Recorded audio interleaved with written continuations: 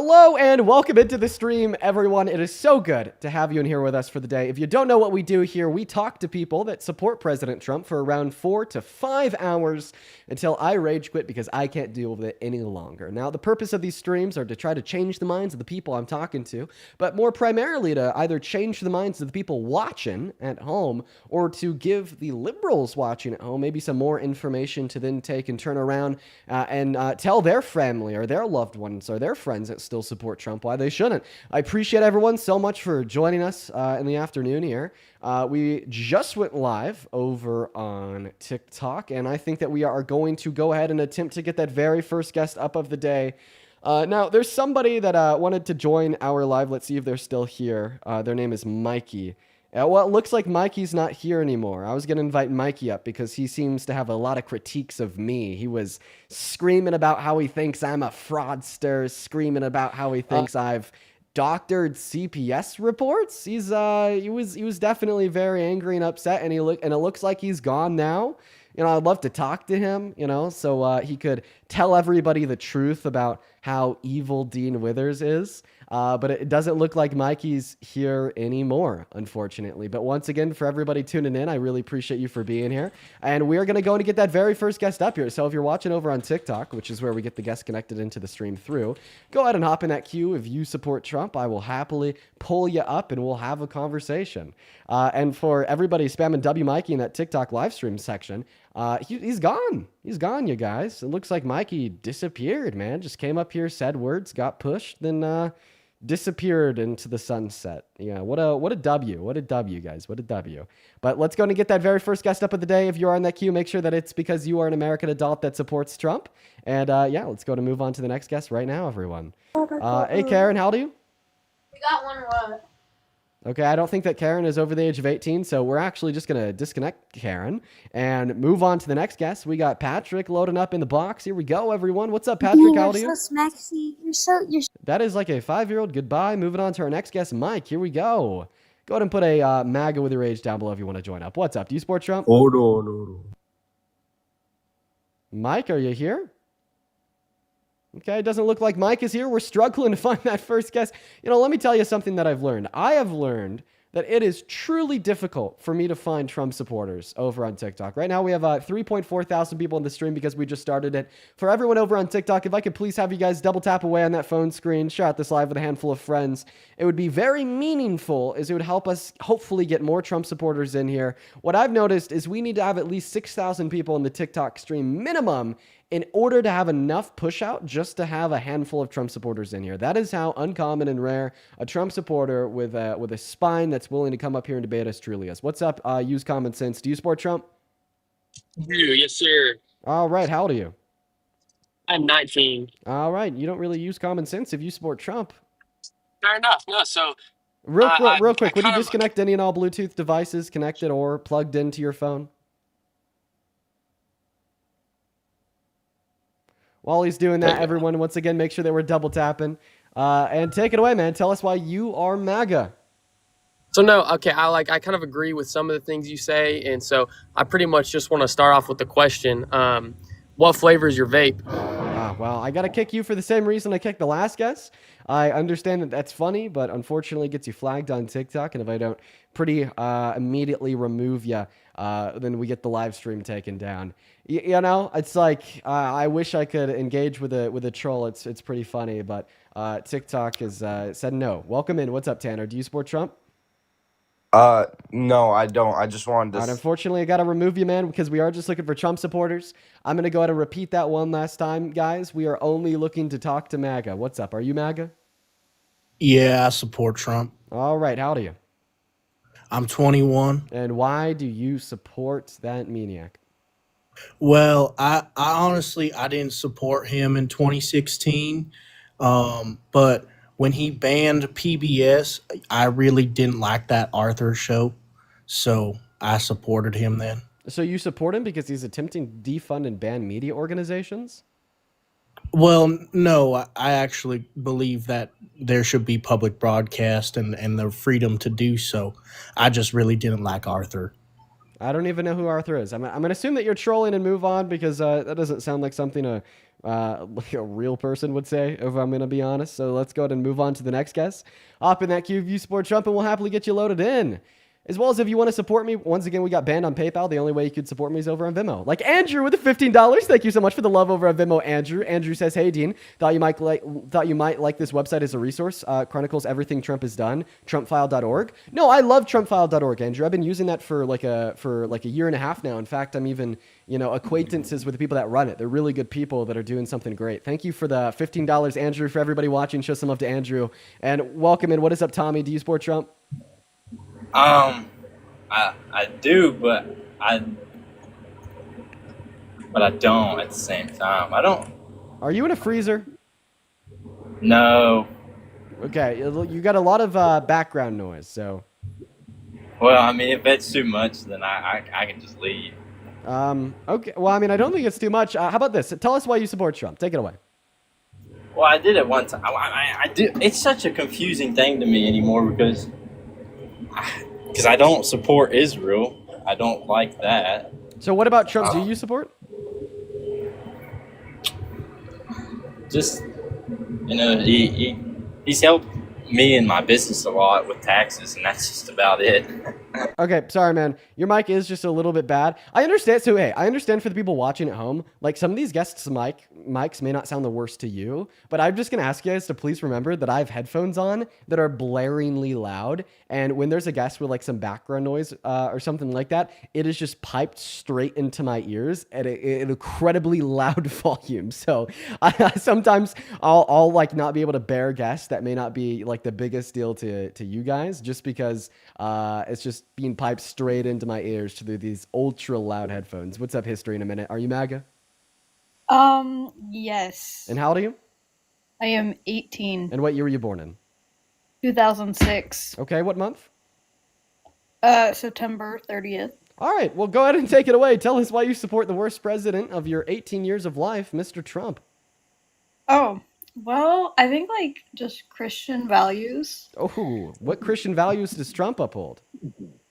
Well, he likes God. And that's He doesn't even have a relationship with God. He's not a Christian.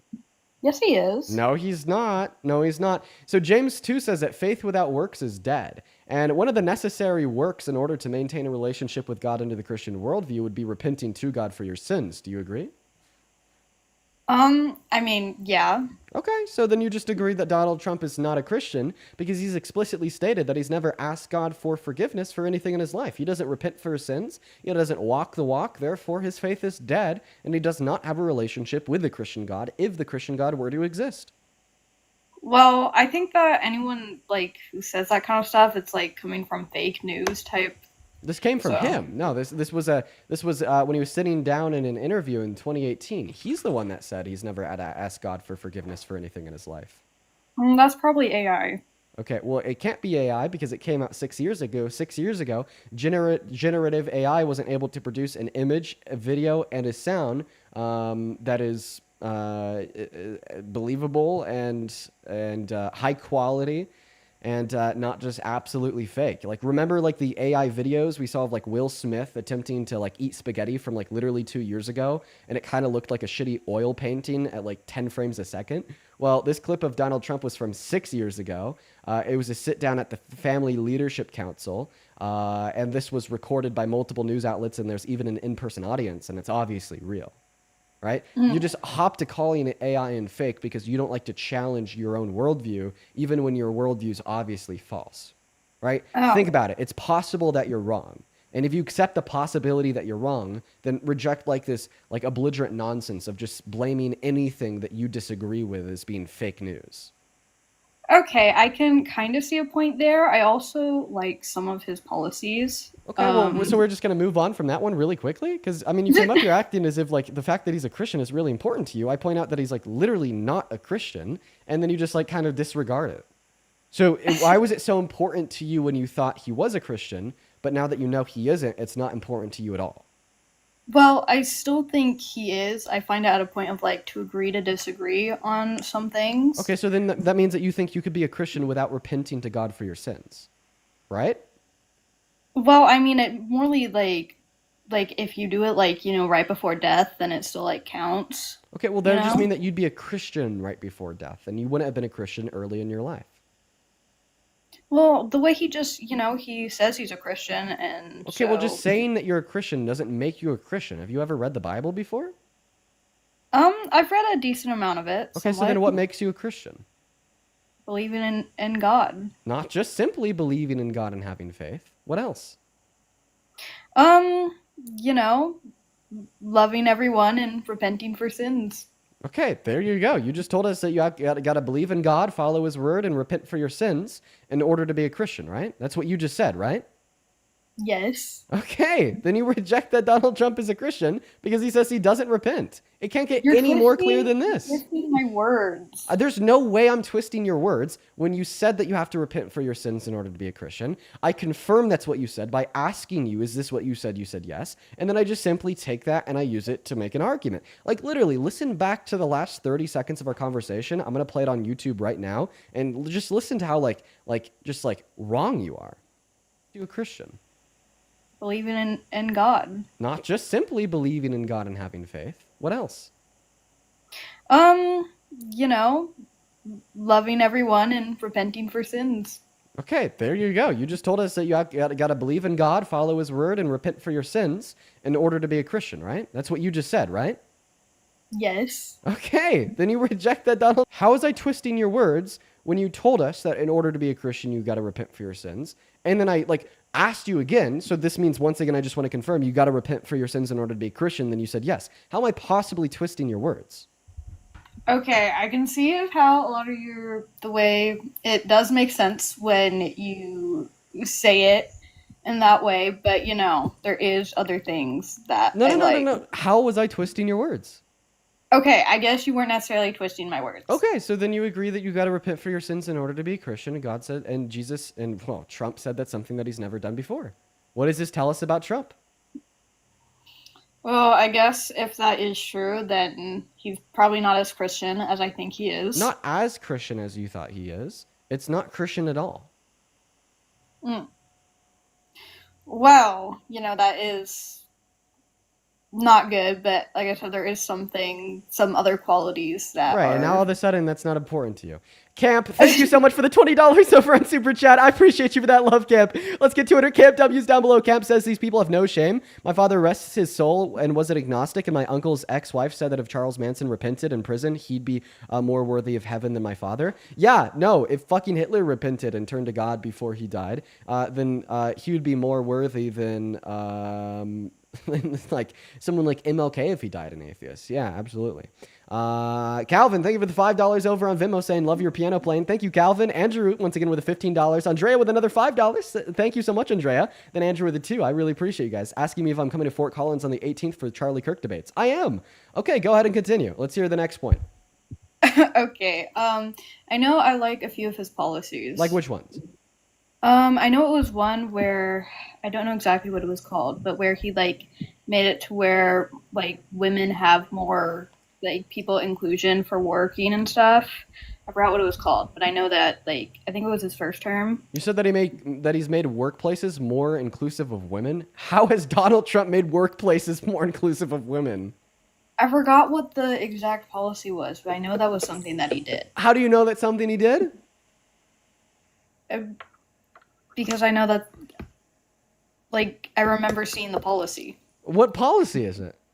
Well, I can't exactly remember. Okay, well, that's a really shitty argument. If I told you that I voted for Kamala Harris because when she was 43 years old, she saved a family from dying in a burning building, she went in there and rescued them all single-handedly, then almost died from smoke inhalation, but at the last moment sprung up off of the hospital bed and then went and built, 100 charities for homeless youth. That's why I supported her as president. And then you're like, when did she do all those things? And I'm like, well, I can't remember, but obviously that wouldn't be a valid argument. Okay, yeah, but I'm pretty sure it was. Okay, I once see again, your just point. saying pretty sure it was is not an argument. I'm pretty sure that I Kamala Harris know, saved a family from a burning building, see your almost died from point, smoke I see inhalation, popped up off the hospital bed, and then built 100 foundations for homeless youth. I'm pretty sure she did that. No, I see your point. I could definitely do more research on things and probably get more knowledgeable. Right. And then also, why would Donald Trump ever do anything good for a group of people that he couldn't care about less? He couldn't care about Well, women and girls less. He seriously could not care about women and girls less. He does not care about you. Well, maybe I'll have to do my own research. And I say that he figure doesn't care about women and girls because he's raped a woman, sexually exploited teen girls, sexually exploited adult women, boasted about it like it was an accomplishment. He's hit on his own daughter. He's hit on a 10-year-old. He was best buddies with Epstein. And you're sending him pictures of naked women with a statement, may every new day be another wonderful secret, right? Of course, right? He doesn't give a shit about women or girls. So why would he ever do anything Yeah. good for them? And I wasn't quite sure if I believed that, but if that was true, then of course I would hate him. So what did I just say that you don't believe? But if you were to believe it, you'd hate him.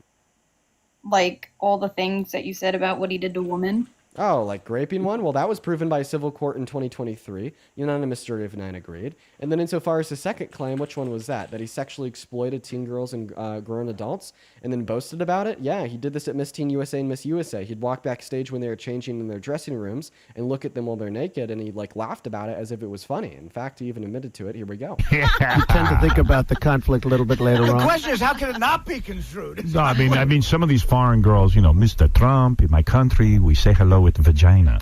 And, Well, you could also say, as the owner of the pageant, it's your obligation to do that. So you have done that. Now, I'll tell you the funniest is that I'll go backstage before a show. Yes. And everyone's getting dressed and ready and everything else. And, no men are anywhere.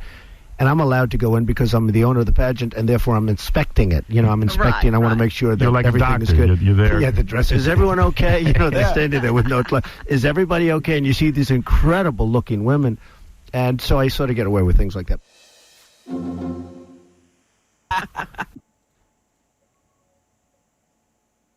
Yeah, that doesn't sound very good. Well, I mean, before I played that for you, you said if it was true, you'd hate him. After I play it for you, it quote unquote doesn't sound pretty good. Yeah, that. So, which one is it? Is it like a frown of disagreement and a shake of the fist, but you're still going to wake up as a Trump supporter tomorrow, or do you now reject Trump and turn to eye away from the cult? Well, I think I definitely am gonna do more research on my own, but yeah, that probably less likely now because that is Less not. likely. I mean, listen, I understand wanting to do more research on your own, but in this conversation, I feel like that's kind of a cop-out. I kind of just gave you everything that you needed. I played you a clip of him admitting to it. What possible research and exploration of truth are you going to follow up this conversation with on your own that is going to swing you into agreeing that he did that when I just played you a clip of him saying he did that? Well, no, I mean, I am probably most definitely not in support, but just extra research to fully Okay. understand. Awesome. Well, I hope you have a good rest of your day, and I appreciate you for coming up for a chat. Yep. Yeah, Thank you take care. You take care. Let's go to move on to the next guest, guys. We got the next Trump supporter loading up in. We got Brendan Green connecting. What's going on, Brendan? Are you MAGA? I am for a little bit, yeah. Okay, all right. Well, I'm going to ask you to disconnect any and all Bluetooth devices that you have connected to your phone. I'm unsure if you're talking to me through a car mic, headphones, AirPods, whatever it is. It doesn't sound too good. And if you disconnect it, you will sound significantly better.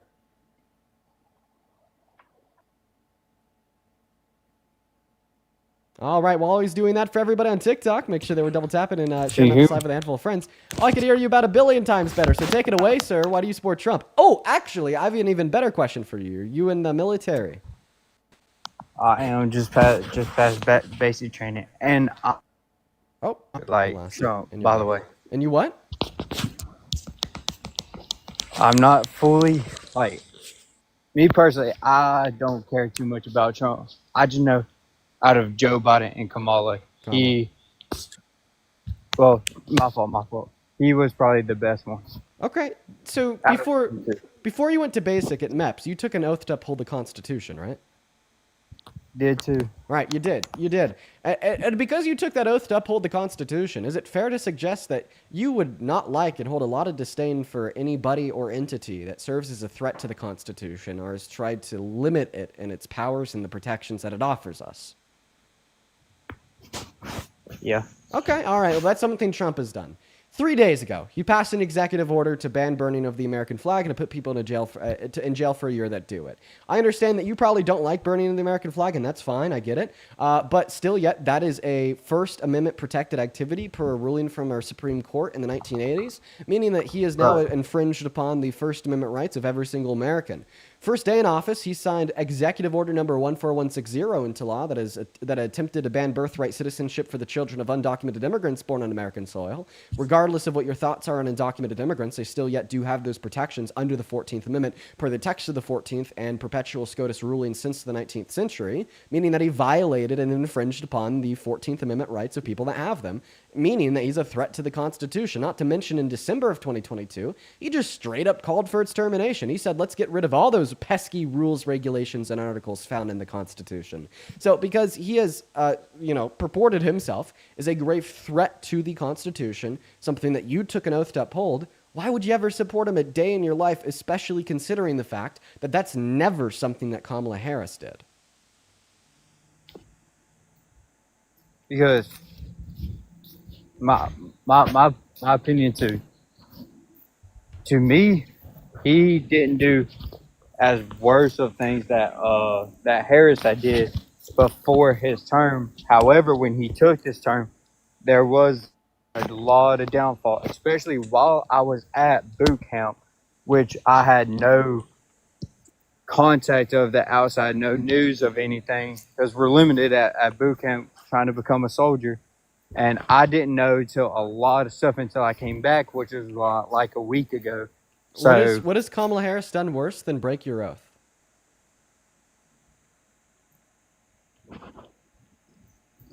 Oh, I remember she was doing stuff to like school systems, trying to make those longer and try to make kids pay for it when really education should be free. That's something that's a need inside of the U.S. She's never tried to make people pay for public school. In fact, that's literally unconstitutional.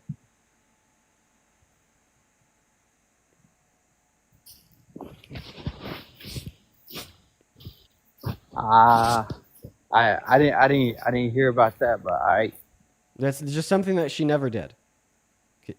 Like ever. That one was made up. In fact, it's so made up that I haven't even heard it before. Usually, like, the MAGA lies are mainstream, and I'll hear them a couple times, and I'm used to engaging with them. This is a brand new one. Did somebody at boot camp tell you that? A lot of people said so. But like, honestly, did a lot of people say that she specifically tried to make people pay for public school? Yeah. You really?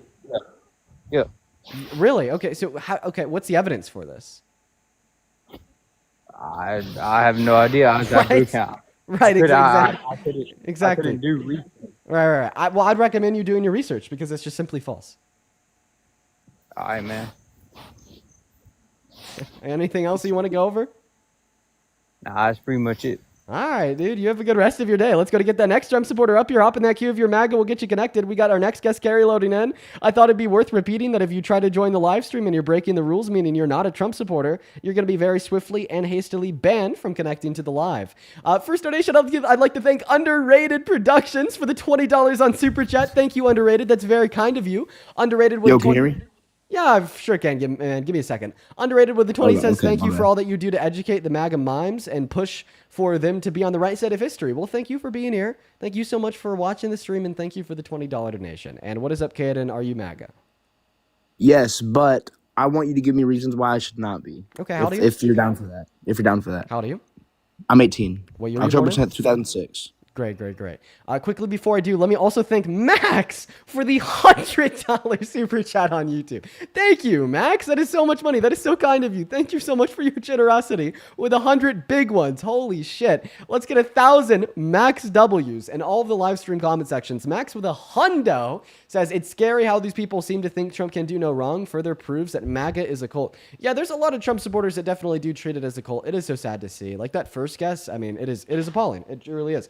Once again, I appreciate you for the $100, Max, and I just appreciate you for being here. You've been here for a handful of days in the past, and we all love you. Anyways, you asked me for reasons why you shouldn't support Trump? Yes, sir. What do you care about? Whatever you got.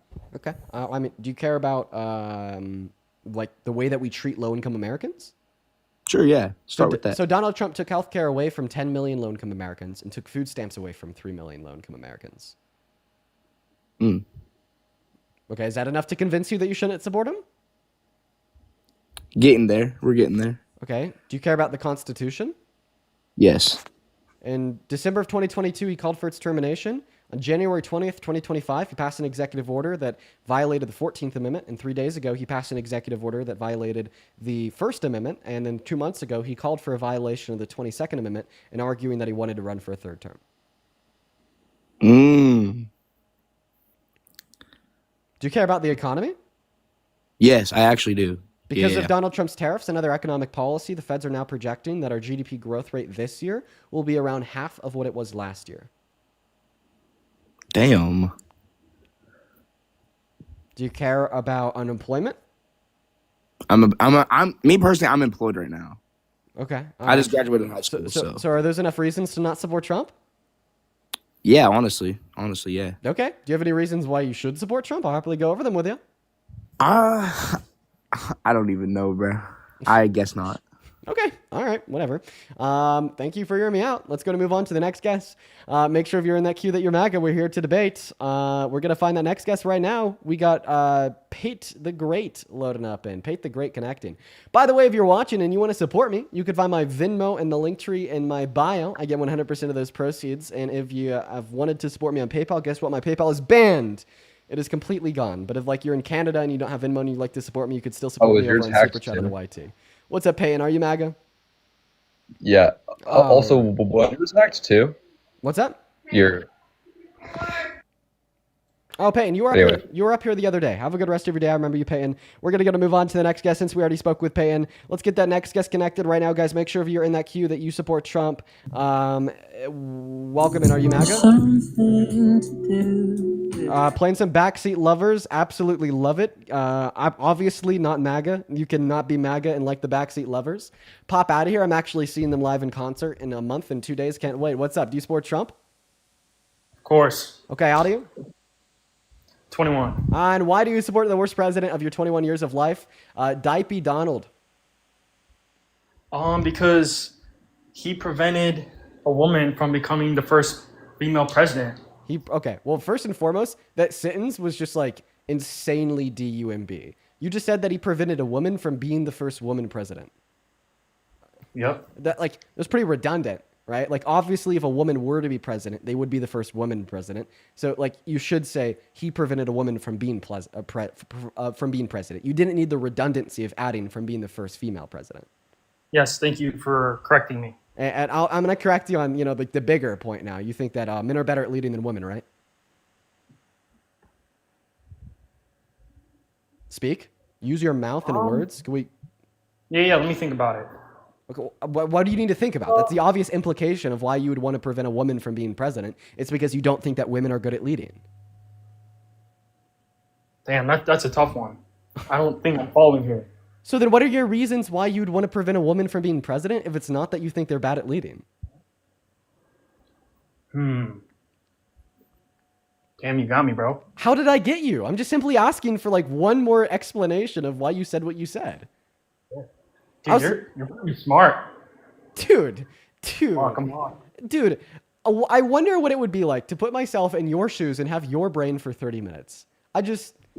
Dude, you would probably fix my life around like so fast. Okay, all right. Listen, I'm going to use this as an educational moment. Don't think that women are worse at leading than men. That's bad. There's no evidence to justify that point. There's no reason why it would be true. That's just the product of misogyny and the patriarchy, and that's the product of other misogynistic men and society as a whole telling you that. But we're going to move on to the next guest because he had like no further explanation on his position at all. So guys, make sure if we're in that queue that we support Trump. We're only looking to talk to Trump supporters. And I will ask you guys to please respect and follow that rule. What's up? Do you support Trump? Oh, and Brandon is gone. Let's go to get that next guest connected right now. Hop in that queue if you're MAGA. We'll get you connected. Go ahead and put a MAGA with your age down below in that comment section. We'll pull you up. Here we go. Welcome in. Are you MAGA? Yes, I am. Don't believe you for a second. Pop out. Moving on to our next guest. We got Jay connecting. Jay has a cat as their profile picture. That makes me think that Jay is not MAGA. No Trump supporter would ever love a cat enough to make it their profile picture. And of course, they left. They got called out, quite frankly, by Jay. Moving on to nobody. Here we go. User, thank you for that galaxy. Very, very kind. Very, very kind. Thank you, user. All right, nobody's not connecting. Let's move on to the next guest right now. The queue is full of trolls. Like, for instance, I'm going to load up Ash. I just already know that Ash is not a Trump supporter. Ash, what are you doing in my queue? What are you doing in my queue? Why are you in my queue? Speak up, Ash. Why are you in my guest request? You're not a Trump supporter. Banned! Moving on to that one farmer. Here we go.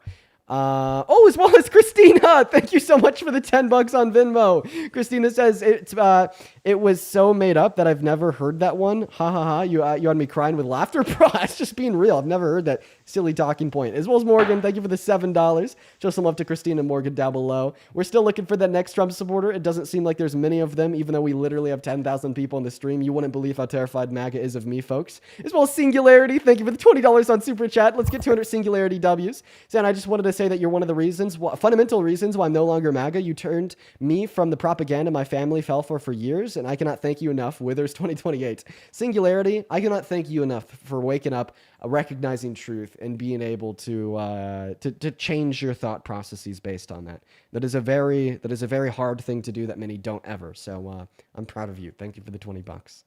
Let's try to find that next Trump supporter. Go and put MAGA with your age down below in that comment section if you want to come up and have a debate. Right now, we're just not having any luck, as I already said. User, thank you for the hand arts. What's up? Are you MAGA? No. You're a nigger. Okay, it's like a child. Whoa, okay. Moving on. Everyone just give us a minute. We got Dawn loading up in the box, guys. Once again, I don't know what's going on with the queue. Hi, do you support Trump? Yeah. Okay, another child. This is not a daycare. For all the children in the queue, like, leave the queue or, like, go get your parents. Tell them to join instead, right? Moving on to the next guest, because we just have all these children.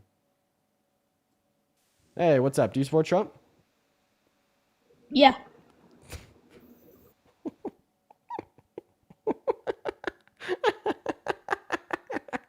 Okay.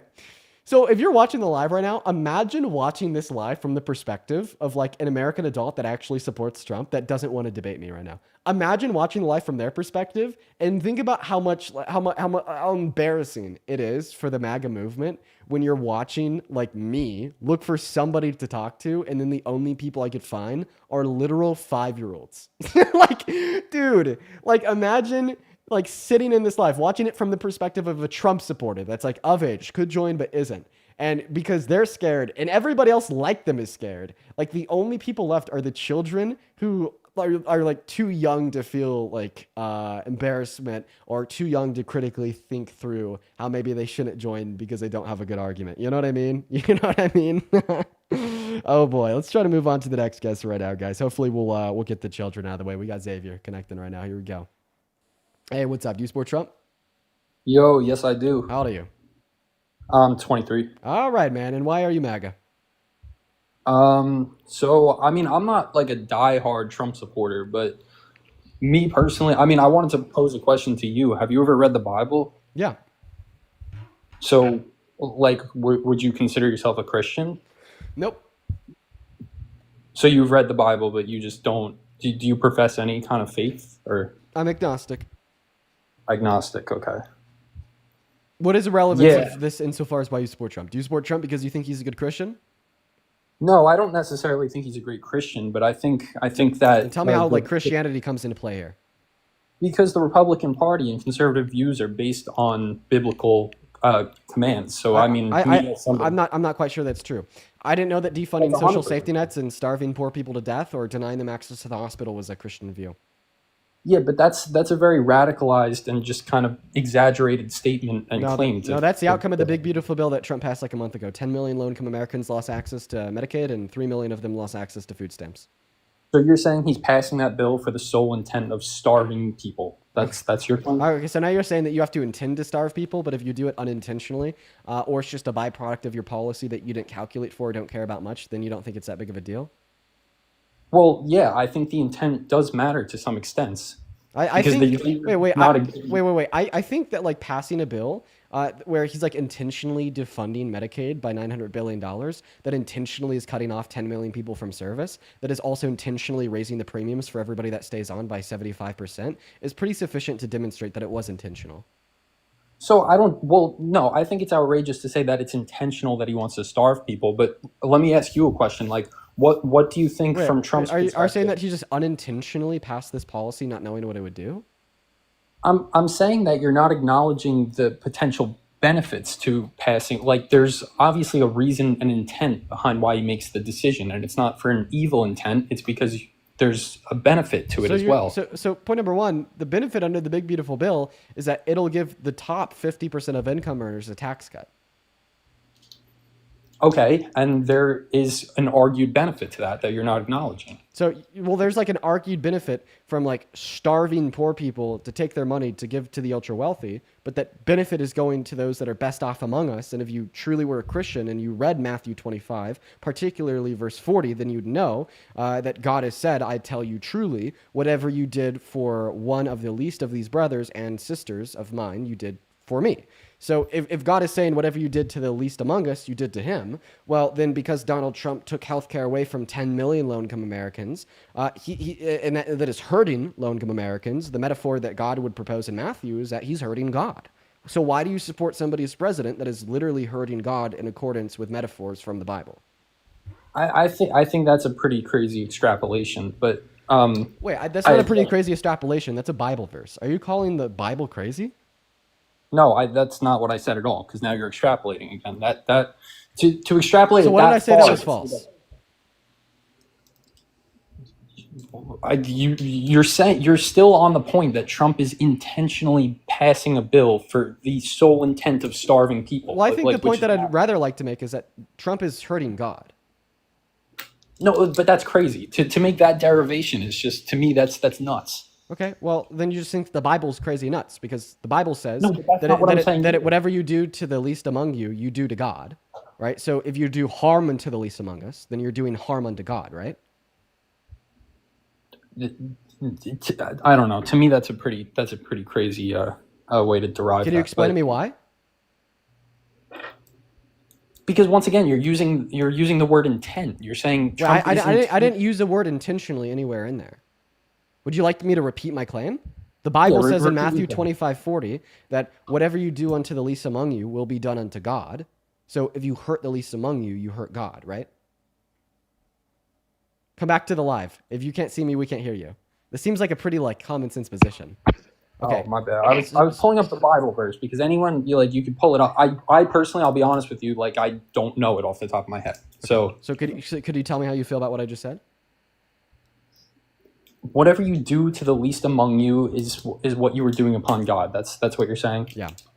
So you're saying that Trump is starving, but how can you place the blame on Trump for that, though? Because I don't understand. It was Trump's big, beautiful bill. He's the one that pushed it to get passed through Congress. He's the one that pushed for these sections to be added. He's the one that pushed for Medicaid to be defunded by $900 billion. And then he's the one that eventually signed it into law, then turned around and said it was a really good bill. Okay, right? well, so now all of a sudden, if you're telling us that we can't blame Trump for Trump's policy, well, why would you support Trump? And remember, you can't tell me it's because of his policy, because you can't blame him for his policy. Well, so listen, I'm gonna flip the perspective on this, and I'm gonna ask you: don't you think that to a certain extent, why are you placing the whole blame on Trump when there's a root cause to why people are in low income situations, which that have nothing to do with Trump? So I'm confused on your question. So first of all, I'm not putting the whole blame on Trump. I'd also put the blame onto every single member of the GOP that voted for the bill in Congress. And then just explaining that there's reasons why people are low income doesn't change the fact that Donald Trump is hurting those who are low income. Because now this is where it comes into perspective. Because could you not argue that the perspective is if the majority or the upper 50% of Americans are doing well, does that not trickle down and affect the economy? And is it not better to have your high performing Americans doing well? Is it not better to have the rich get richer and the poor get poorer? No, you understand that the rich getting richer and the poor getting poorer is what led to the French Revolution, right?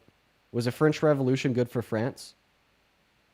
No, it was not, because okay, so then the rich getting richer and the poor getting poorer, right, isn't a good thing for countries, right? Income inequalities not good, right? Right. I mean, I would agree with that to a certain extent. But income yeah. equality is the rich getting richer and the poor getting poor. But I don't agree with full equality either. I don't think like to large Okay, discrepancy. so this new claim that you're positing that you don't agree with full equality is simply just not relevant to my current refutation of your position, right? You attempted to posit that if we make the rich richer and the poor poorer, we'll be better off. My refutation of your claim was simple. Point number one: when the rich get richer and the poor get poor, that's when you have things such as very simple. You have things such as the French Revolution. And point number two, that is like definitionally speaking, income inequity. And you think that income inequality is wrong, meaning that you think that the rich getting richer and the poor getting poorer is wrong.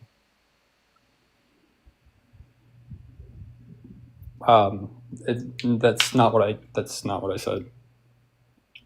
What specifically did you not say? What is your position then? You fully agree no. with You said that's not what I said. What specifically did you not say? Could you be clear? I'm flipping the question on you. No, I'm not ready for you to flip the question on me because I don't understand your last statement. What did your last statement mean? You said that's not what I said. What did I say that you said that you didn't say? Because you start talking very fast and you start flipping the situation. Like you're using very like manipulative, argumentative tactics. Like you're not really basing your argument. You're not answering my question. You said, and I quote, "That's not what I said." What did I say that I said you said? That's not what you actually said. I don't know, bro, because you talk so fucking fast. Okay, so you're just saying words, dude.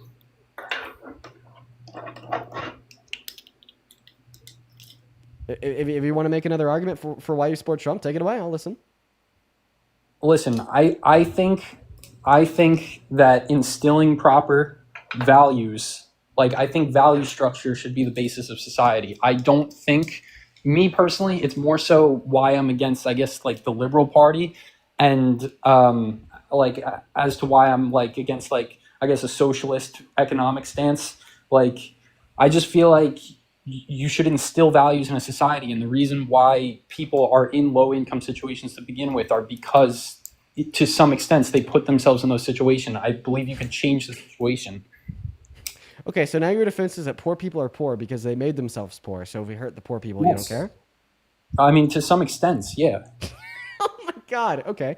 Oh, Jesus Christ. So I just want to clarify, if somebody's like born into a low-income family, they didn't choose that they were poor. Situation. Right? Like if like hyperinflation occurs and the dollar is worth significantly less and like real median wages didn't like track onto said hyperinflation, then like those that now have significantly less purchasing power didn't make themselves poor. All right, but like even under the view that poor people do make themselves poor, well, like obviously the role of society in that situation would be to make it as easy as possible for them to no longer be poor. But when you do things like take away their healthcare, take away their food stamps, take away their social safety nets, in which increase their economic mobility and make it easier for them to scale their own income, not only are you making it harder for them to scale their income, but you're also just making it more likely that they will stay poor, right?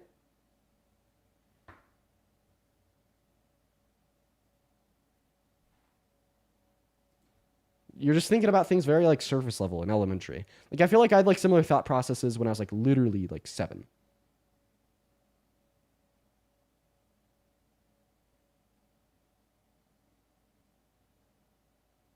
Unmute yourself, please. Click on your profile picture and click the icon of the mic. You can hear me now? Yeah. Yeah, I mean, my point still stands. I mean, for you to say, like, it's the point of view of a 7-year-old is kind of, like, ridiculous. This is what I'm saying with the what argument. point did you make that stands? I'm saying that a lot of people can change. You can change your financial situation. I wholeheartedly believe that. Like, people who are poor, often, not all the time, obviously they are in a disadvantaged position, but you can change your situation. And yes, I agree with you. People should have the equal opportunity to change their situation. Do you think that we should make it easier or harder for, like, poor people to, like, not be poor anymore? I think we should make it easier, but to some extent. I think to some extent, because okay, if you so give if you think that we should make it, if you think that we should make it easier, no, you're listening to me. If you think that we should make it easier for people to stop being poor, then this means that you don't think we should make it harder, right? Bro, that was ridiculous. You can't cut me off in the middle of a sentence so you could posit your claim. Okay, I'm yeah, still making. What possible yap do you have to add on to your claim? Take it away. I will not cut you off, and I apologize. I mean, it should be a respectful debate. I mean, listen, I respect you. I think you're intelligent. You're great. Like you're good at what you do. But I'm just saying, you can't cut me off either. You know. But I was just saying, you can listen. I think you should give the poor equal opportunity to change the situation. That's what I was saying. But like to some extent, if you give the poor too many handouts, you give people too many handouts, like it's not beneficial at a certain point, because then people just gain they work off the system and they have no incentive to change their situation. Okay, I'm gonna prove that you have no clue what you're talking about with one question. Are you ready? Yeah. Give me evidence that social safety nets aimed and geared towards helping low-income Americans have a detrimental negative effect compared to a positive one. Because don't you think, like, to me, listen, so here's my response is the Keep in mind, people let's just be clear. What question did I ask you? the one I was about to answer until you cut me off. Could you just repeat it so we could ensure that we're on the same page? You asked me that how in any way does providing social safety nets provide any kind of disadvantage, like... Okay, see, this is why I interrupted you, because you don't even know the question I just asked you 30 seconds ago. I'll repeat it. Give me evidence that social safety nets geared towards helping low-income Americans have a negative effect compared to a positive one. Evidence that they have a negative effect compared to a positive one. Yeah, evidence.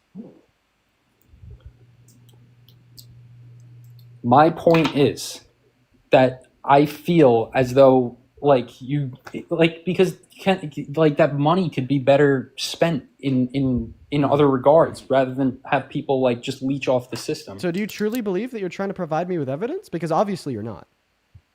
No, I guess I'm not. I Okay, mean, so then give me evidence. I don't have I don't have any form of concrete evidence in the form of like any kind of historical context. So if that's what you're asking for, do you have any evidence at all? My evidence is solely based on my worldview, and the worldview is that and within inside of your worldview, what evidence do you possess to demonstrate that social safety nets generate negative empirical outcomes?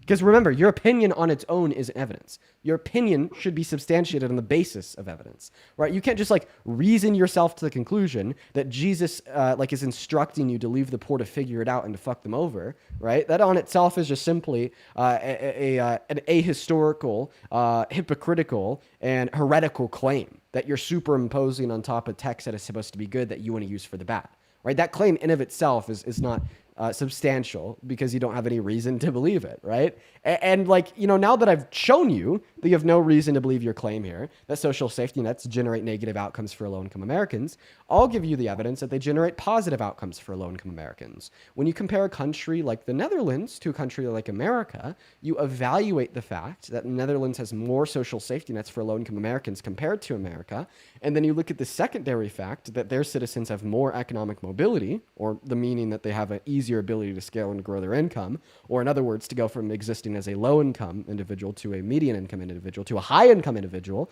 compared to America with less social safety nets, where our people have less economic mobility. What you see is that my point is clear. And, we could even describe my point rationally, right? Because it really makes sense, right? If we're allowing low-income Americans to go to the hospital for an annual physical to get that skin tag on their skin checked out that may or may not be cancer, and to offer them proactive healthcare services to prevent massive healthcare issues that could kill them and keep them out of the workforce for years, well then economically speaking, because we'll have a better off demographic of low-income Americans that are healthier and more able on average. When individuals are healthy and more able on average, well then they work more on average. And when people work more on average, they're better off. So there is, point number one, empirical evidence that you're wrong by drawing a comparison between America and another country with more social safety nets. And point number two, a rational exploration of truth by just simply offering a description on why you're wrong, by giving you a very common sense description on why they help. I mean, I'll give it to you. I mean, that was definitely a definitely solid argument. I mean, is the Netherlands, they're a capitalist economy? Yeah. Social democracy. Social democracy, and that's the view that you align with most, would you say? Yeah. Okay, I mean, to me, I mean that's a valid point. Listen, I didn't come with the empirical evidence against against social safety nets. I really don't know. Yeah, so I mean, you didn't Jesus condemns you for that. Jesus condemns you for being complacent and in support of taking healthcare away from 10 million poor people, and then basically trying to justify it as a good thing with no evidence at all. And that should be uncontroversial. Jesus condemns you for that. Listen, I mean, Can I you think that's disagree with that? no. I think that's a pretty terrible thing to say. I really want. But can you disagree with it? Like logically speaking, rationally speaking, can you disagree with what I just said? I just get. Listen, that's not a yes or no. Rationally speaking, can you disagree with what I said? Dude, listen. Have a nice day. No, you can't you know that you can't disagree with it. You want to say that's a terrible thing to say because you don't like it because it puts you in the corner of being the bad person, but you don't think it's a terrible thing to say because it's false. Because it's not false. It's true. Yeah, Jesus is going to condemn people that advocate for more unwarranted harm with no reason. Oh, Dean, it's a terrible thing to say that my God, that's apparently all good, all knowing, right, and all powerful and perfectly benevolent, would condemn somebody that wants more unwarranted harm towards more of his children. Oh my God. If you were a dad and you had a child, and then some random stranger starts talking about how your child deserves to be hurt, and then when you ask them why, they're like, I have no reason why, would you condemn that person who said that to your child? You would? Wow. Okay. Well, Jesus condemns you for saying that low-income Americans should be harmed unwarranted with no reason whatsoever. And that's never what I said. Yes, you did. You told me that you support those 10 million low-income Americans losing access to healthcare under the big, beautiful bill because you think they put themselves in that situation. And when we give them more social safety nets like Medicaid or food stamps, it just makes their conditions worse. Dude, what you're doing, listen, I gave you great props for your argument. I fully supported your argument that you had against me with the empirical evidence. That was great, and I'll give you props for that. But what you do up here is so manipulative, and it's horrible what you're doing. Like, listen, I respect it. I respect that you get on here. You had a great argument, but that is so manipulative to just stretch those truths. These are tactics. These are horrible, like, evil debate tactics that you are using. That is, like, I came here to have an honest discussion with you.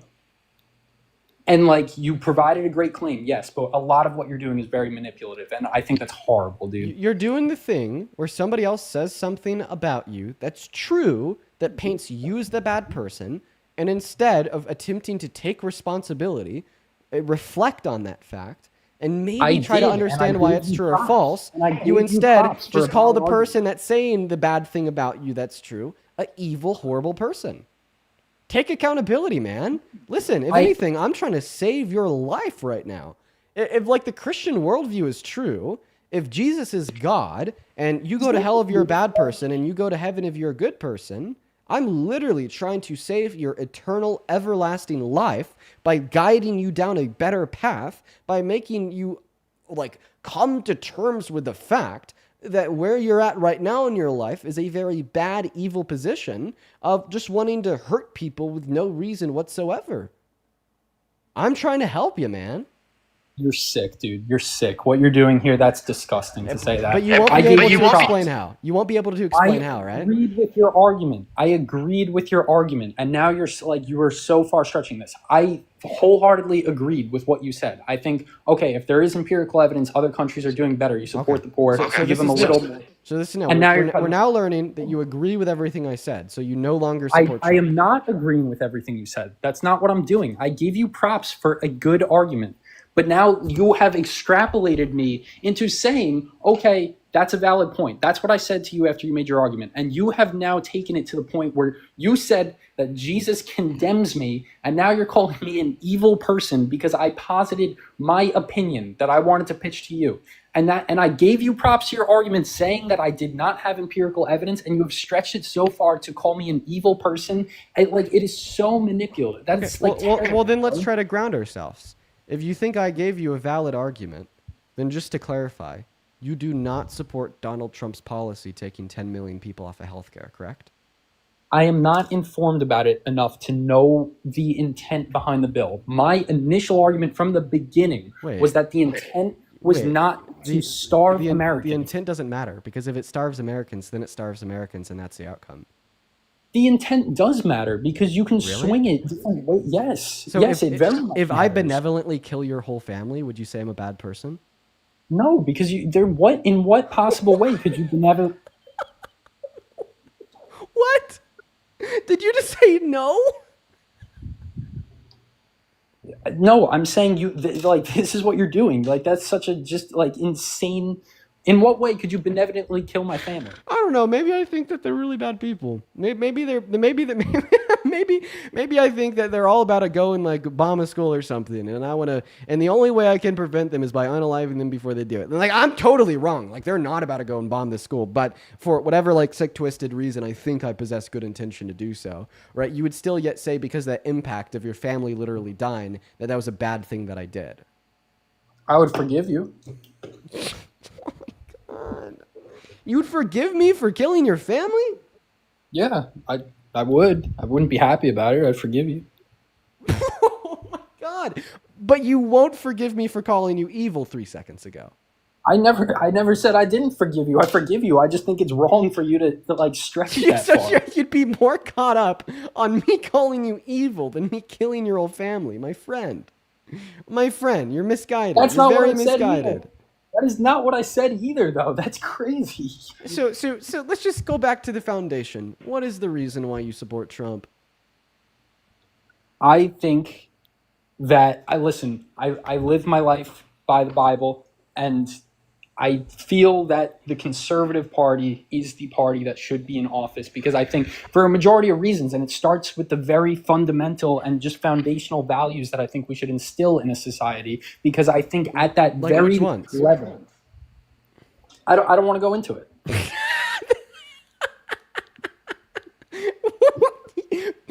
You just went into it. Like the description Whatever I say, the description that you just offered of saying that you support Trump because you live your life by the Bible and you think that the conservatives dictate their values off of those in which are from the Bible, that is like you going into it.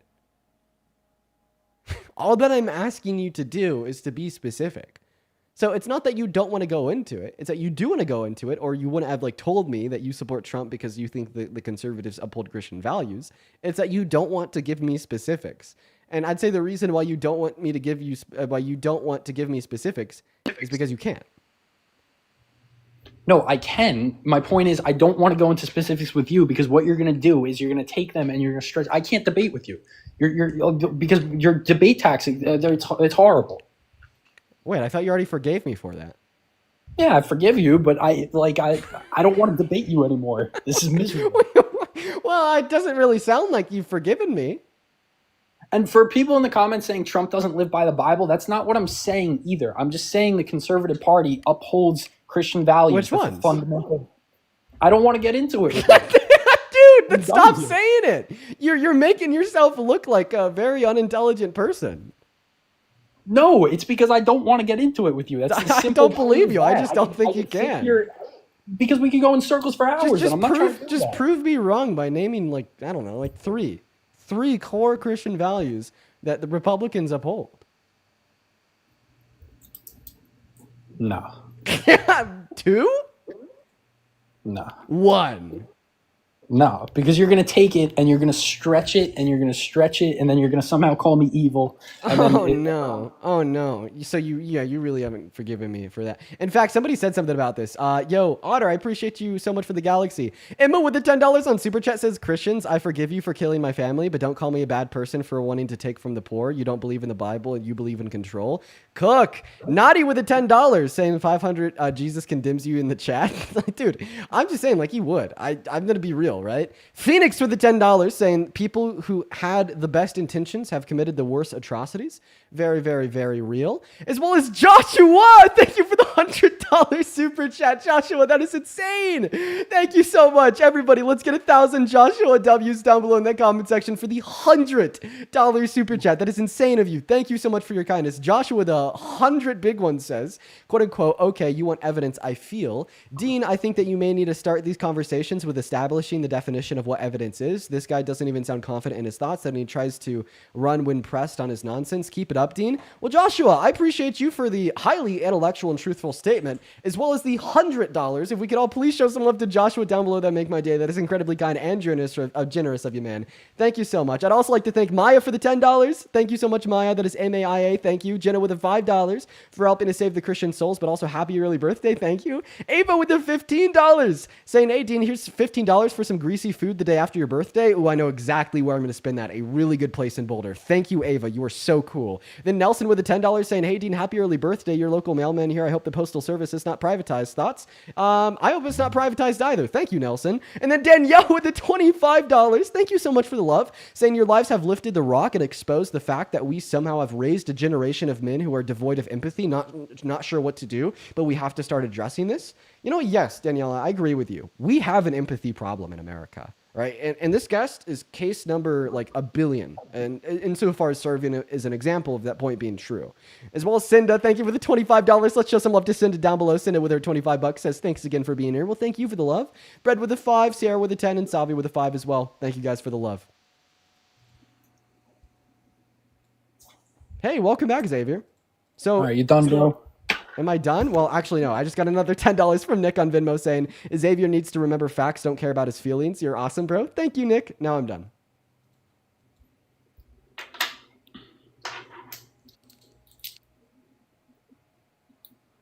All right, bro. I'm done. You're done? Yeah. Okay. See you, man.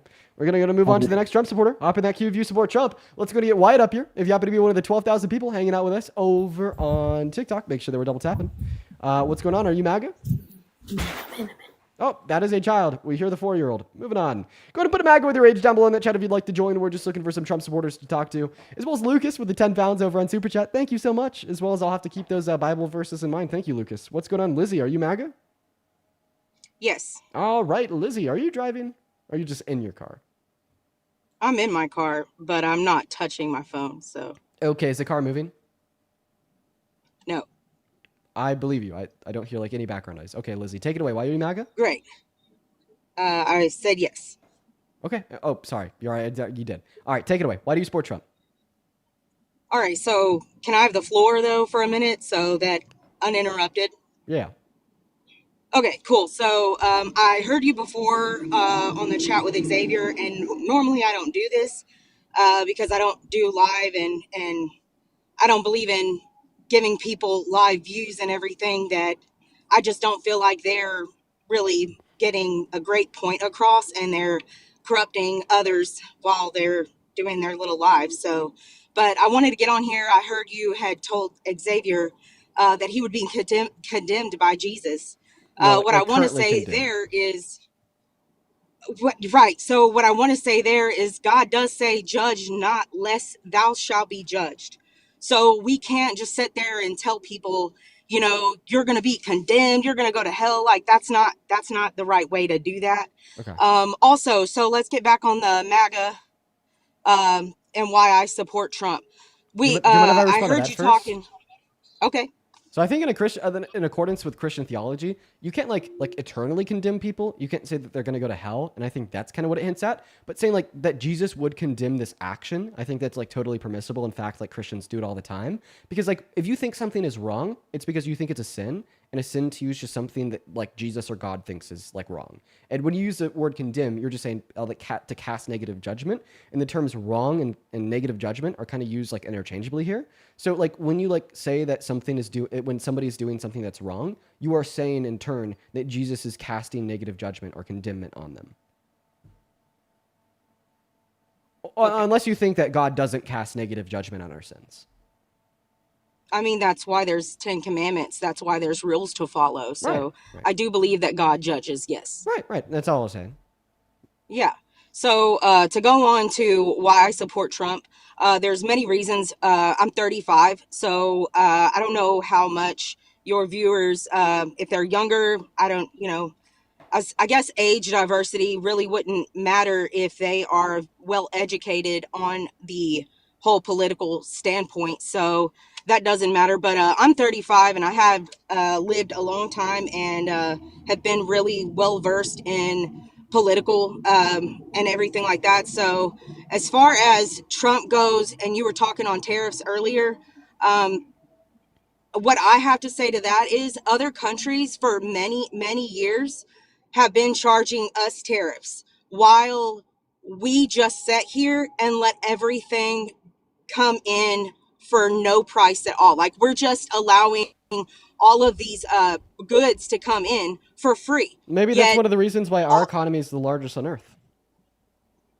It is, but you're okay, but so to bounce off of what you were saying earlier about him taking away food stamps and everything from the American people, that's like taking jobs away from the American people if you want to look at it in that perspective. Because if we're letting everything come in for free, that means all these businesses are taking their business and going elsewhere, because right now we're being charged tariffs on, and we have been for many years. We were charged tariffs on all of these other countries, but we don't charge anybody tariffs. So it's better for a business to go to another country and for them to get goods in and cheaper for other people to work, whereas we could be giving the Americans those jobs.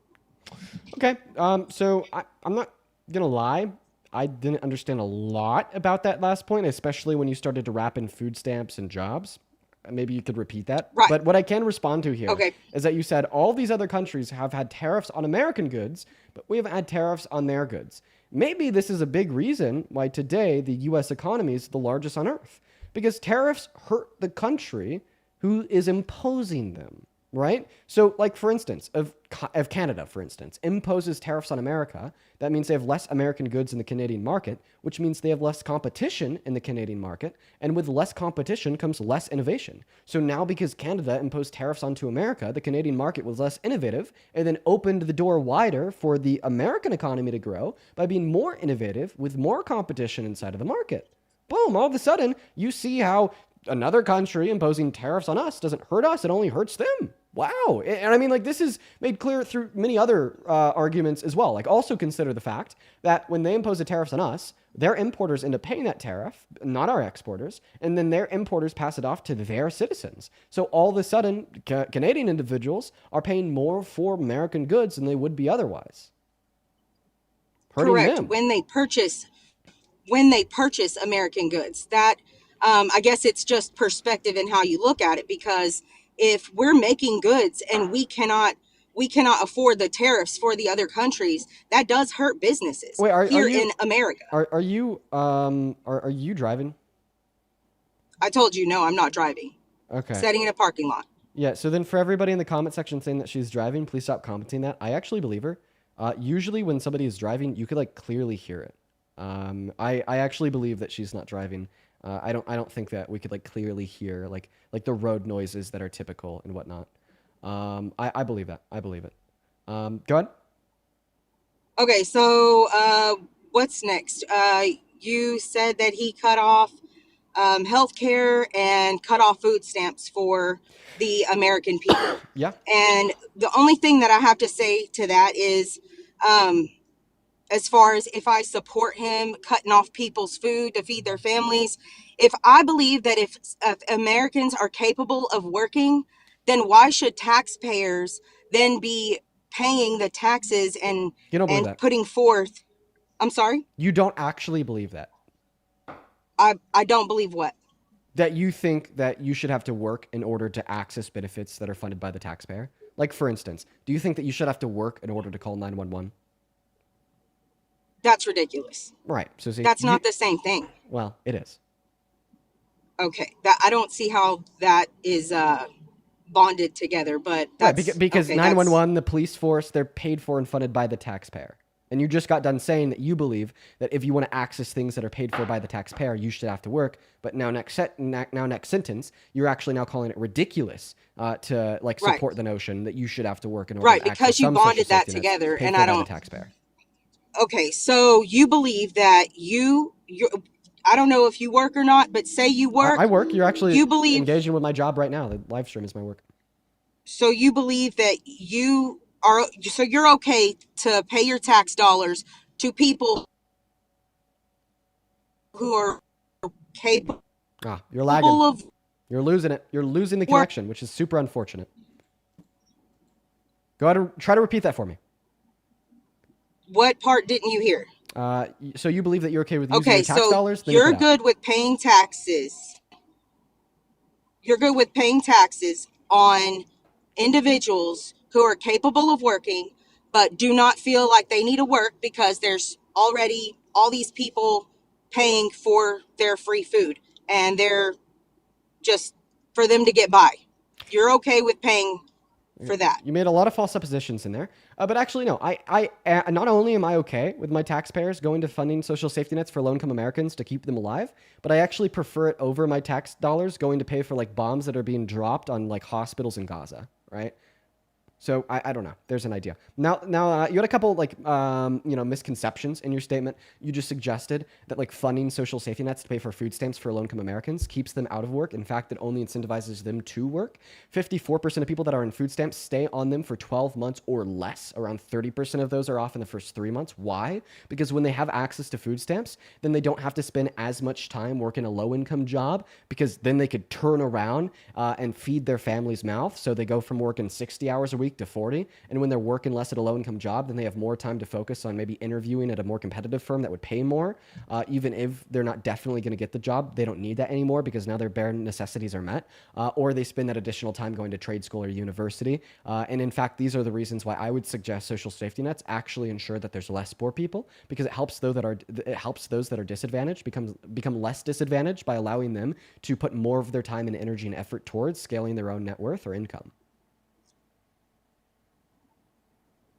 And you don't think that that's essentially enabling people, giving them free money and just saying that they're good to sit around and do nothing while everybody's working to pay for the food stamps? Okay, well now like you've made like your fourth or even fifth misunderstanding. So just because I think that like it's not misunderstanding, it is what it I'll is. explain it to you. It needs no interpretation. Well, it is. You just made a misunderstanding because like you just said that because I think you shouldn't have to work in order to have access to these essential social safety nets, that means that I don't mind when people aren't working. No, I think that if you're able to work, you should be working. And I think our government should have economic policy to incentivize that work.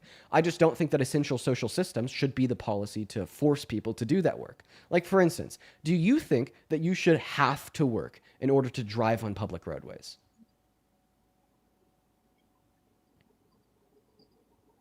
You're going to have to work in order to afford gas in your car, to afford your car, to, the wear and tear on it. So I don't really see a whole lot of people that don't have jobs out just driving around, doing whatever they want to. Okay. Well, I mean, I'm surprised I have to say this. You could like already own a car. You could be driving somebody else's. You could have a little bit of money saved up. You could get some money from a friend, your mom, take a loan, et cetera, et cetera, et cetera. But I mean, now if you're just telling us you'd have to work to drive on the roadways anyways, because there's still going to be some low cost associated with being there, even if the state is funding the roads in of themselves. Well, then you're going to have to work to be on food stamps because there's still some low cost associated with funding food that's not covered by the food stamps, or paying for the roof over your head, or paying for miscellaneous things in which you're required to live outside of the food stamps in of themselves. Yeah, okay. Right. But like, obviously, I think that your last claim saying that an unemployed person has never driven is like fucking insane. I didn't say that they never driven. I just said that I don't see a lot of unemployed people just driving around. They don't have any money to. I don't think it's like really easy to tell if somebody's unemployed when you see them on the roadway. Right. Well, I've personally known a few people in my past that didn't have jobs. I mean, I'm just saying that in my personal experience, they weren't just driving around, on the road. So your unemployed friends didn't drive? They weren't just driving around. No. But did they drive at all? No. I mean, I'm sure they had to go and spend their food stamps. So yeah, I'm sure they had to do that. But that's irrelevant. You know what? That was meant to be a snarky comment, but you actually make a really good point. So if you're on food stamps and you're unemployed, you do have to drive to the grocery store to actualize those food stamps and exchange them for food. However, when driving to the grocery store, driving on that public roadway is taking advantage of another social benefit that is funded by the taxpayer. Oh my God. So in order to take advantage of that social safety net of food stamps when you're unemployed, you have to necessarily take advantage of another system of social benefit that it's funded by the taxpayer. So in the same way you think they should have to work for those food stamps, should they have to work in order to drive on the public roadway to spend the food stamps? Wow, snarky comment turned into a pretty decent position. I don't think that driving should be taken away from anybody. We're in a free country. So I feel like we should be in a free country. We should be able to do what we want.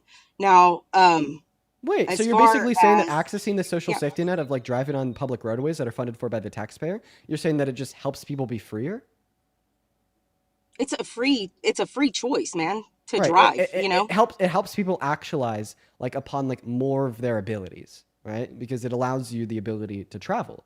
So would you say that like accessing food or going to the hospital to make sure that you're healthy, in good shape, and well fed helps people actualize upon more of their personal freedoms? Yeah, so like I have to go to work so that I can feed my family. They didn't just cut off food stamps and healthcare. Like the government didn't just cut it off. They put stipulations in place and said there are these workforces that you can go to, You're and not then responding you'll to my be able point. to. I'm sorry for interrupting you. You're just simply not responding to my point.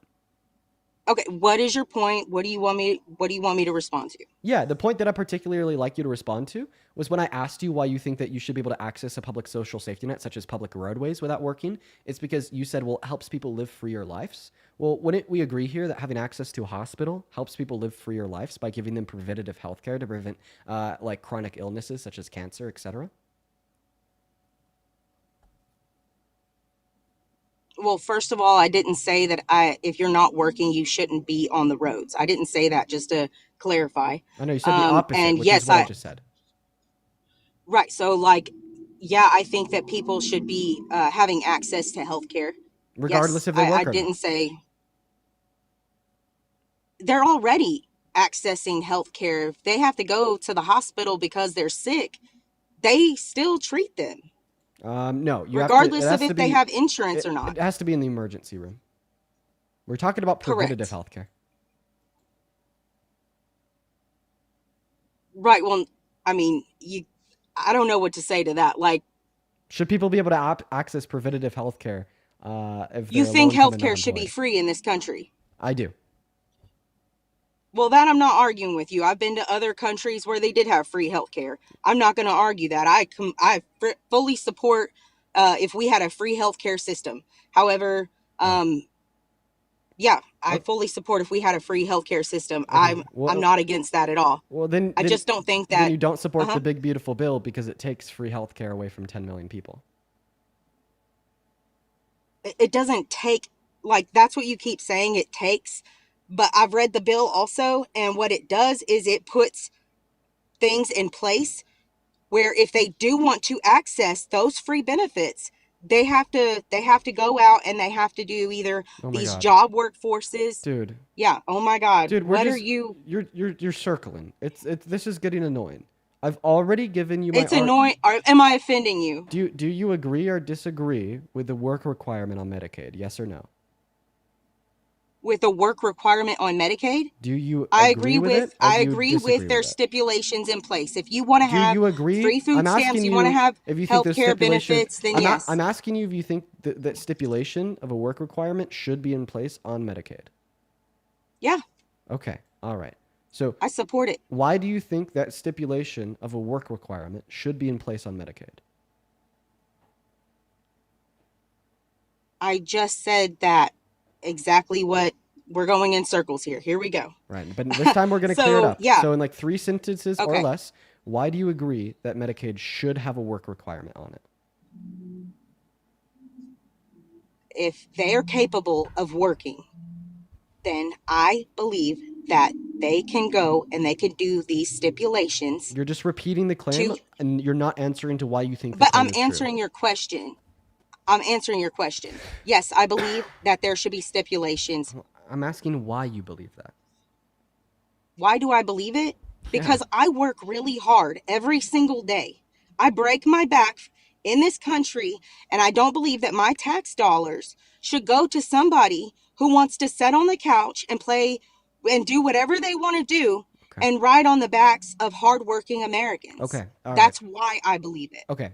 Thank you for making your argument clear. You're telling us that you believe you should have to work in order to access Medicaid, because if you're not working and you're accessing Medicaid, you're accessing the tax dollars that you pay to the government from your hard work. Okay.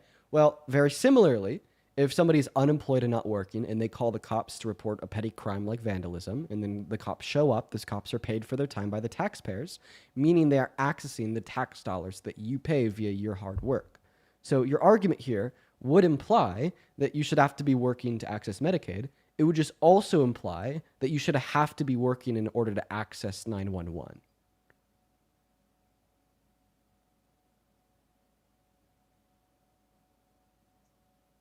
How does that go hand in hand? Because your argument was just simply that if they're not working in the access Medicaid, then they're accessing the money that you pay in taxes based off of their hard work. But if you're not working and you call 911 to report vandalism and a cop shows up to take your report, that cop is paid by the taxpayers, you, meaning that they're accessing the taxes that you pay predicated on your hard work, just like they would if they were to go to the hospital. Okay, but I thought we were talking about the big beautiful bill.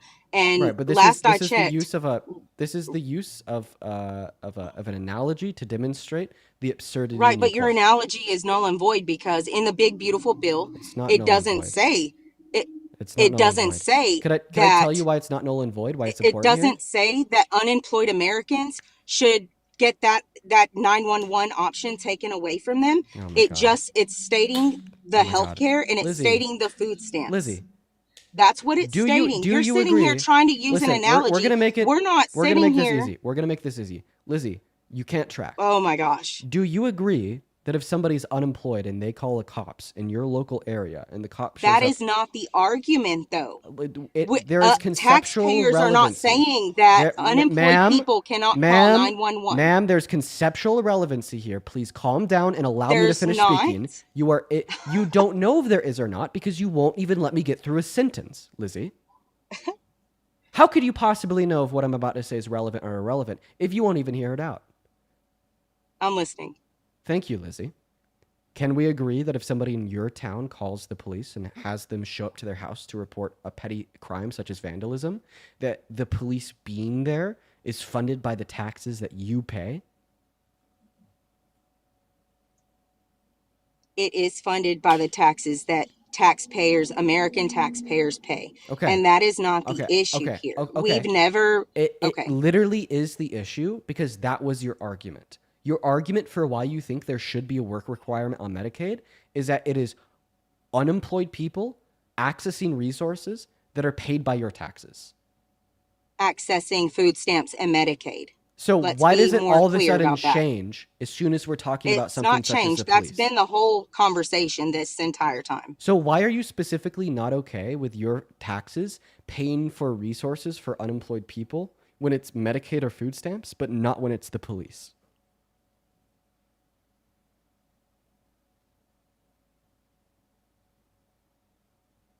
That's because Because if why? people can It's not a meet these stipulations, That's not it. No, they no. should be. The Yeah, stipulations it have is. I don't nothing to do know. with the question that I asked you. Let me repeat the question that I asked you, okay? So why do you think, or why are you okay with your taxes paying for resources for people that are not working when the resources are something like the police force, but you're not okay with your taxes paying for resources for people that aren't working when the resources are something like a hospital? If you need me to repeat the question, like, please ask. I don't. But- Like, I completely but understand you, and I see before I have you answer how the you're question, trying to before- turn it around, but it's cool. before I have you answer the question, I'll ask you to repeat it just so I know that you're going to be answering the right question. Would you mind repeating the question I want you to answer? Look, I'm not in kindergarten. Like, we can either have this debate or not. Could you just please, just for me, just as a symbol of good faith, repeat the question that I asked you to make sure we're on the same page? I'm not You're trying to asking be, me I'm not trying to be rude. if I I'm just- against why I'm against people being able to utilize the police force, but I'm not okay with unemployed Americans utilizing Medicaid and food stamps. No, that wasn't the question that I asked you. See, exactly. That's why I asked you to repeat it, because that was wrong. That's not what I asked you. So let me be clear again. Why are you okay with your tax dollars funding resources for unemployed Americans when the resource is something like the police force, but you're not okay with your tax dollars funding resources for unemployed Americans when that resource is something like the hospital? Can you repeat the question? But you just said hospital, okay? And earlier we said hospital gives care to everyone. Hospitals do not You're give care to talking about everyone. preventative care.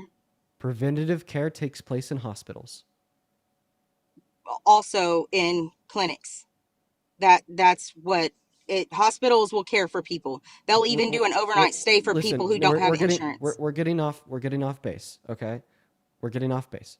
We're talking about non-emergency resources in hospitals like preventative care.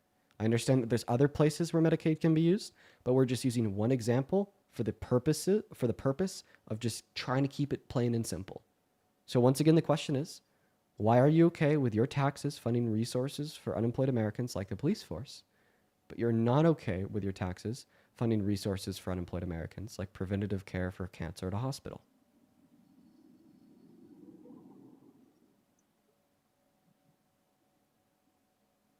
I am going to say this. Disability, all these people with disabilities, like you just said, cancer and they can't work, or they've got serious disabilities, that is totally different. And the government has stated that in the big, beautiful bill, they still will get health care. And I'm totally fine with my tax dollars going to that. If they're capable Americans and that the government has deemed they can work, then yes, I have a problem with it. Then I have a problem with, if you can work, why are you constantly not wanting to work but wanting to get free benefits? Okay. I don't see how that makes me wrong. Neither of the two things that you said answered my question. So first and foremost, cancer can Oh my qualify you goodness. for Social Security disability if it is severe That's enough correct. to prevent you from working. However, you need to prove the cancer's severity, extent of the spread, inoperability, or reoccurrence using medical evidence and by the criteria of the Social Security Administration's Blue Book. Okay? And their criteria inside of the Blue Book measures different factors, such as how severe it is, whether it's metastasized, and if it makes you inoperable insofar as unable to work.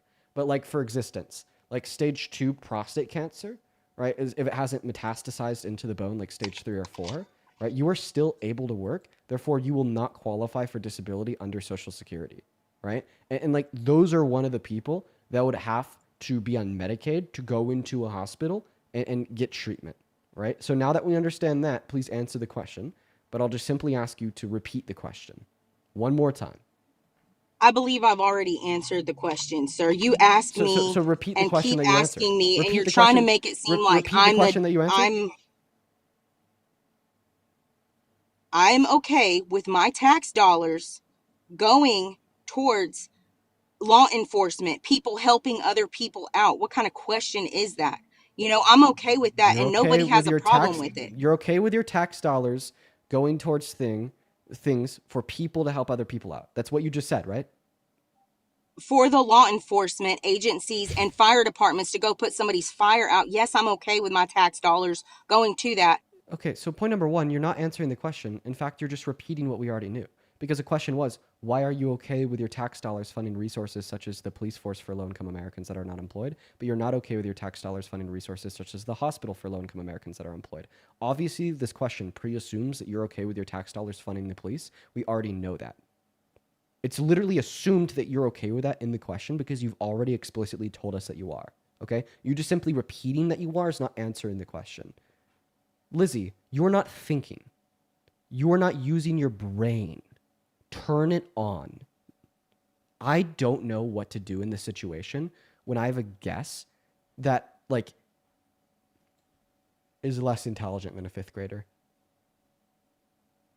I'm trying to What be as is her kind as IQ? possible. I'm Jeez. trying to be as kind as possible right now, but this shit is driving me I'm insane. sorry I'm offending you. Like, you look very distraught right for now. those watching the live, is the question that I'm asking Lizzie clear? Like, I want to make sure that I'm not the insane one. It is? Go ahead. Do you guys swear that the question that I'm asking Lizzie is clear? Do you guys swear by that? I'm Do you pretty sure fucking that swear I've that the answered question- it. I've answered it several times, Lizzie, though. I just gave you an explanation on how you didn't answer it. Did you even listen to my explanation on how you didn't answer it? I've listened to you all the way through. Okay, so I mean, I'm giving so you that I'm respect. going to hold your hand here. What was the explanation I just gave you that clearly explained how you haven't answered my question? I'm not going to continue to repeat your questions or anything to me. I don't have to. So then how am I supposed to believe that you were listening? I mean, you can believe it or not. That's not my problem. We're sitting here talking about the big beautiful bill, and you're continuing to go on with this question that I've already answered. You won't even communicate to me. I've been very communicative with you, and you I've won't given even, you respect. You won't even and- communicate to me that like you want to try to have a productive dialogue where like we understand each other. So Right. okay, But obviously you're not. I'm gonna shut the hell up. We're gonna ask this question one last time, and that's gonna be it. The question that I want you to answer for one last time, just so it's clear to me, maybe I'm the one that's lagging a little bit, is as follows. Why are you okay with your taxes funding resources for unemployed Americans like the police, but you're not okay with your taxes funding resources for unemployed Americans like preventative health care at a hospital? Right? And in fact, we're even going to make this like better. We're going to make this even better. Why are you okay with your resources funding the police, but not preventative health care at the hospital for unemployed Americans? Okay, check this out. We are cooking so hard. We are cooking so hard right now. Okay. All right. Lizzie, this is going to be my final attempt to try to get you to answer this question. We're going to put it in the middle of the screen. Okay. Go ahead and unmute. She left! Oh my God! I did all of that for Lizzie and then she just left?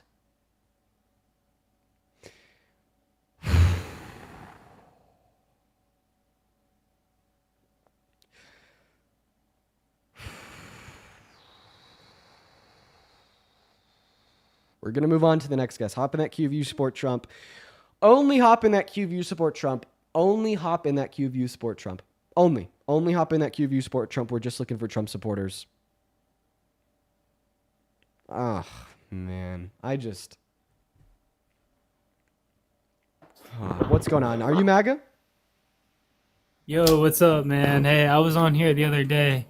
Oh, okay. Bye. You have a good rest of your day. We're going to get that next guest up in here, guys. We're only talking to people that we haven't talked to before. I'm like losing my mind out here. I'm losing my mind out here, folks. I'm losing my mind out here.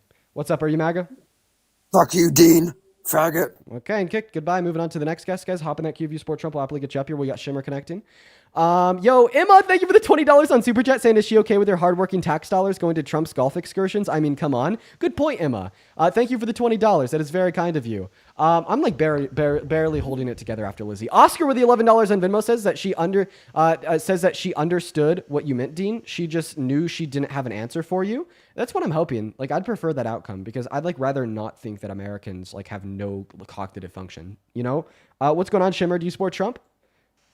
No, fuck Donald Trump. Fuck. Banned. Just looking to talk to people that do. Goodbye. Moving on to Justin. Miranda with a $5 saying, use this for crayons to write out your questions for the idiotic Trump supporters. I may need to send you more money. I'm going to run out of those crayons really quick. Thank you for the love, Miranda. Sarah with a 5. Thank you so much. And then Ashton with a 5. Thank you. Then Sarah, spelled S-E-R-A-H. Thank you for the $20 on Venmo for, quote unquote, having the patience to deal with this nonsense day in and day out. It can get taxing, let me tell you. It sounds like Justin is driving, so we're going to go to kick him. Put a MAGA in that chat with your age. We'll get you pulled up. We are just looking for Trump supporters that hopefully will not tire us out like that last guest did. I can't even believe how just unintelligent she was. As well as Crystal with the $15. Crystal says, thank you for cooking a beautiful Lizzie soup. Lizzie, please reattach yourself to reality. Dude, she does need to reattach herself to reality. Okay, we got Model 3 Performance loading up.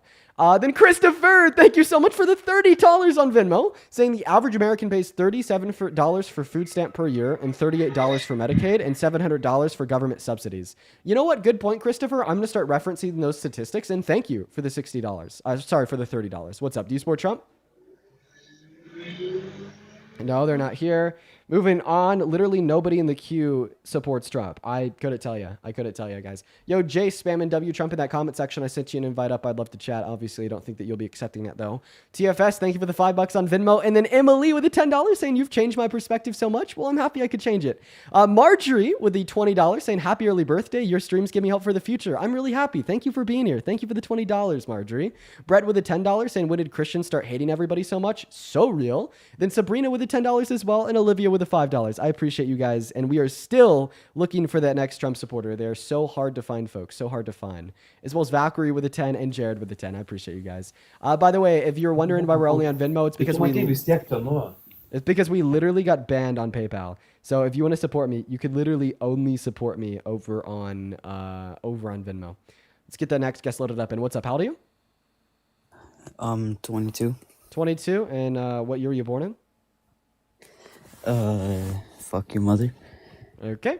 All right. That was one of the people spamming W Trump down below. They're very intelligent, aren't they, guys?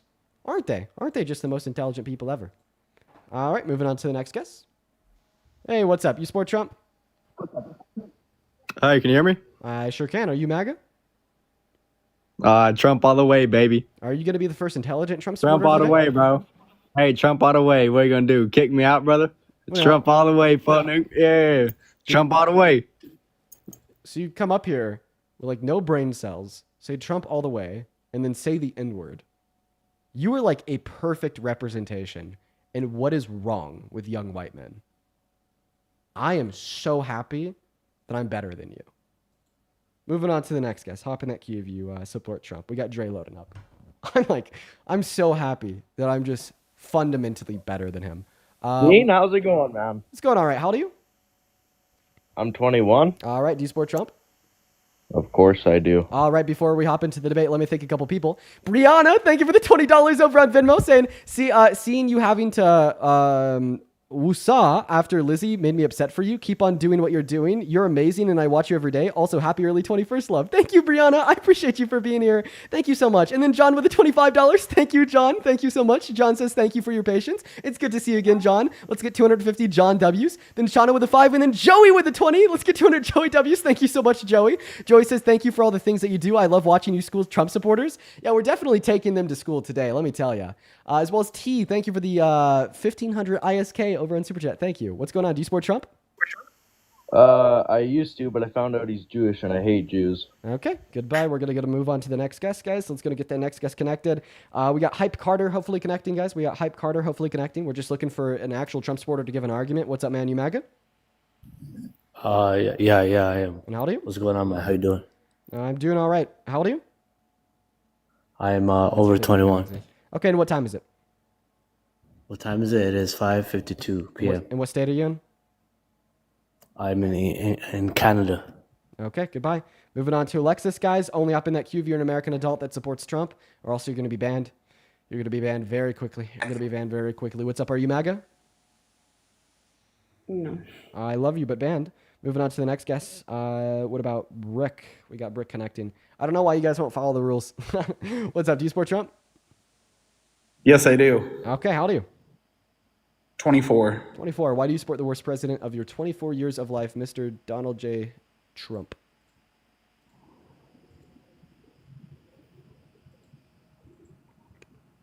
Answer him. What she said.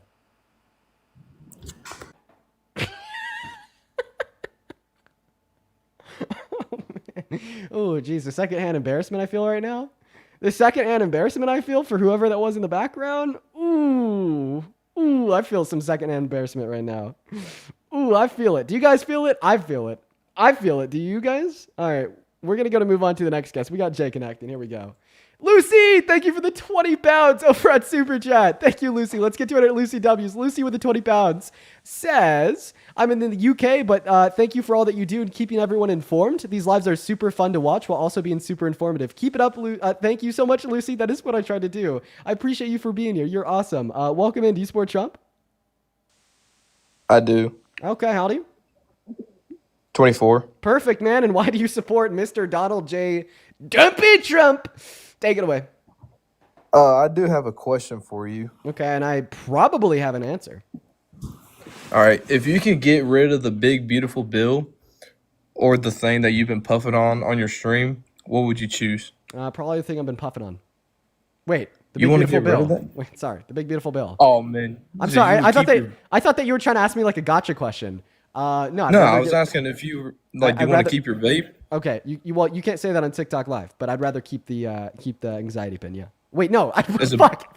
Why do I keep saying that? You're on one right now. Dude, I am on one. That's crazy. I'd rather get rid of the big beautiful bill. I think you just had too much of whatever's in the douche flute. You hang out with Liam too much. So what's one reason why Trump is a good president?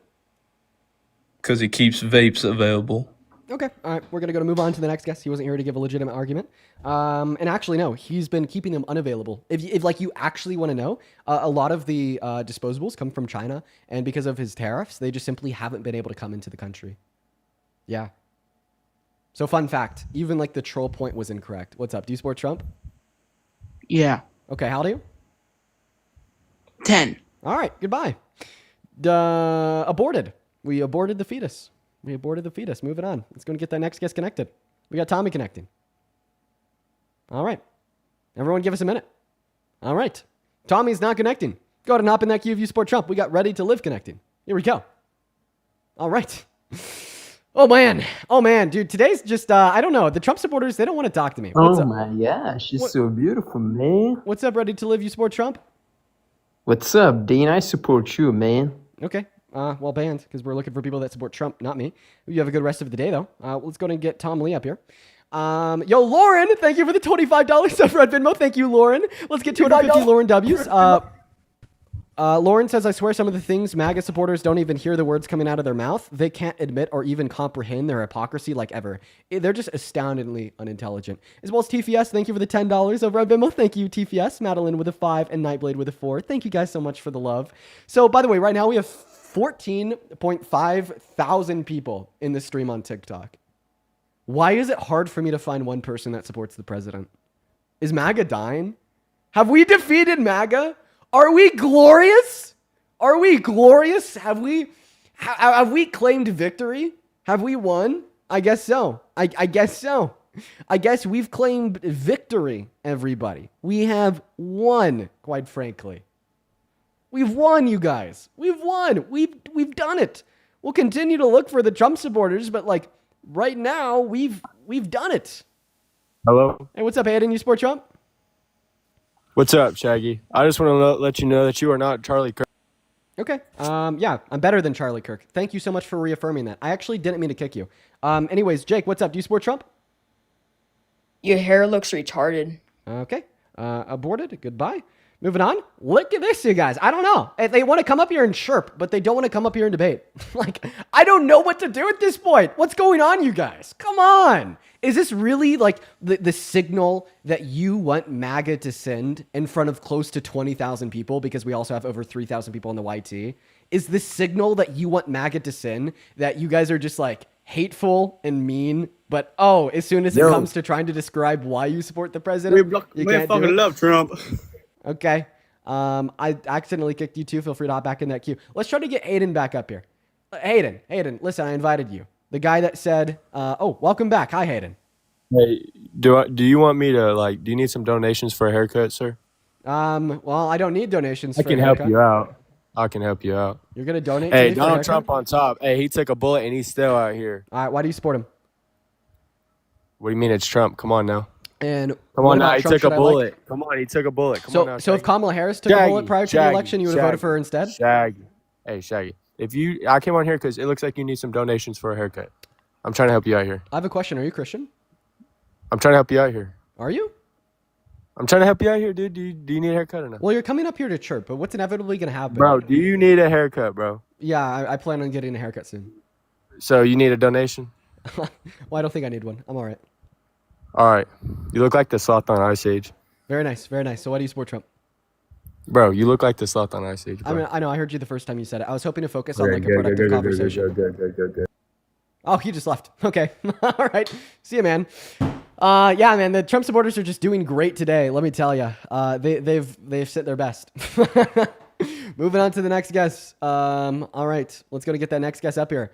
Yo, Catherine, thank you for the $5 over at Venmo, and then Jasmine with the $5 on Venmo as well. Thank you so much, Catherine and Jasmine, and then Eli with the $5 on Venmo, saying, by the way, your hair is fine. Yeah, I think my hair is fine. Who cares? Moving on to the next guest. Thank you for the love, though, Eli. That's very kind of you. We got the next guest, Xena, loading up in. This is like so embarrassing for MAGA. Why are you guys doing my work for me? Like, you are like just defeating your own political movement by coming up here and like talking shit and literally avoiding any attempt to get like a cogent argument insofar as why is good. It is great. For all the Trump supporters out there that are coming out here and acting like children, thank you. You are helping the liberals so much. What's up? Do you support Trump? They're not even here. All right, we're going to go and move on to the next guest. Dude, somebody over on the YouTube chat is saying Dean's farming bot lobbies. That's honestly the way that I feel right now. I'm going to be real. That's the way that I feel. I'm running like COD recruit lobbies. What's up? How old are you? I'm 25. Okay, you're also British. We're only talking to American adults. Have a good rest of your day. We're going to move on to the next guest. Hop in that queue if you're an American adult that supports Trump. Hey, what's up? Are you MAGA? Hello, I'm 18. I support Trump. Okay, and how old are you? 18. And what year were you born in? Sorry. 2007. Okay, all right. Real quick, Rue, thank you for the $20 super chat on YouTube saying keep doing what you do. Thank you, Rue. That is very kind of you. So, Let's get 200 I get a Rues. That is question. ROO. Real quick, what time is it? It's 6:01. Okay, all right. Take it I'm away. in Why- Virginia. So why do you support Trump? Because better policies, and do you support God? Do I support God? Yeah, so I'm actually a really good question, and that's why I don't like Trump, because he fulfills absolutely zero Christian values. Not only Have you heard what Kamala said about God? not oh, I heard what Donald Trump said about God. He said that he doesn't have a relationship with him. Did you know that Trump's not even a Christian? You know what Kamala said? She Kamala is how you like pronounce her at name? anyone that does support God to get out of her. Oh, wow. I don't know. It really sounds like she was tempted by sin. We need to forgive that. Matthew 27 tells us to turn the other cheek. And That also, is true. we also see elsewhere in the Bible that, you know, you need to look at the stick in your own eye compared to the twig in anybody else's, right? And also, you shouldn't be the first one to cast a stone of judgment, right? Ultimately speaking, judgment is left up to God. I'm just using like the Christian talking points from earlier just to run them back on him. It's great. You could like shame them so hard into thinking that they're like so far in the wrong for saying anything negative about anybody else, because that's the same type of defense that they'll run on Trump. So now I'm just going to like run it on his false claims of what Kamala Harris has done. But if you're curious, if you want to know what Donald Trump has actually done, he has raped a woman. He's boasted about sexually exploited children. He said he's not a Christian. He was found guilty of 34 felonies. He explicitly called for termination of all new Muslims from coming into America. And if you're curious why that's relevant to you as a Christian, Jesus didn't shun anybody, not even the Jewish, what were they called? Pharisees. And so on and so forth. He's passed economic policy that literally takes from the poor and gives to the rich.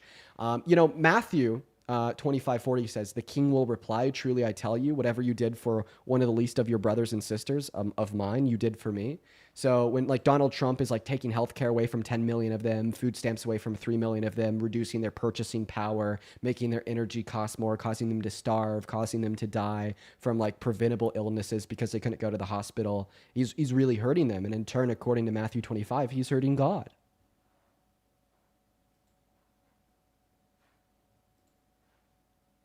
I sent you an invite to unmute. I'd love to hear your thoughts.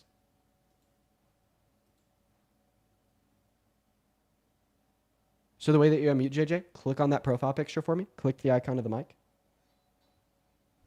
That one right there. See that? See that profile picture? Right there, JJ. I already sent you an invite to unmute too. Right? There should be a big pop-up in the middle of your screen right now. JJ. Hi, my friend. You're still here with us. You just have to unmute your microphone. Like I'm telling you right now. Click on that profile picture. Hello. There you go. So what are your thoughts on what I just had to say? So basically, you just rambled fast. Okay. Not answering any questions I'll say it and slower. also debating people this young instead of actually trying to debate people that know what they're talking about.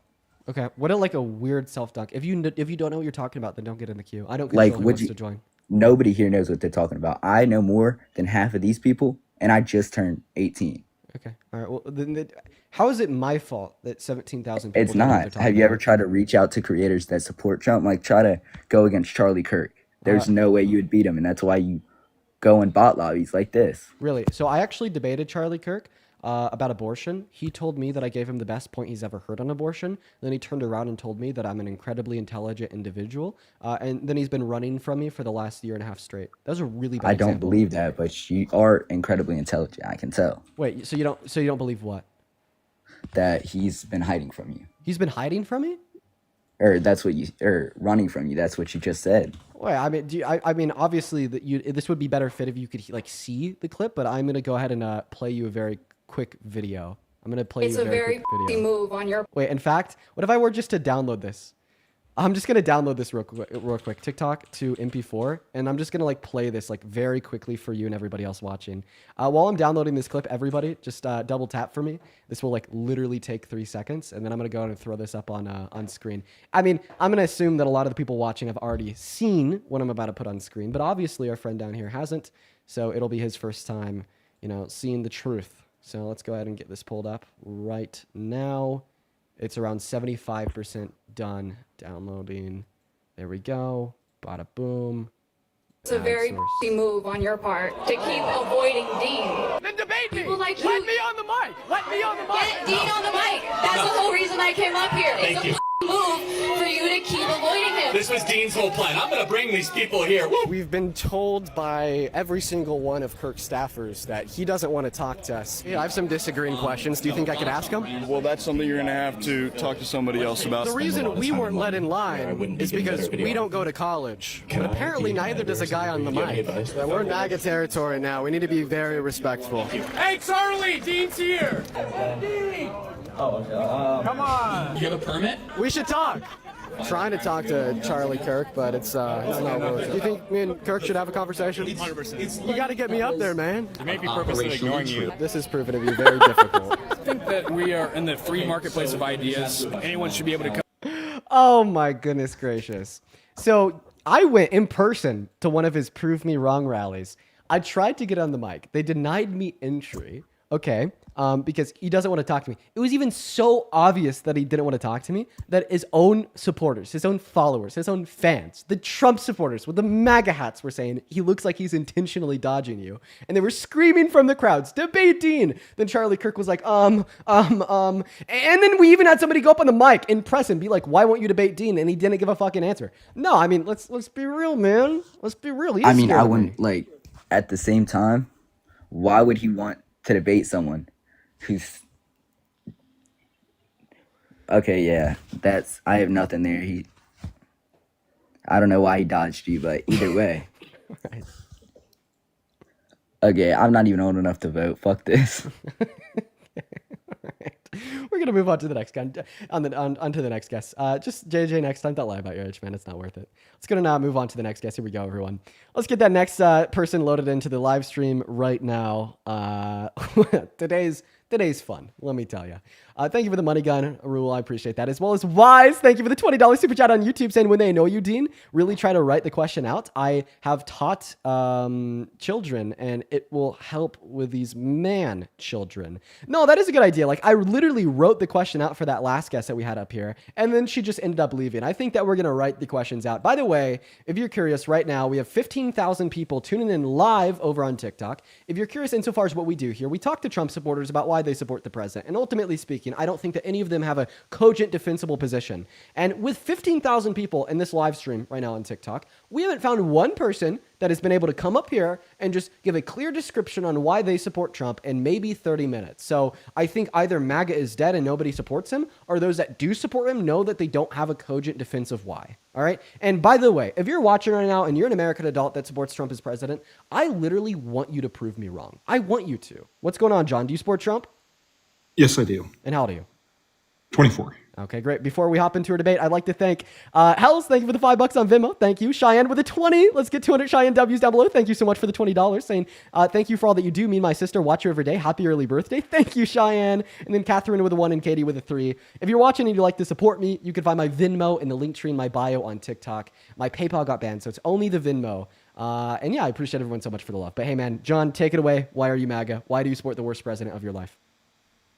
I would say it's the threat to democracy argument that circulates the political realm.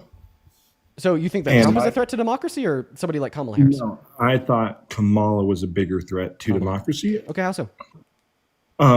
Just not being voted in to run for the Democratic presidential election. Okay. Well, first and foremost, a democracy would be a fixture of our state or our government. But like the primary process and the DNC and the RNC, they're not fixtures of our state or government, meaning they're not a fixture of our democracy, as they're private political organizations. Point number two, she was actually voted in by over half of the delegates at the DNC, which is democratic, and it is the delegates who vote for which candidate they want in the primaries in both the DNC and the RNC.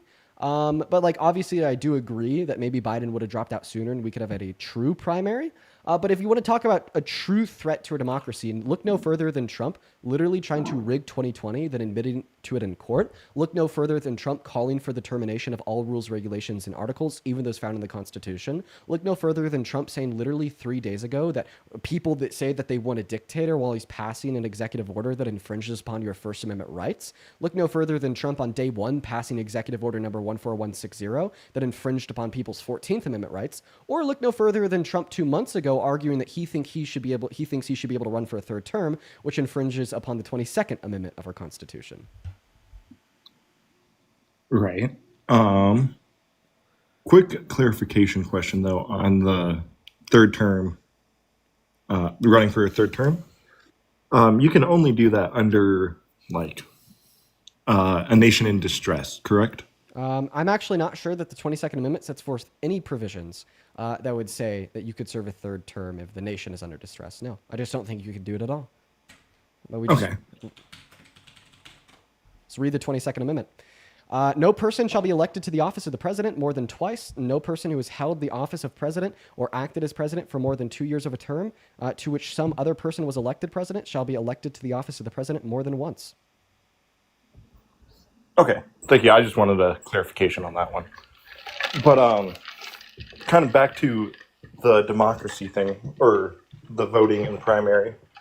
Even though Biden didn't drop out until as late as he did, why would there still not be at least a smaller round of the primary and have 2 or 3 people elected? like 'Cause that's a I big- told you, over 50% of the delegates at the DNC voted Kamala Harris in.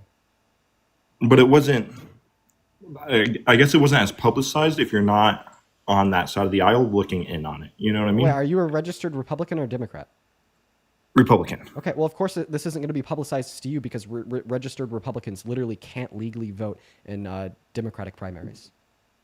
Well, great. I understand that, but not seeing any like debate between any of the other candidates that could have filled that position. Okay, yeah, because over 50% of the delegates agreed that Kamala Harris should be their running person, as she had the highest probability of winning, and that was accepted by all the major leaders inside of the Democratic Party as well. Can you name like one major leader inside of the Democratic Party that wanted to run against her in the primary? I do not at the moment. That's the thing for because Galaxy. That's because everybody agreed that Kamala Harris was the best option, right? See, like that's why they didn't have like a primary with votes and debate. It's because everybody unanimously agreed she was the best option. Okay. And then on the second point, kind of in the same realm, as far as the felonies go, would you agree it's safe to argue that trial, if it's held in like Oklahoma per se, would hold a different outcome? Or is because I never read, I'm not a lawyer, right? I don't understand everything that happened within. Well, before we move on to the trial. felonies, why won't you respond to any of the points that I brought up to demonstrate that Donald Trump is an actual threat to democracy? I acknowledge them. I just don't have enough information to argue against it. Okay. Well, I mean, if you don't have enough information to argue against like the notion that Donald Trump is a larger threat to the American democracy than Kamala Harris, why don't you accept it? Because I plan to look into that more in my own time. I guess I'm trying to gather some information as a whole and maybe change my mind moving into the next election. Okay. So yeah, what other reasons do you have to support Trump? I believe that utilizing the law in a presidential election also is a threat in that sense, because it's supposed to be an unbiased jury of your peers, but I don't see how you can have a unbiased jury when it comes to a president. Okay, well, you're already wrong. So point number one, it's not supposed to be an unbiased jury. It's supposed to be a jury that can set their bias aside.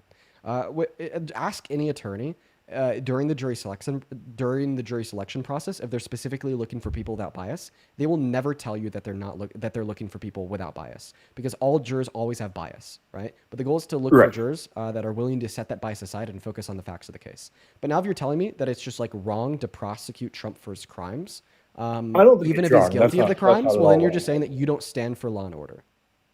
Right, that's not at all what I'm arguing in the slightest. It is, because you're telling us here that, like, regardless of Donald Trump's guilt or lack thereof in relation to his 34 felonies, because he had served as president, because of these, like, multiple facts, it is somehow, like, wrong and or a threat to democracy. If you think holding an authoritarian leader accountable for their crimes is a threat to democracy, point number one, I don't think that you know what a democracy is. And point number two, I would hate to, like, come to learn the dystopian view in which you think should be true of the world around us, where we just simply let those in power get away with whatever they want, do whatever they want, unchecked and unbalanced by any measure, even the measure that of our own criminal justice system. No, that's not at all what I'm arguing, though. I'm arguing, does that same trial hold different results if you hold it in a state like Oklahoma, where it's predominantly... So you're trying to argue that the jury had conservative? bias, which is essentially arguing that they ruled his guilt without enough evidence. So please give me evidence, right, that the jury was sufficiently biased and ruled his guilt incorrectly. In fact, how about we just start off with a better question? Okay, so you don't have an argument that the jury ruled his guilt without evidence because of their bias. Can you even tell me what he was guilty of? He was guilty of something with businesses and how he was... So the specific moving. crime would be the falsification of business records with a second step intent to conceal another crime, right? That's a classy felony in New York. So you didn't know the felony that he was found guilty of 34 times, and you don't have an argument to demonstrate the bias of the jury. So why do you assume a bias of a jury? Because if we're just looking at the demographical standpoint in the state it was held, it would be almost safe to assume it was predominantly a Democratic jury. Yeah, and in comparison, but does the jury to just have to different- predominantly rule his guilt, or do they have to unanimously rule his guilt? It would have to be unanimous. Okay, so it's statistically probable that a minority of the jury was either independent or Republican, right? You're right. Okay, and because it's statistically probable that a minority of the jury was independent, Republican, or MAGA, then it is statistically probable that because all 12 jurors unanimously ruled his guilt, that said guilt was found without bias. Okay.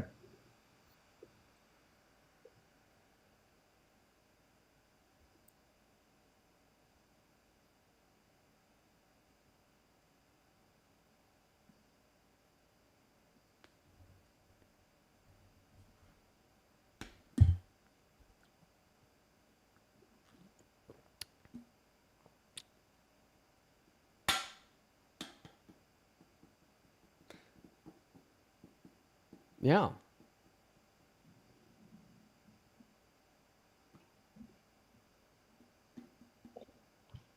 And like I said, when going into this, it's yes, I support Trump, but I am more middle ground, so I'm looking for more clarity as to which way I'm going to moving forward in the next set of elections coming up. Okay, I think that's great. Is there any other things you want to go over with me today? No, those were the two big things that I've had kind of looming in my mind as far as the election went. Okay, awesome. Well, I appreciate you for coming up here and challenging your beliefs. I apologize if I gave you more grief than you deserved. No, not at all. Thank you as well for taking the time. Yeah, you take care. You take care. Let's go to now move on to the next guest, guys. We're going to go to get our next guest connected right now while they're loading in. Elizabeth, thank you for the $21 on Venmo. Say now, just found out you're from Grand Junction. Me too, unfortunately. Love what you do, man, and happy early birthday. Thank you so much for the love, Elizabeth. Thank you. And that's crazy. Yeah, I am from Junction. Very, very small, shitty town we're from. Thank you for the love. Show some love to Elizabeth down below. As well as Ashley, thank you for the $25 on Venmo saying happy early 21st. I recommend a grasshopper, but anything that's not gin because that's what Hegseth drinks. Thank you for what you do. Too many people are victims of the third wave effect, which is why we should really teach it in school. Ashley, thank you so much for the love. Thank you for being here. Thank you for the $25. And I hope that you're enjoying the stream. What's going on? Do you support Trump? Yes. Okay, how old are you? 18. Great. I have 3 more people to thank. First and foremost, Harley. Thank you for the $15 on Venmo, saying thank you for everything. I appreciate you for the love, Harley. Let's get 150 Harley W's down below. As well as Eli. Thank you so much for the $5 on Venmo. I'm going to check that bill out. Amanda with a 10. Thank you so much for the love, Amanda. And then Dawn. Thank you for the $25 on Venmo. Share some love to Dawn down below in that comment section. Saying, Dean, can we see you in Boulder on Monday? Where and when? Well, Don, I will be in Boulder on Monday. I don't know if I'll do any type of public events, but if you run into me, feel free to say hi. Thank you for the $25. You guys are awesome. And once again, if you do want to support me, you can find my Venmo in the link tree in my bio on TikTok. I get 100% of those proceeds. You could even attach a message that I'll read off on live. As well as if you're watching on YT, you can find that in the pinned message, or you could also support over Super Chat if you don't have Venmo. Now go ahead and take it away. Why are you MAGA? Why do you support Trump? I wouldn't call myself MAGA, but I would say I support Trump. Okay, and why is that? Well, I think he's pretty base for the most part. I think he's pushing America to where I'd want it to be for the most part. Okay, There's how some so? stuff I disagree with. Yeah, You what said is he what? doing to push America to where you want it to be? I think the mass deportations I agree with. I think his views right now regarding abortion. I think his views regarding transgenderism. I agree with. Well, we can't talk about trans individuals in the live, but just to let you know, transgenderism is not a word, right? It is. It's not. But once again, It we is. can't discuss that because you'll get your account banned and you'll get my stream taken down. But no, it's not. Well, you can. You could just use a different word. However, I don't trust you to be able to interchange the word trans, for instance, with an Yeah, I don't adjacent care. word. Okay. Well, you don't care? You don't care that I don't trust you. Okay. Well, if you don't care Well, that I yeah, don't trust you, then you don't care about the rule that I'm setting forth, which is that we can't talk about it. So then you're perfectly fine with switching to other subjects. You tried to say I don't care to come off as like an asshole, but in all reality, you just suggesting that you don't care about the rule just demonstrates your ability to comply with the rule. Why are you muting me? Because I wasn't done speaking and you were interrupting me. Yeah, but you don't have to mute, do you? I actually will typically mute individuals when they're interrupting me, just because it makes it easier for me to finish my sentence. Yeah, that's not what I asked you. I said, do you have to? Do I have to? I didn't ask if you do. I asked if you have to. What do you mean by have to? Do you have to? Are you required to mute me? Required in accordance with what standard? Your standard, which is what I'm asking. Do I require myself to do it? Yeah. Do you think you were required to mute me? Yes or no? Do I require myself to mute you when you're interrupting me? Typically, sure. Yes. Why? Why? Well, I mean, it's in accordance with my goals of hopefully having a productive dialogue with a lack of interruption. Do you think that makes it productive? Yeah, I think that preventing interruption would hopefully aid and abet in more productive dialogue. Sure. Anyways, what did you want to switch to? Because you don't want to talk about the T's. RVJ, thank you for the celebration on TikTok. We'll talk about your first point. You said that you support Trump because of mass deportation. Here's one very simple question. You're interrupting me again, so that's typically when I meet you. This time I'll just give you a heads up. So my one very simple question about mass deportation is, can you articulate one positive material benefit that America will experience by doing mass deportation? Does it have to be material? Yeah. Why does it have to be material? It can't be spiritual. A spiritual benefit? I mean, well, the reason Yeah. I'd say that it can't be a spiritual benefit is because I think that a spiritual benefit on its own is just completely incoherent, devoid of any Oh, substance. you do? So can I pose a hypothetical to you? No, I want you to answer my question. You didn't ask a question. You said a statement. No, I said, can you name one material benefit of mass deportation? on Well, America? I reject your stance that it needs to be material, and I could prove it to you right now, Okay, well then just name and it. you'll agree with me. So I'll just replace the word material with clear. What does that mean? That's just a loaded term. What do you mean by clear? What do I mean by clear? Does that include that is just simply me asking you to articulate it in a manner in which is clear, right? And not Yeah, I can. I abstract. could explain the benefit and why it wouldn't be physical. Right? I'm just asking you to name one very clear, non-abstract benefit on America of mass deportation. But what does that mean? Oh, you don't know what what- words mean? If you don't know what words mean, go back to elementary school, not Dean's Life. I'm asking for clarification. What are the bounds I'm operating within when I answer this question? What are the thresholds on each side of me that I can't step without when you're asking me that question? The thresholds, I would like you to not step outside of those, or those of coherency and clarity. right? I just want your point to be coherent and clear.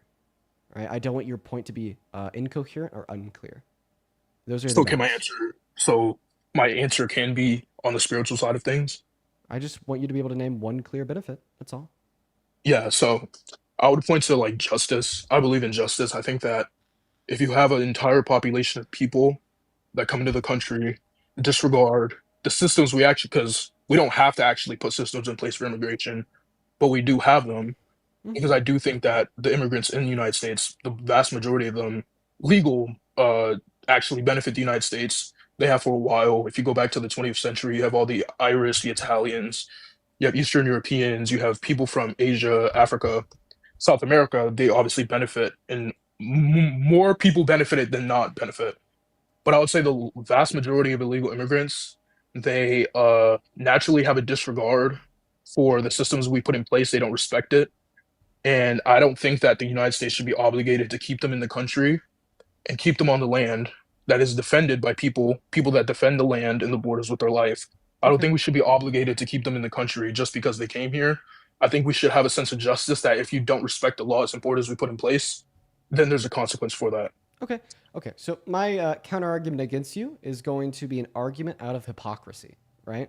So you're telling us that because they committed a misdemeanor, that therefore they naturally do not have respect for the systems we have in place in America.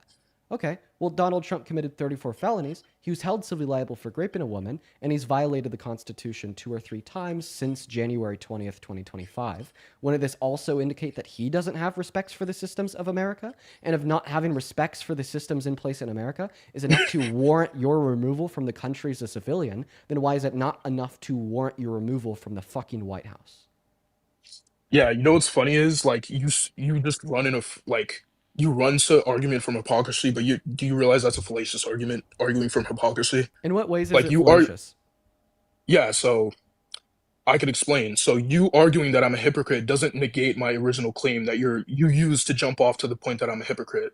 So I could say, for example, that cigarettes are bad for you, but if I smoke 50 packs of cigarettes a day, that doesn't negate my claim that cigarettes are still bad for you. So you pointing out that I'm a hypocrite is a fallacious argument. You could look it up. Right. However, what it Look should up do, argument from hypocrisy. what it should do It's is a fallacious argument. what it should do is internally negate the claim as it would relate to your support for Trump. So Well, it you're right. logically doesn't. So- It logically doesn't. So Well, I don't know what you mean when you like use the term logically in reference to in reference to terms such as should, right? Like I'm unaware of yeah. like what you mean. So like what I'm basically describing here is that because you would think this about undocumented immigrants, you recognize this as hypocrisy, and you would agree that people shouldn't be hypocritical.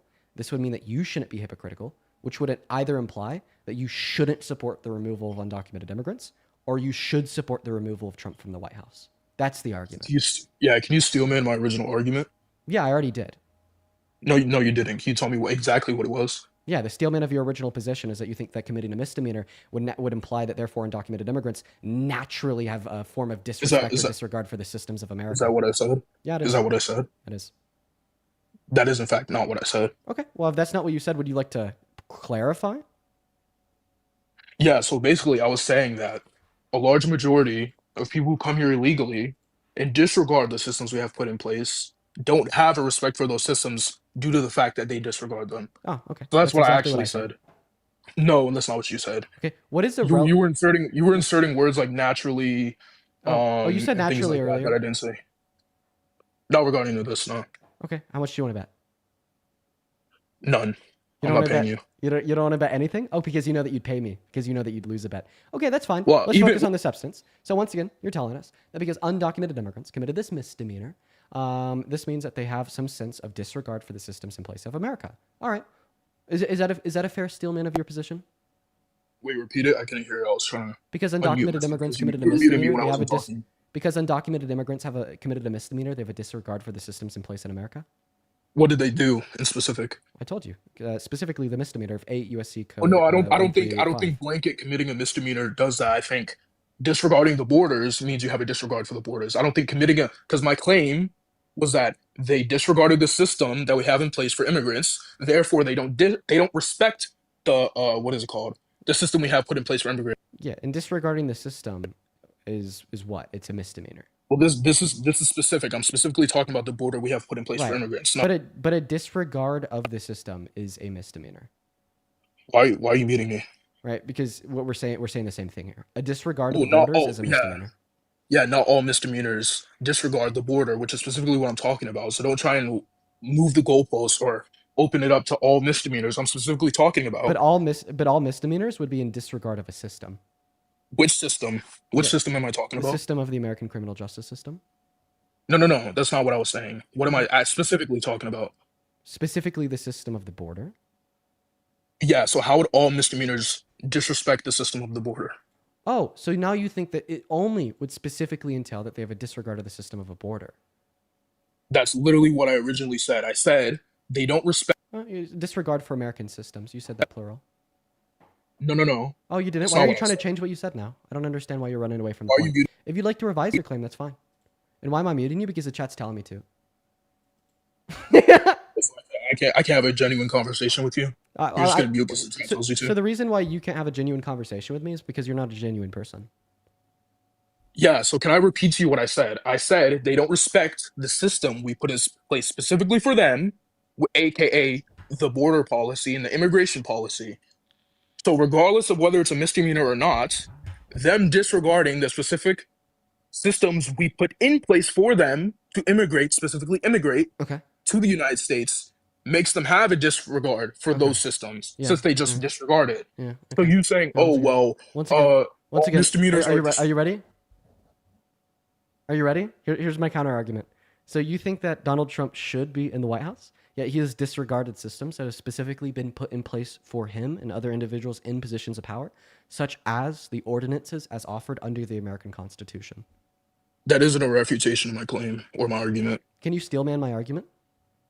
Yeah, you said that Trump disregarded systems put in place for him and others, and that's, I think, is that loosely what you said? No, you improperly steelman my position. So the proper steelman of my position would be to suggest that because Donald Trump has disregarded systems put in place for him, this would warrant Donald Trump's removal from the White House in accordance with your argument that if person X disregards system put in place for them, it would warrant their removal from the country in reference to undocumented immigrants. Yeah, specifically for border policy, not for everything in the United States. I didn't make a blanket term about everything in the United So why do you States. think that this claim is only warranted as it would relate to systems of the border, but not warranted as it would relate to systems of the ordinances of the Constitution? Well, I think because like there's people who do misdemeanors and there's people who disregard systems, but I don't think they should be deported. So Oh wow, you're not answering yeah, my question. Do you just I literally just do did. you just not I just said under- how it's do you just- different. do you just simply not understand the question that I asked you? Well, you're equivocating because you're saying, oh, Trump Well, I'm disregarded not making systems, so he should be I'm removed not from the making White an House. equivocation. I'm just simply pointing out the You very are. clear fact that if you You think are. that disregarding the system of like the policy as it would relate to the American border would sufficiently warrant removal from the country, why would we say, or why would we not say, that disregarding a system such as the ordinances of the Constitution, its amendments and rights as guaranteed unto us, would at the bare minimum at least not warrant removal from a position of power? Can you repeat that? For sure. I'll repeat it again. So if you think that disregarding the systems of the border as it would apply to undocumented immigrants would sufficiently warrant their removal from the country, then why would you not think that disregarding systems such as our civil and electoral processes in 2020 when Donald Trump tried to rig the election, or disregarding Oh, he did? systems, yes, such as He the did? first, Can you demonstrate it? Yeah. Can you demonstrate it? Yeah, for sure. He admitted to it. No, but demonstrate it. Demonstrate that he did it. Oh yeah, for sure. So he sent fake slates of electorates to 7 different of our key swing states that Biden had won, that Demonstrate Donald it. Trump had lost. So Demonstrate it. I am demonstrating it to you. You're just saying something, but you're not actually demonstrating it. So then what do you mean by demonstration? Are you asking for evidence? I mean, like, yes, evidence of your claim that he well, disregarded the well, systems put in place for him. Exactly. You just said evidence of your claim, but wouldn't I have to give you the claim first? You already said the claim that he disregarded. Your claim was that he disregarded the systems put in place for him. So I'm asking for evidence of that claim. No, the claim that you asked me to demonstrate was that he attempted to rig the 2020 election. No. The original claim that I asked you to demonstrate was that he disregarded the systems put in place for him. That's what I asked you to demonstrate. Is there just like a big lag in our conversation here? Because I said that he disregarded the systems put in place for him around 45 seconds before I said that he attempted to rig the 2020 election. And it's only after I made the claim that he attempted to rig the 2020 election that you asked me for a demonstration. Yeah, because you saying that isn't a demonstration of the original claim. So I'm asking, where's the demonstration? Wait, you wouldn't say that a disregard for the civil and electoral processes for the general elections for the presidency would be the president disregarding the systems put in place for him. Can you demonstrate that he did that? Oh, so now you're asking for evidence that he attempted to rig the election, right? Yes, now I am. Yes, Okay. correct. All right. Well, I think that's what you're doing in the first place. You were just dazed and confused. It's Yeah, okay. but now can you demonstrate it? It's okay. I get a lot of people dazed and confused. Sure. Why don't you do a 1v1 debate with me instead of muting? Well, I think that we are having a one-on-one debate, and once again, I muted you because you interrupted me. Well, no, Dean. Let's do a debate without a mute button with a moderator. Only if you could stop interrupting me. You just interrupted me. I did not interrupt you. You did. You muted me to interrupt me. No, I muted you because you were speaking over me when I was already speaking. I was already speaking. I didn't stop speaking. Well, you actually started speaking when I had already been speaking prior. I love like the interruptions to deflect away because I'm literally about to demonstrate to you how Donald Trump attempted to rig the 2020 election and you can't take the heat. So watch this. I'm going to start talking and he's going to interrupt me at some point through my next sentence because he can't handle the heat. So Donald J. Trump attempted to rig the 2020 election by sending fake slates of electorates to seven of the key swing states inside of the 2020 election that Biden had won, that Donald Trump had lost. The fake slates of electorates that he sent to these states carried alongside them fake certificates of ascertainment, which is the total vote from the state, that said Trump had won and Biden had lost. He then directed those fake slates of electorates to send those fake votes from those states to Congress, and then he pressured Mike Pence into certifying them as real. And the evidence for this claim would be his testimony in front of the congressional indictments driven by Jack Smith, as well as the Supreme Court. His legal argument against Jack Smith's case that he committed insurrection and shouldn't qualify for the office of the presidency was literally that when he tried to rig the election, he was president. It was an official act of his presidency. Therefore, he should have criminal immunity. Can I respond now? For sure. Yeah, so you just asserted a bunch of stuff. I'd like evidence that any of this actually happened. That he actually did that, what you said. Now, I don't want evidence of what he said he did. I want evidence of what he did. Okay, so do you know who Will Scharf is? Do I know who Will Scharf Go is? to the website. Yeah. What does that sound? Do you know who Will Scharf is? Will Scharf? No, I've never heard of him. So Will Scharf is Donald Trump's legal representation, is today and has been for the last 4 years. Here's Will Scharf talking about Trump's case against SCOTUS and talking about Donald Trump's case in Congress and stating their legal defense live on national news. The immune acts in the indictment are stripped away, that Jack Smith doesn't have a case, that this case should be dismissed on that basis. I don't think there's sufficient private conduct here to support the indictment, to support the ongoing prosecution. And that's what we're going to be litigating in front of the district court now. Even just the false slates of electors, you don't think that would constitute enough for a trial? Well, we would say alternate slates of electors. And as we argued before the Supreme Court, alternate slates of electors have been a method used by previous presidents, most notably Ulysses S. Grant, to ensure the integrity of prior elections. So we believe the assembly of those alternate slates of electors was an official act of the presidency. That's what we argued before the Supreme Court. The Supreme Court has reserved that issue for determination. Yeah, there's Will Scharf talking about their alternate slates of electors. No, super cute. You could even go on the National Archive website and look at the fake votes that these alternate slates of electorates sent to Congress on J6. And you could read the emails back and forth between the state's governor's office, who are the ones that send the real slates of electorates with the real certificates of ascertainment, saying that they know nothing fucking about them. Yeah, you just heard Will Scharf admit to Donald Trump trying to steal the 2020 election because he thought it was stolen from him first. Yeah, so all I heard was words. I didn't see an actual demonstration, a physical demonstration, anything happen. I heard words. Okay, well then I think that you have an unrealistic standard of evidence because if Donald Trump's own personal attorney from 3 years ago until today went on live and testified to the fact that this is something that Donald Trump done, as well as you could like go on nationalarchives.gov, look at the fake certificates of ascertainment yourself. You could go to scotus.gov and you could like read the case that the Will Scharf is talking about. Then yeah, I just think that you uphold an unrealistic standard of evidence. And by the way, this whole time, I hope that you know that we've been transmitting words to one another. So if you truly upheld a standard of words simply not being enough, well, then you just simply wouldn't say that a debate online between an individual such as myself and you would ever be effective in demonstrating any point as being true, since all we have inevitably is words. Or no, you could point to physical objects and evidence for certain claims. For example, I could say that dinosaurs existed and point to the bones. I'm not pointing to words when I say I'm pointing to the bones. Wait, I have a question. So you're just wrong. So I have a question. So what exactly was the issue with me providing the testimony of Donald Trump's legal defense 3 years ago, who still is legal defense today, talking about Trump's case in front of SCOTUS, arguing that attempting to rig the election was an official act of his presidency? What is the issue with that? So I asked you for a physical demonstration. Oh, and why is the evidence that I I didn't gave ask you you not for enough? words. Because it's not a physical demonstration. Okay, so you need a physical demonstration for something to be true? Yeah. Okay, and what do you mean by physical demonstration? Demonstration, which is physical, material demonstration. Wait, a material demonstration? What is a material demonstration? Yeah. What does material mean? Well, I'm asking you because you're the one positing that that's what you need. So you Would you be the agree one with me defining that material? Yeah. Do you agree with me that material would be things that are physical within things that can be touched, or even if they can't be touched, they exist in physical space. They exist within space physically. So you're asking Tangible. you're asking for tangible physical evidence. So you reject rational evidence? Why? I didn't say I reject it. Well, you I'm said that asking- you only accept physical evidence, which would imply that you don't accept non-physical evidence unless you think contradictions can be true.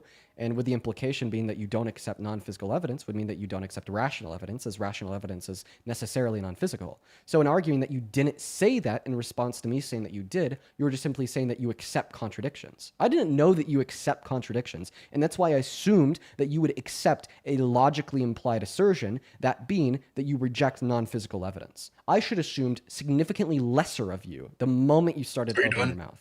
Are you done? Yeah. Swerving? Are you done? You cooked? Yeah. You're just gonna tell yourself that? I demonstrated how in arguing that that's not what you said, you're arguing that you might accept a contradiction. Well, no. I could accept rational evidence if I asked you for rational evidence. I asked you for physical evidence, and I didn't get physical evidence. So no, you didn't substantiate what I asked you for. Wait. So then you're telling me that you could accept rational evidence, but you don't. So the That's question what I would be, asked why do you for. don't? If that's what I asked for, but I didn't ask for that in this Wait, context. so you're telling me that what you ask for is what sets a rational standard of acceptance of belief? Who are you, God? Well, we're talking about belief. Yeah, you see the issue with that? You're saying that your request is what inevitably sets the true rational standard of X being true. No, that's not what I said. So then you're rejecting a true rational standard of X being true with what reason? Repeat that. Then you're rejecting a rational standard of my claim being true with what reason? Yeah, I didn't say it wasn't true that Donald Trump did it. I didn't say he didn't do it. I asked for a physical demonstration that he did. Okay, and then once again, this just goes right back to why would a rational demonstration be insufficient? I didn't make an affirmative. So then this just goes right back to my question. Why would a rational demonstration be insufficient? And that word insufficient is indexed into having more reason than not to believe it to be the case, or whatever standard of evidence you would uphold. Yeah, in this context, it just doesn't really make me feel good. Like, can you give I feel like physical evidence. Oh, so you're saying it doesn't make you feel good? So you think that your feelings determine what is true of a reasonable standard of evidence? No. In this context, wait. If your feelings don't determine what is true of a reasonable standard of evidence, well, then I just simply reject your feelings as being the basis for how much evidence I'd have to give you for the claim. Can I respond now without getting muted, please? Yeah, for sure. Can you steelman what I just said, though? I want to make sure we're on the same page. No, I don't think I'm going to steelman what you said. I'm going to continue with what I was saying. Oh, so you don't even know what I just said because you can't steelman it. No, I do know, but I'm going to continue steelman what I was saying before I was muted. No, because I want to make it clear that we're not speaking past one another. Steelman what I just said. No. I'm going to continue what I was saying. It sounds like somebody is scared to admit they weren't listening. Or I could continue what I was saying before I was muted. Oh, okay. Scared to admit that you weren't listening. That's fine. Do you need me to repeat myself? I don't mind. Keep patting yourself on the back. You would never do a 1v1 debate with me. We're 1v1ing right now, my friend. No, we're not, because you're muting me. Because I'm muting you and interrupting me?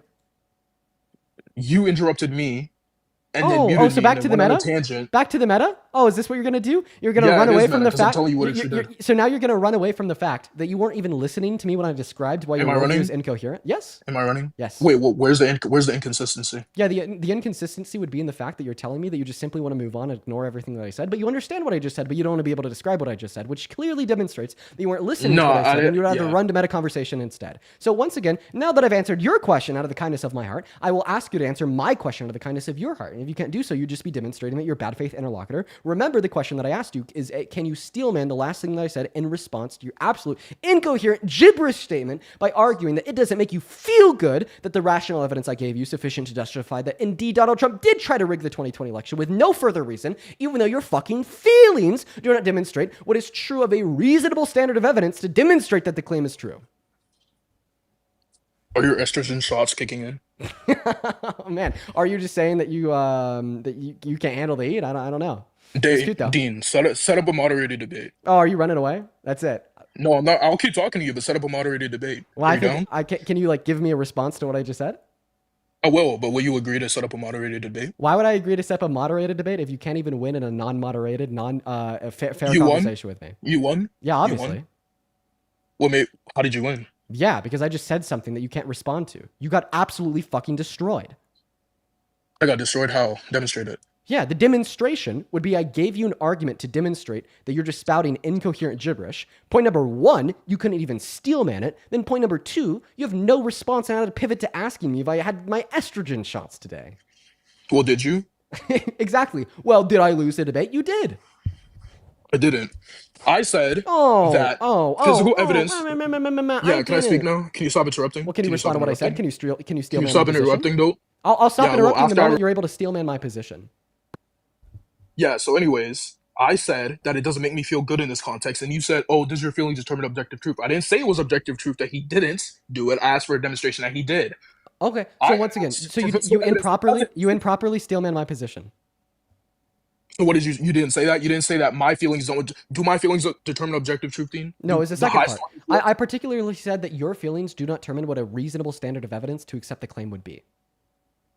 And are you the arbiter of that? Am I the arbiter of the truth of the claim? No, the I laws didn't make it. Yeah, I said what would be needed for me to believe what is being asserted in this context. Okay. That's my standard. I'm not saying that's the objective standard. So I don't know what you're talking about. Wait, by telling me that this is your standard with the acknowledgement that your standard would fall outside of what is reasonable, why do you uphold Who determines what's reasonable? standard of evidence? Who determines what's reasonable? It's irrelevant because you already admitted it was. Well, no. Who determines it's reasonable? Once again, the reason why me telling you who would determine what is reasonable and unreasonable in relation to a standard of evidence, the reason that's irrelevant is because you already accepted that it was unreasonable when you told me that you understand that rational evidence can be reasonable insofar as proving a claim to be true. I said, in context, why am I muted in the middle of talking? Yeah, because I'm just waiting for you to tell me why I should have to give you unreasonable evidence to prove the claim's true. Phantom, thank you for the $10 on Super Chat saying, caller, I would like a physical demonstration that you're not an idiot. Can you do that for me? Actually, yo, so real, can you give us a physical demonstration that you're not an idiot? Can you give a physical demonstration there's an estrogen? Oh, you can't give a physical demonstration that you're not an idiot, so therefore you are an idiot. Oh my God, prove me wrong by giving me a physical demonstration you're not. Prove me wrong by giving me a physical demonstration you're not right now. Oh my God. Yo, Hype Phantom with the $10 on Super Chat. Literally, you just dunked on his ass so hard. Can we get like 1 billion fucking Phantoms for the best message like ever? No. That is like, not only is it funny, but it's also like reasonably true. Okay, because if he's suggesting that he only accepts physical evidence to demonstrate that X is or is not the case, well, then I just simply ask you for a physical demonstration that you're not an idiot. And if you can't give a physical demonstration, then it is the case that you have to accept you are. Do you remember when I said in this context I would require a physical demonstration? Oh, okay. So then why do you special plea and only uphold a standard of physical evidence as it would relate to my claim about Donald Trump trying to rig the 2020 election, but not as it would relate to Phantom's claim that you're an IDIOT?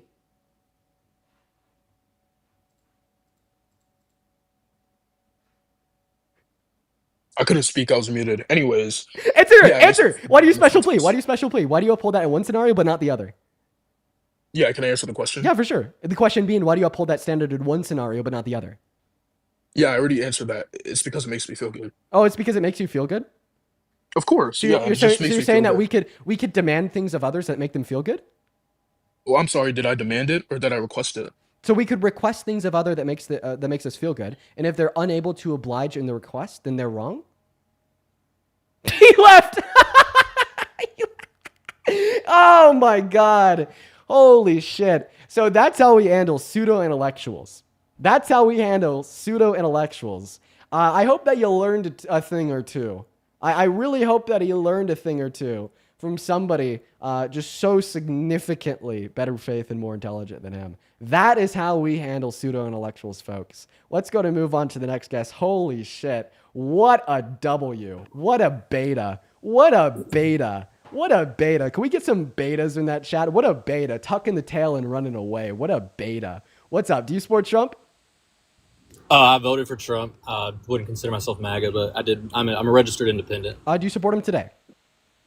A little bit less than when I voted for him, but still some policies that I like from him. Are you driving? No, I'm sitting in a parked car. Okay. Do you think that the country would be better off or worse off if Kamala Harris had won the election? I think we'd be worse off. Okay. All right. Well, then you were fit to debate. Before we hop into it real quick, Lori, thank you so much for the $100 super chat. Lori, that is incredibly kind of you. Thank you so much, Lori. I want everybody watching to show some love to Lori down below. Lori with $100 says, hey, Dean, happy early birthday. Thank you for being my voice. And thank you for sharing your education and amazing debate skills. I fully support the Parker/Dean campaign in 2040. Let's go. Maybe one day, Lori, but seriously, thank you so much for the $100. That is so incredibly kind of you. Show some love to Lori down below. I'd also like to thank Nick for the $10, saying demonstrate with physical evidence that this caller is a disingenuous, fake intellectual at best and an insufferable troll at worst. So real. Thank you for the $10, Nicholas. Melanie with the 10 as well. Thank you so much, Melanie. Then Matthew with the $15. Thank you so much for the love, Matthew. You are phenomenal. Then Sierra with the $10, saying that this guest is entirely about control. He didn't get it, so he ran away, and that's what I love. Then Ebony, thank you so much for the $10 over on Venmo, saying you are amazing. Thank you, Ebony. And then Joe B, thank you so much for the $30 over on Venmo. Joe B, that is so incredibly kind of you. Thank you so much. And also, Joby, I read your message. I'd have to check out their music before I shut it on live, but I will give it a look. But Joby, that is seriously so kind of you. Let's get 300 Joby W's down below. That is Joby. Thank you so much for the $30. As well as Charlie, once again, with the $10, asking if I'll be at Charlie Kirk's event at CSU on the 18th. I will. Then Natalie with the $10. Thank you so much. Show some love to Natalie down below. Then Valkyrie with the $10 for muting that last guest. Avery with the $20, saying, hi, Dean. My parents are both lawyers in Denver. They absolutely love what you do. Tell them I said hi and tell them I said thank you. Thank you so much for the $20, Avery. Go ahead. So why do you think that Kamala Harris would be a worse president today if she had won the election? I just really like the policies that Trump has passed so far. Like which ones? I mean, there's specific. I've been listening to your live today, so I don't want to say anything I'm not allowed to say. But there's policies that ban gender theory for K through 12 that I agree with. Okay. So what policy banned teaching gender theory K through 12? And what gender theory was taught K through 12?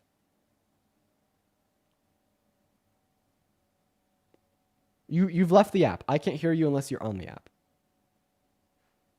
So remember, 2 questions. What policy banned teaching gender theory K through 12? And what gender theory was taught K through 12? I'd have to look it up. I was just looking it up before I got on the live with you, so that's why I wasn't. That's why I said that I left. Okay. So do you either want to come back up later after you've been able to research these necessary questions, or do you want to talk about something else?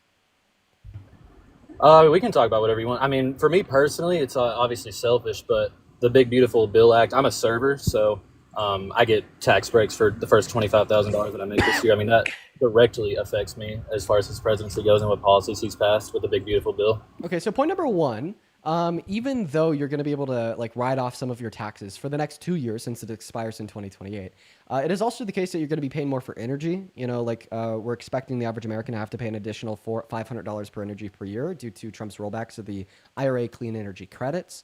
If you have any children, you might have to pay more for their meals at school since he's rolling back free school student lunches for 18 million school students. Same thing would apply to cuts to Medicaid and food stamps. But I guess the way that I'd posit the question to you is, assuming that that is the benefit that you reap and you are not personally going to experience any of the detriments, and let's assume that you're maxing that out, meaning that you're taking home maybe an additional $4,000 per year in taxes. If there's a button in front of you that would give you $4,000 per year for the next 2 years, but it was at the expense of 10 million low-income Americans losing healthcare and 3 million low-income Americans losing food stamps, would you hit that button or would you not hit that button? I mean, I don't think that there's any evidence that scenario is true. I mean, that's what's happening right now, right? Because 10 million people are losing access to healthcare and 3 million people are losing access to food stamps under the Big Beautiful Bill. Also, everyone in the chat keeps on saying that I'm driving. I am not driving. Turn your AC off real quick. Yeah, sure.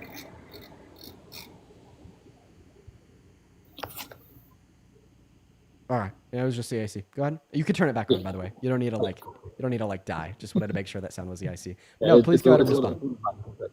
No, I didn't hear what you said because I was just reading the comments. So can you say all that again? So you said that the question I asked you, there's no evidence that it's true. Well, it is true. 10 million people are losing access to Medicaid under the Big Beautiful Bill, and 3 million people are losing access to food stamps under the Big Beautiful Bill.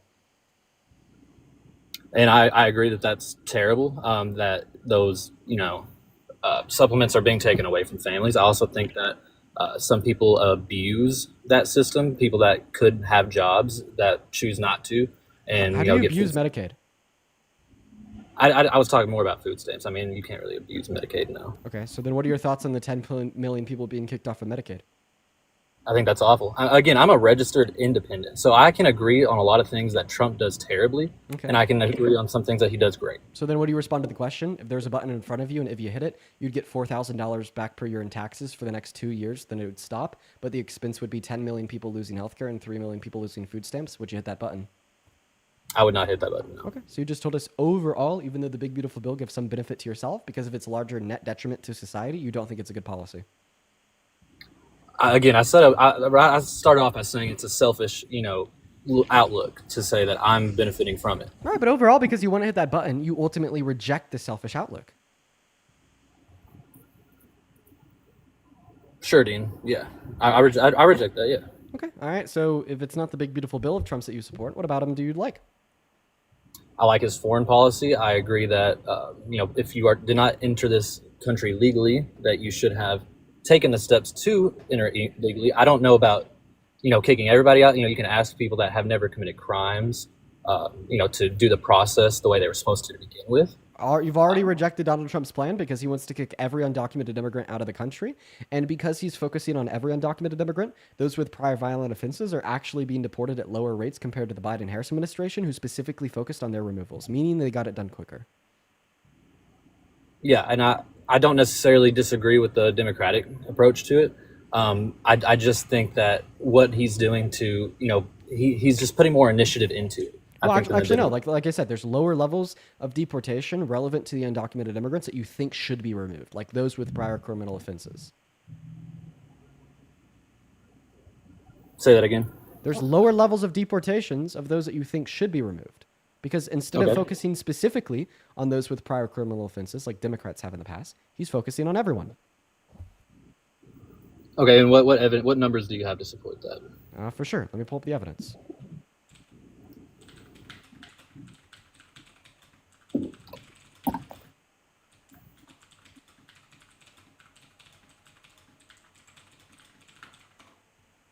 Give us a minute. Everybody in the meantime, make sure that we're double tapping away on that phone screen.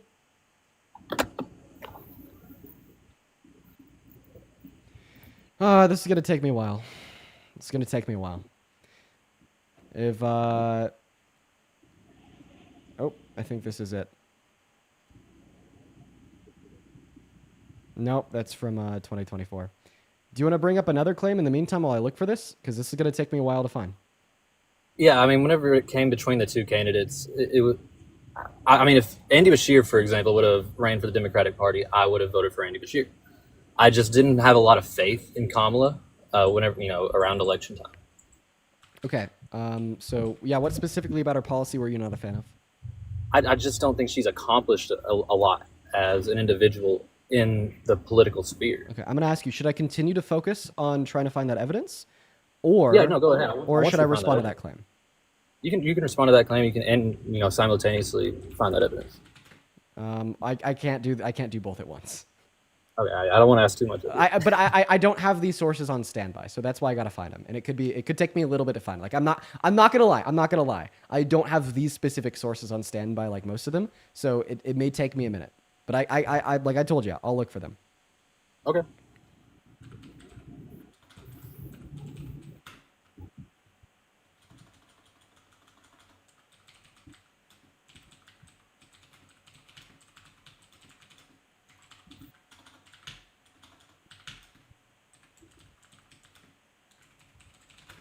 Santana might be even able to help. Santana, I see that you're watching right now. You just sent me a text. I'm looking specifically for the levels of deportations of those with prior criminal/violent offenses under Biden compared to Donald Trump in the last 4 months, and how they were higher under Biden compared to Trump. And specifically what that source would be is just like wherever on DHS's website, they report quarterly removals, specifically of those with prior criminal offenses. I just can't find it on their website. So if And Dean, while you do that, I'm going to find the executive order that I was talking about with the K through 12 while you research that. Yeah. Also keep in mind that I'm specifically asking you also for what was taught in relation to gender theory. Heard. One sec. I know that Santana has it. Honestly, just wait on Santana's response because I've heard Santana make the claim too before. It's somewhere on fucking DHS's website. It just has to do with quarterly reportings of removals.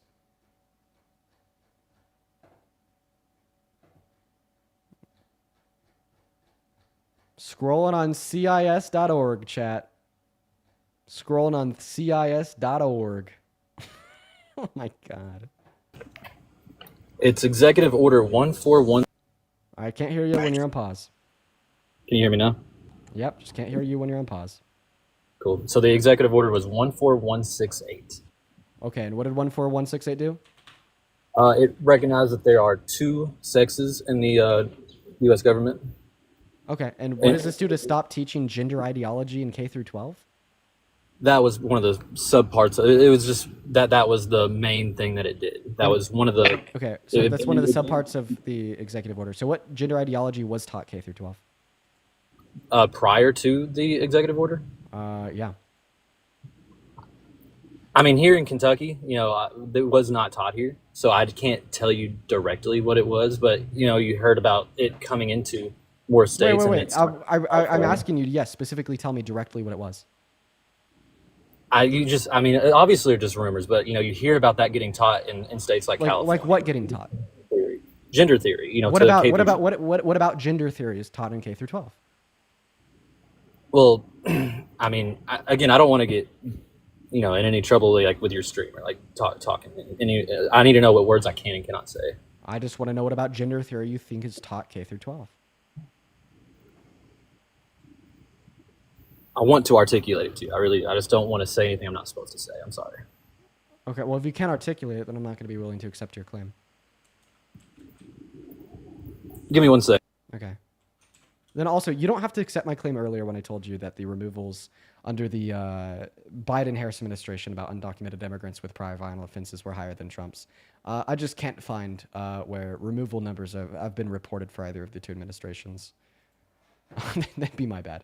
I just can't even find where they're at on the DHS's website, so you don't have to accept that claim.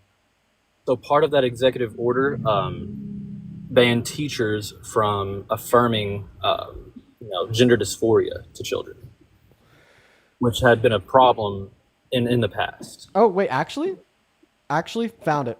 Boom. Thank you, Santana. Phenomenal. Okay, so you'd have to put the specific filters, but if you go to ice.gov/statistics, you could put filters on for removals under the Biden-Harris administration of those with prior violent offenses compared to the Trump administration. And you could that's going to be where you'd find the source for that claim. You just have to apply the proper filters of the 4 years under Biden compared to the last 6 months under Trump, then apply another filter with like prior criminal offenses, and then you'll see that the numbers were higher under Biden than Trump. Once again, that is ice.gov/statistics. Now, once again, you're telling me that this is now mandated teachers to no longer affirm the gender identity of trans students? Correct. Okay. And why should teachers not do that? I don't think that it's a sphere for children. I don't think that until your frontal lobe is developed that you should make decisions like that or should be pushed to make decisions like that. I don't think that it should be affirmed at a young age before a child goes through puberty. Okay. I'm going to go to bring It's a very confusing time of their lives. And a lot of, I remember whenever I was 16, 15, a lot of different thoughts going through my mind that I don't think the same. So point number one, I just think it's ultimately sad that you support a fascist authoritarian as president because you just want to further harm trans youth, 0.03% of our population. But take it away, Eli. I'll let you respond. Hey, Yeah, so what if I told you, like, so by the way, let me just really quickly to just let you know who I am. I am a 32-year-old trans man, also 13-year active duty service member. Tomorrow is my last day of service, by the way. Congratulations. It's not a congratulations. I was wanting to complete my my 7 more years and get my retirement that I don't get anymore because of this administration. So it's not a congratulations. It's actually costing me my livelihood. So, Well, I appreciate your service. okay. So anyhow, when it comes to like you want to protect children, and that's your goal. Like, am I correct? Yes, I mean, I have a 4-year-old daughter myself, and it's not something that I want to be taught to her. Great. Okay. So what if I told you that, right, no matter what, I'm going to tell you right now, and you might not like this, and I'm just going to let you know that no matter how much you try to keep your child from learning about like trans people or like the community in general, because I was restricted from it. I grew up in a very Christian conservative household. Didn't learn about the community, and so the only thing that I ended up learning was in my teenage years, and I was taught it was bad. It didn't stop me. I have no relationship with my biological father, and I, I deal with my mother. She's a great woman. But anyhow, because he turned his back on me, he was so adamant about the like Christianity being like more important than just like embracing who I am.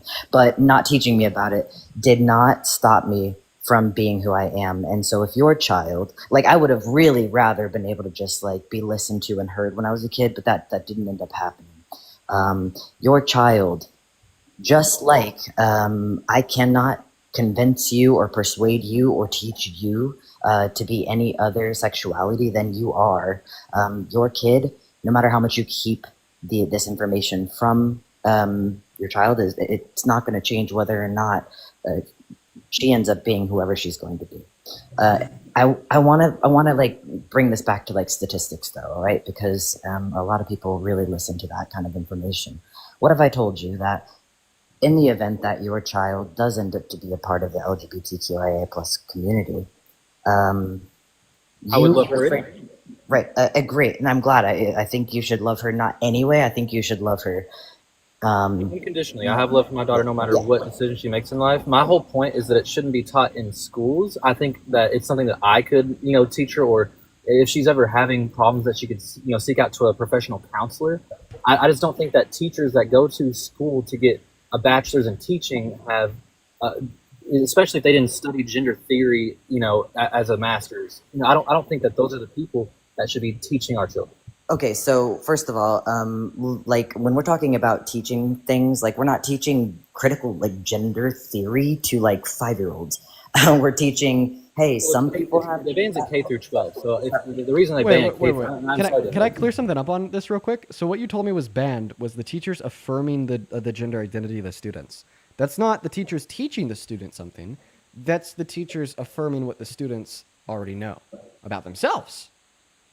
I don't think any child knows that about themselves from the ages of 5 years old is when you start kindergarten. Yeah. So do you know what age, respectfully, I do know a lot about this. This is a topic that I not only have the lived experience of as both a trans person and a queer person, but also have an extensive amount of knowledge on, and I can back it up with sources. Do you know what age that a child, or the age of development in which a child starts to understand their gender expression naturally, not with being taught in school or anything, just naturally? I mean, my daughter has liked dolls and pink stuff since she was 2 years old, so I understand where you're going with that. No. There's like this is like not me just like asking what you think or what I think. I'm talking about in the stages of development. What is the age range that children understand and recognize their gender identity? I do not know. I would love for you to enlighten me, and I would love to have some evidence behind that as well. Yeah, sure. So that would be between the ages of about 5 and 7 years old. So right around the age of your daughter anyways. Sure. Yeah, and I'm happy to send you like sources, even like in your DMs if you want after we get off this live to the information I'm giving you. But so the reason I say that, go ahead, Dean. Then also, I just want to hop in here too, because we're talking about sources and whatnot. It took me 15 minutes, but I did find it. If you go to ice.gov, I thought we were on a different topic. I was like arrests over time. I thought you were showing me like teachers getting arrested. No, I know. I just wanted to tell you that I did find it. If you go to ice.gov/statistics, you break it up quarterly or monthly, and then you select the filter of prior criminal offenses, you will actually see that in Q1. Well, what are we looking at? You're looking at a breakdown of arrests and removals of undocumented immigrants with prior criminal convictions on their records. And you'll see that in Q1 of 2025, it was lower than Q4 of 2024 and every other month of the Biden-Harris administration. So what are the orange and the blue here? Well, you took away. Pending criminal offenses and criminal offenses on record.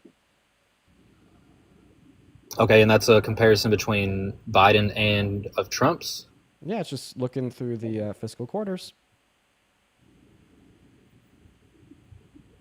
I mean, it's a little. There's some blue that are higher than orange, and some orange that are more than blue.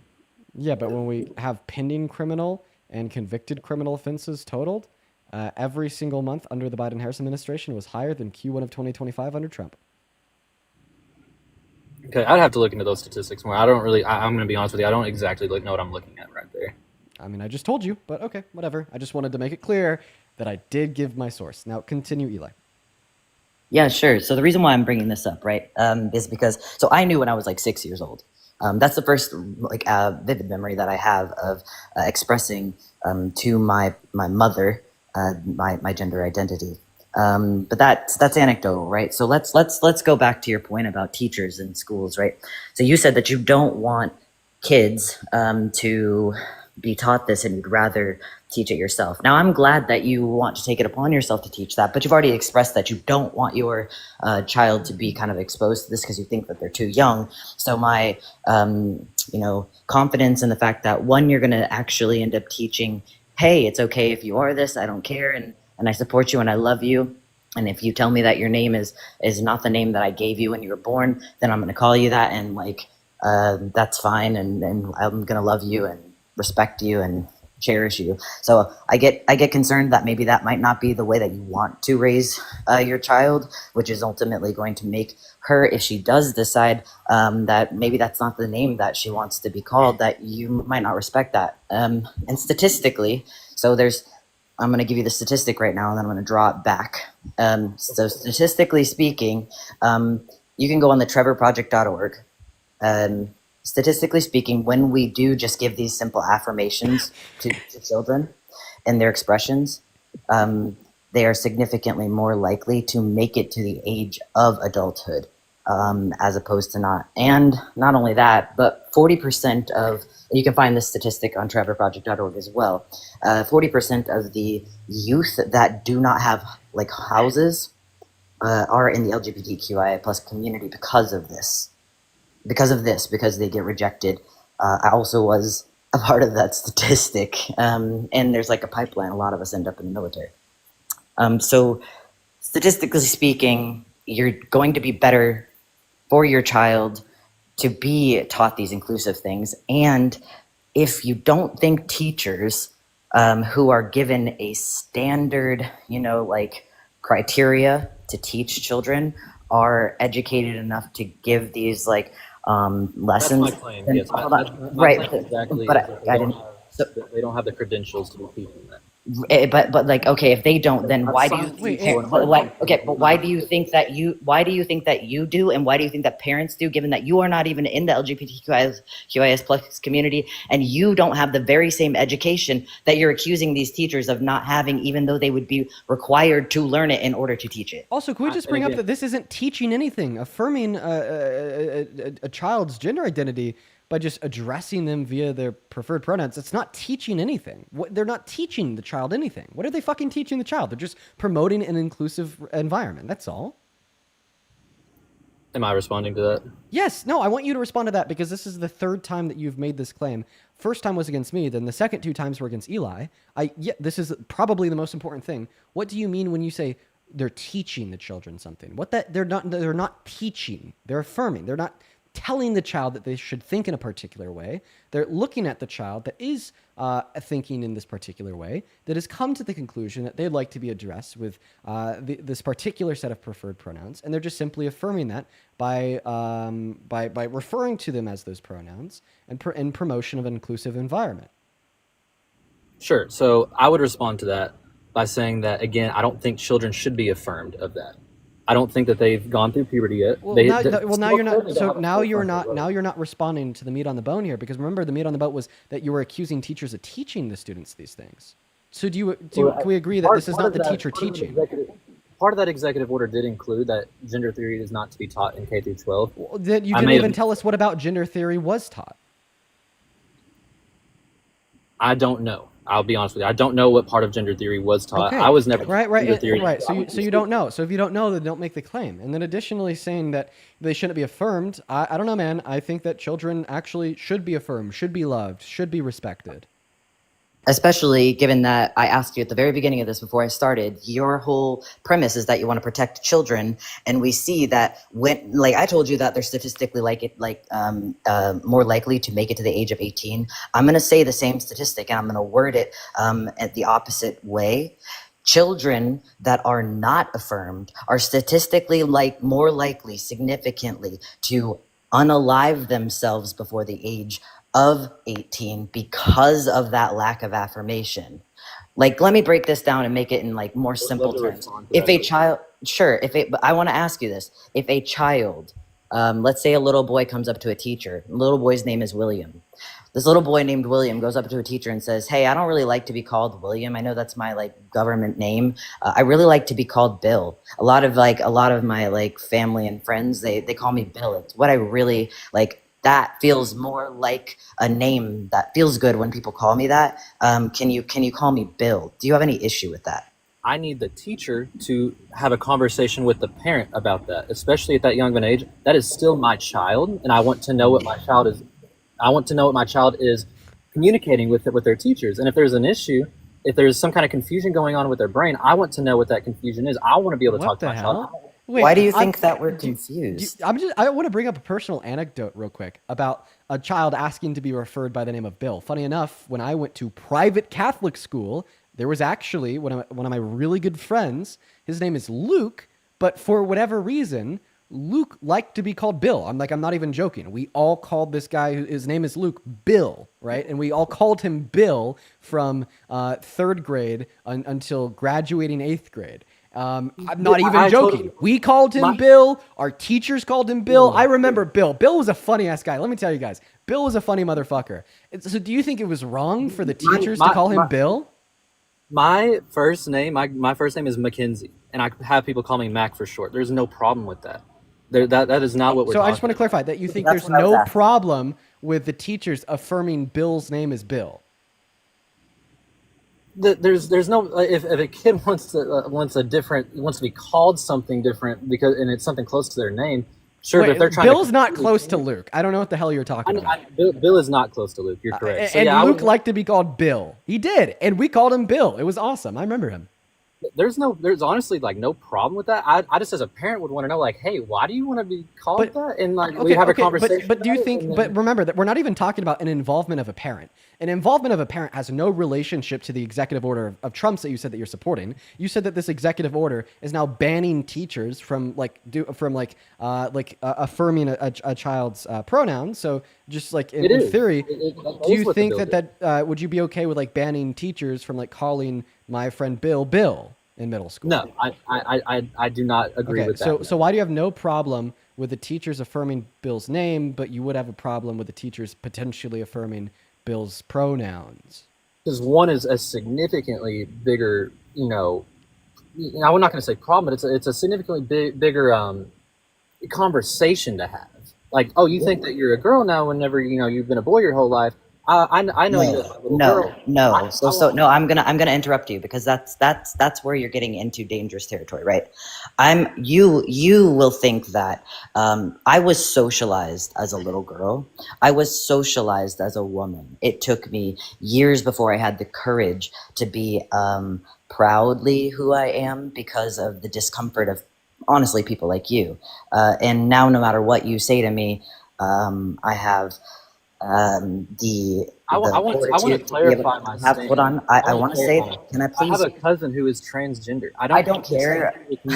That makes me sad. I'm arguing that the parents. Go ahead, Eli. Thank you. So I chose the name Eli when I was 6 years old. I chose the name Eli. I didn't get called Eli by anybody until I was in my late 20s, and there was only like a handful of people that I trusted so intimately closely. I deserved to be called Eli when I was 6 years old, just like any other trans child deserves to be called whatever name that they're telling you that they are.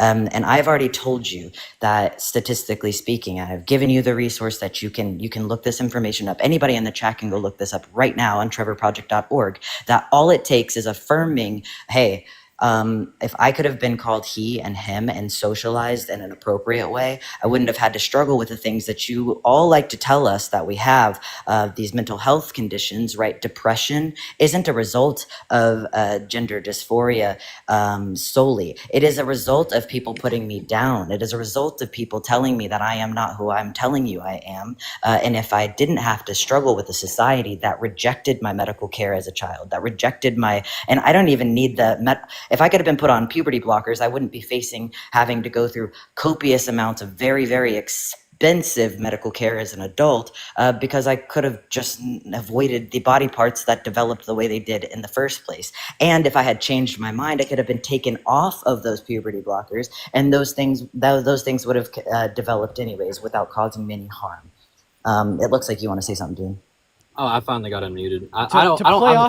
To play off of what you were saying right there, Eli. Point number one, Eli's given you data to represent that if we were to affirm the preferred pronouns of children, that less children would die. So why don't you want less children to die?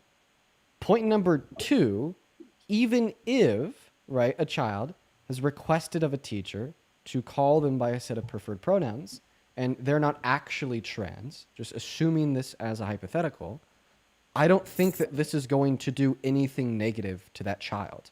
That child is going to grow up, and maybe one day they'll be like, I remember my sixth grade teacher referring to me by pronouns that I don't associate with today. That was really funny. You know, like if a teacher can't even get their children to do homework, I don't think a teacher could get their children to change their fucking gender identity. You know what I mean? Right? So respond to everything that Eli just said there.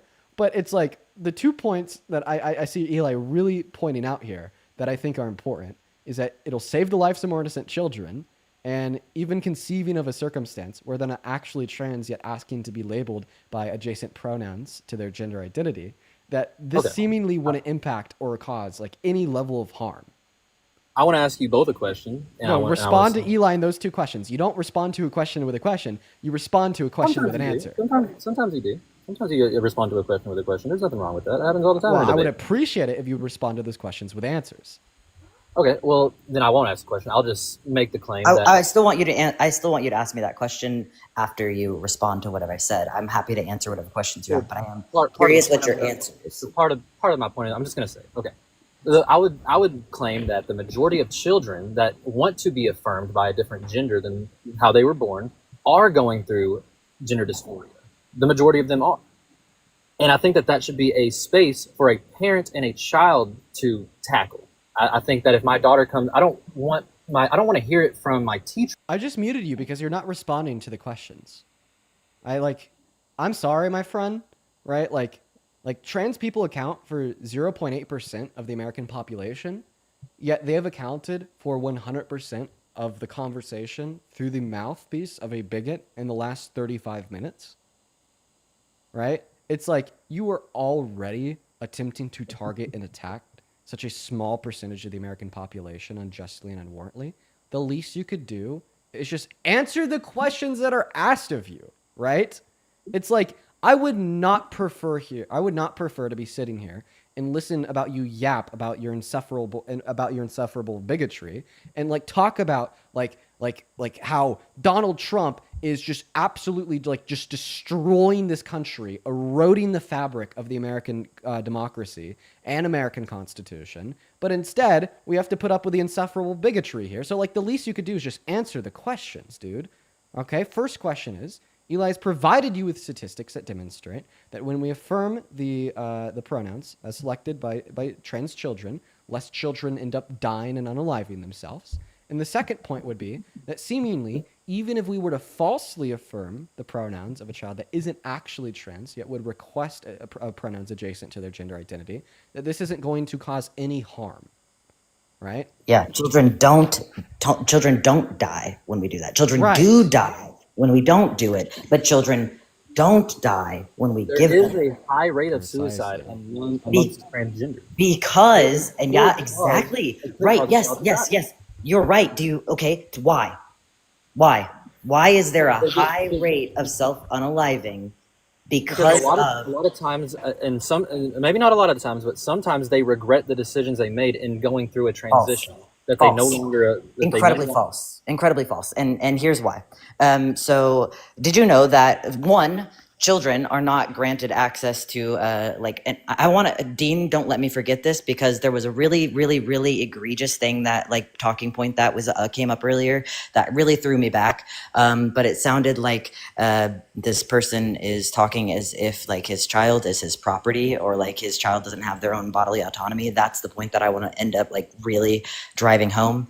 But okay, so did you know that in gender affirming care, when it comes to surgeries and adults, and because that's going to be the population that's getting these surgeries, that we have one of the globally highest rates of success when it comes to surgery outcomes, meaning that we have a higher success rate than knee surgeries, back surgeries, name it, dental surgery.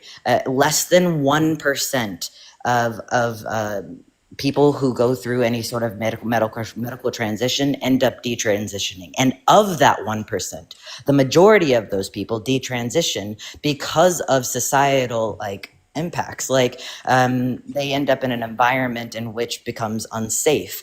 They end up in an environment that makes them feel scared to continue to go through these, either hormone replacement therapy or surgeries or anything. Or maybe they lose their access to their finances. Like myself, I am in a place now where I don't even know if I'm going to be able to pay my mortgage, let alone my HRT. And then of the people that do detransition that because of those impacts, they end up later in life returning to that medical transition. There's a very, very, very, very tiny percentage of trans people that don't, that can permanently detransition. Is there, you did a deep sigh. Thank you for your advocacy, Eli. It is so needed. But you know what's not needed at all, Mr. Guest Mac, is your constant fucking deflections to just more hatred. Dude, I asked you two clear questions, okay? They were, well, we know when we don't do this, more kids die. And we know when we do this, less kids die. And then your response to say was, oh, well, a lot of trans people die because they regret it. Completely pivoting, not answering the questions that were asked of you. It's can you stay on topic or not? Please? It's honestly really annoying me. If you're going to make a point, and I'm going to respond, Eli's going to respond, then you have to be able to track the conversation. So what I want you to do is I want you to respond to what Eli said right there. Absolutely. But then once you're done responding to Eli, let's get back on the first point you made. That was that teachers should not legally be allowed to affirm the gender identity of students in school. And the refutation that being that if they do, less children will die. And that if they affirm pronouns of a student that are adjacent to their actual gender identity, as in they're not actually trans, which is unlikely, that they're not going to hurt anybody. In fact, that student would likely grow up and have a laugh about it. So Can I do a shout out? Of course, that's fine. I wanted to shout out to Kim for the $20. You sent me a really kind message, and just because I don't know if you want me to share it or not, I do appreciate it for the $20 on Venmo and for the kind message. Thank you. I have a couple of people to thank from the last 40 minutes as well. Hannah, thank you for the $25 over on Venmo around 37 minutes ago for a birthday drink. I don't know how you do it and not to lose your sanity. Keep it up. I look forward to these lives every day to increase my knowledge and to get a little entertainment. Thank you, Hannah, for the $25. You're awesome. Show some love to Hannah down below, as well as Haley with a 5, Taylin with a 5, Lion, thank you for the 10, saying everybody deserves to be loved for being themselves. Yep, I couldn't agree more. Thank you for the $10, Lion. And then Lauren with a $15, saying preschool teacher here. I also affirm them when they say they're a dinosaur. Should that be banned too? Dude, exactly. Good point, Lauren. Thank you for the $15. Jessica with a 5, and then Ariel with a 5. Right? It's like just real quick. Like, Lauren, your point perfectly plays in to the second question that I had asked to the guests. That being, it's like, if they are proposing pronouns that don't legitimately align with their gender identity and the teacher affirms it, they're not causing any harm. All right? But we know that the vast majority of kids that will do this, right, are genuinely trans, right? And affirming those pronouns reduces harm and reduces like child self-unaliving. I'm going to give you one last chance to respond to that. One last chance, okay? Because this is insane. This has been going on for an hour now of you not addressing the meat on the bone with your original claim. It's like every time I want to put you in a position where you have to answer to the pressing questions, you completely ignore the pressing questions, and then you move on to just espousing more bigotry. I've been on mute for like 10 minutes straight. There's so much to respond to. I don't even know what you want me to. What do you want me to respond to right there? Because I mean, you both talked for Point like number 10 one, minutes. I'd like you to respond to Eli's point. That point being that there's a higher success rate of sex change operations as it would relate to trans adults than any other surgery. Point number two, Great. in relation to the original claim about you wanting to ban teachers from affirming the pronouns of students in school, that why would you want to ban this knowing that it will reduce the amount of children that self-unalive? And point number three, seemingly even a child is purporting preferred pronouns that don't genuinely align with their gender identity, the teacher affirming them is not going to cause any level of harm. Sure. Okay. So I will respond to what Eli said. Great. I'm glad. I don't see those statistics in front of me. If that's what's happening, great. I'm glad that there is success rate going in that. I don't hate the LGBTQ plus community. I have a transgender cousin. Then I have a gay uncle. I love them both with all my heart. They're family. We accept it. My point, my claim to begin with, is that I think that it's a space. Whenever a child is incapable, whenever they are not an adult yet, I think it's a space for the child and for the parent to discuss. You're not responding to my claims. I am 5 seconds away from kicking you unless you respond to my claims. Okay. How would you like me to respond to you? By fucking addressing what I'm saying. Why do you want more children to die? We know that we I don't affirm want more children to die. Okay, so then you agree that the teacher should affirm the preferred pronouns of trans youth. I don't agree with that. I reject that claim because I think that it's a space that should. I think that a parent should give consent to the teacher. Like, yes, you can affirm this. Me and my child have talked. Wait. But I thought that the EEO doesn't even account for the for parental consent and just bans it outright. It doesn't. You are correct about that. Okay, so like once again, you think that teachers should be limited from affirming the purported gender identity of students, even if we know that it will cause no harm and only save lives. Sure. So that bill swings very far right. I'm in the middle. I'm independent. So accept or reject that I just said. You support this executive order. You support banning teachers from affirming the preferred pronouns of children in school, even though we know it would cause no harm, right? And it would save lives, right? I can't say that it would or wouldn't because I don't have those statistics in front of me, and I need. Okay, I've given one right now. If you look at your screen, you don't even have to see it on the big screen because it's so big. So this is just surgeries alone. I'll pull up the next one while you continue to talk. There's between a 94% and 100. 100 is like literally what we would consider a medical anomaly. My entire background is in medicine. I was a medical provider for the United States Air Force. This is a medical anomaly.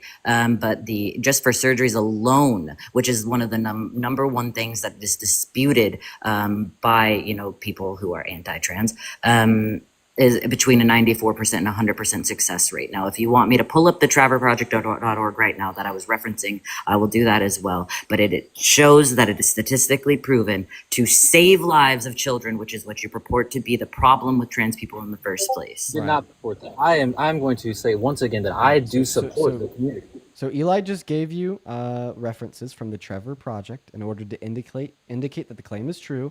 When we affirm the gender identity of trans youth, it saves lives. What now? Am I responding? Yes, causes no harm and saves lives. Why would you want to ban something that causes no harm and saves lives? Ban, I don't want to do. Restrict, I do want to do. Okay, ban. I thought that you said it banned teachers' ability to do it. It does. It's okay. So then you don't support the executive order, right? I support the basis that we need to get it more. Do you or do you not support the executive order? I'm trying to tell you why I support it. Wait, not but because I thought you just said that. But I thought that you just said that you didn't support banning it, even though the executive order bans it. I don't have to fully support an executive order. I can. So then, mostly what inside of the executive order do you support? I support restricting it, not banning it. Okay, but it bans it. It doesn't restrict it. It bans it. So therefore, you don't support it. But formerly there was no restrictions. So you support banning it over not banning it? That's a loaded question. I mean, where I'm at in the middle, it's hard to really answer that for like indefinitely. Right. It's really hard to answer clear questions. I get it. Yeah. By the way, this whole time we've just been talking about 1 out of every 150 children in school. We've been talking about how you think teachers should not have the ability to respect and create an inclusive environment for 1 out of every 150 children in school. How many children are in school? Let me do this calculus real quick. How many American children are in school? Let me see this. 55 million. What is 55? What is 18 divided by 55? That would be 32, which would be 3 out of every 10 or 30 out of every 100. So you support an executive order that takes away the ability from teachers to promote an inclusive environment for 1 out of every 150 students in school. But for whatever reason, you don't care about the fact that the Trump administration passed the big, beautiful bill, which is defunding the DOE, which has resulted in 18 million school students losing access to free school student lunches, which negatively impacts 32 out of every 100 students in school. Really?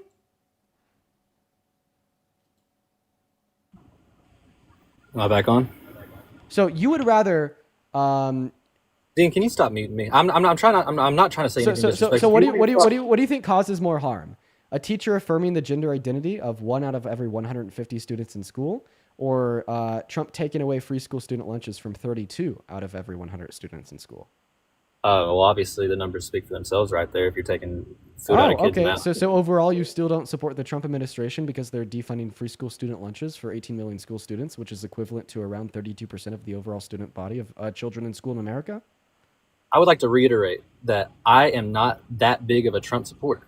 I know, but overall, this is basically demonstrating that the country would be better right now if he wasn't president. I think if Andy Bashir was president, it would have been better. I'm not talking about Andy Bashir. Between the two, so overall, you're basically saying that you wish that Kamala Harris had won the election because although she would have ensured that less children die, which you think is a bad thing, she wouldn't have defunded free school student lunches from 18 million school students.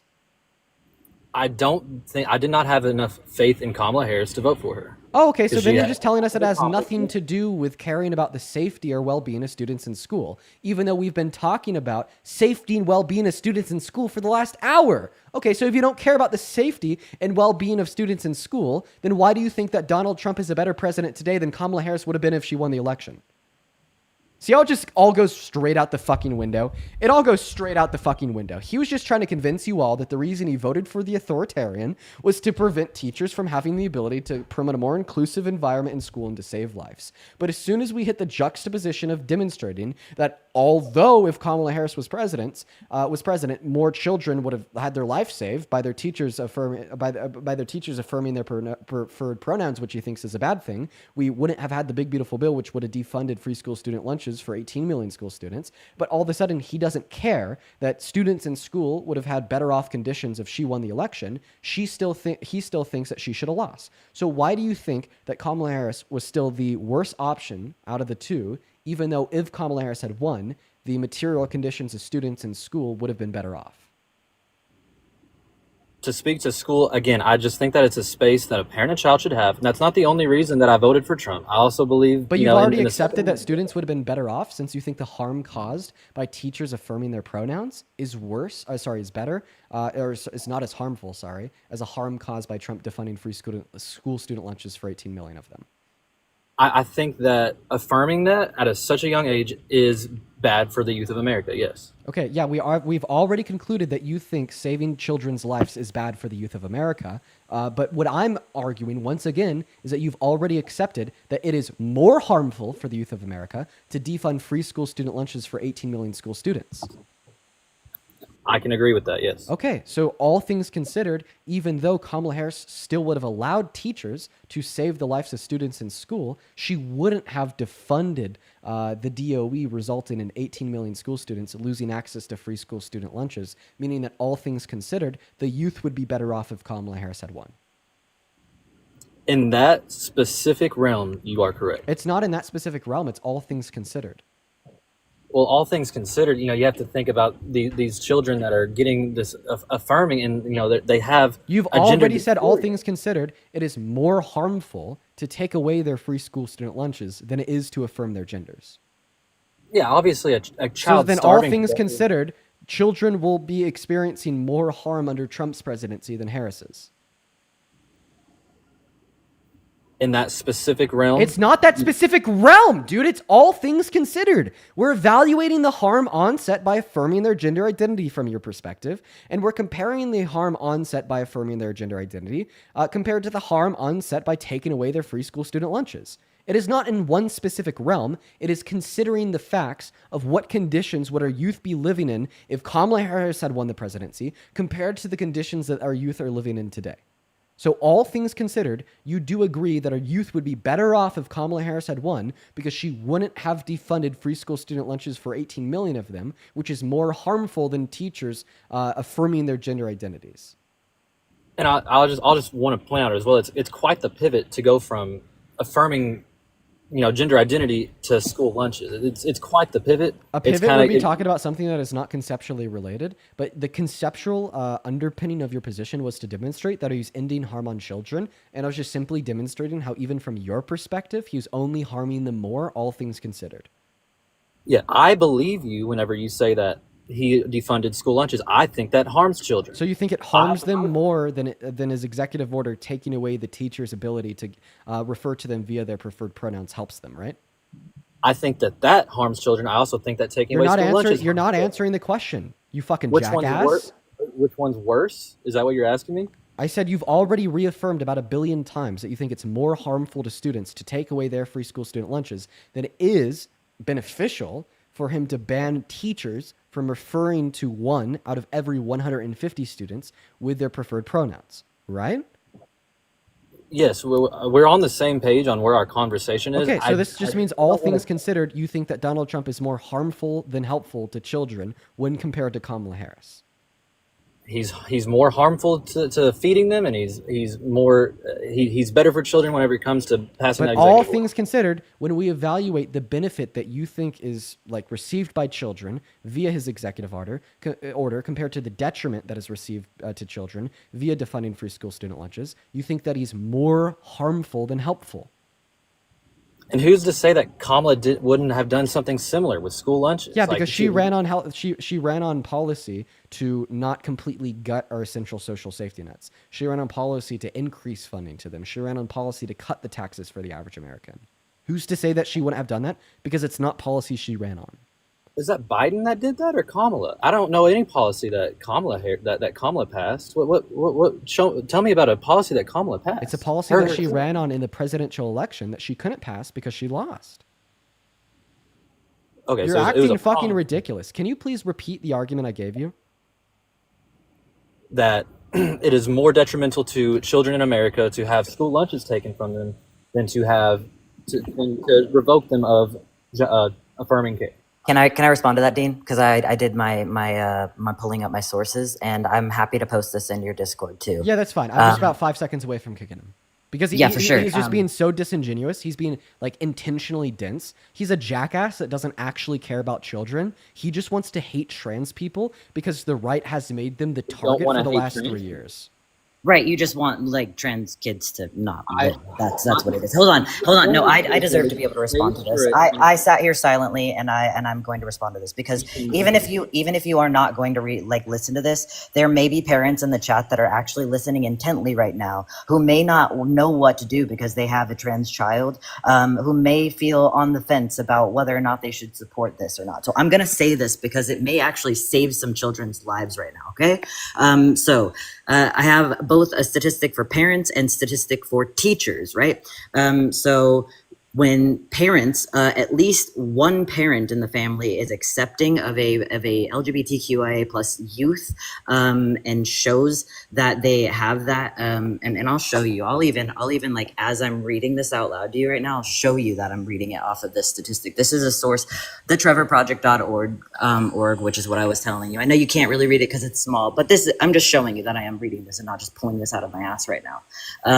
But the results were similar to adults who are affirmed.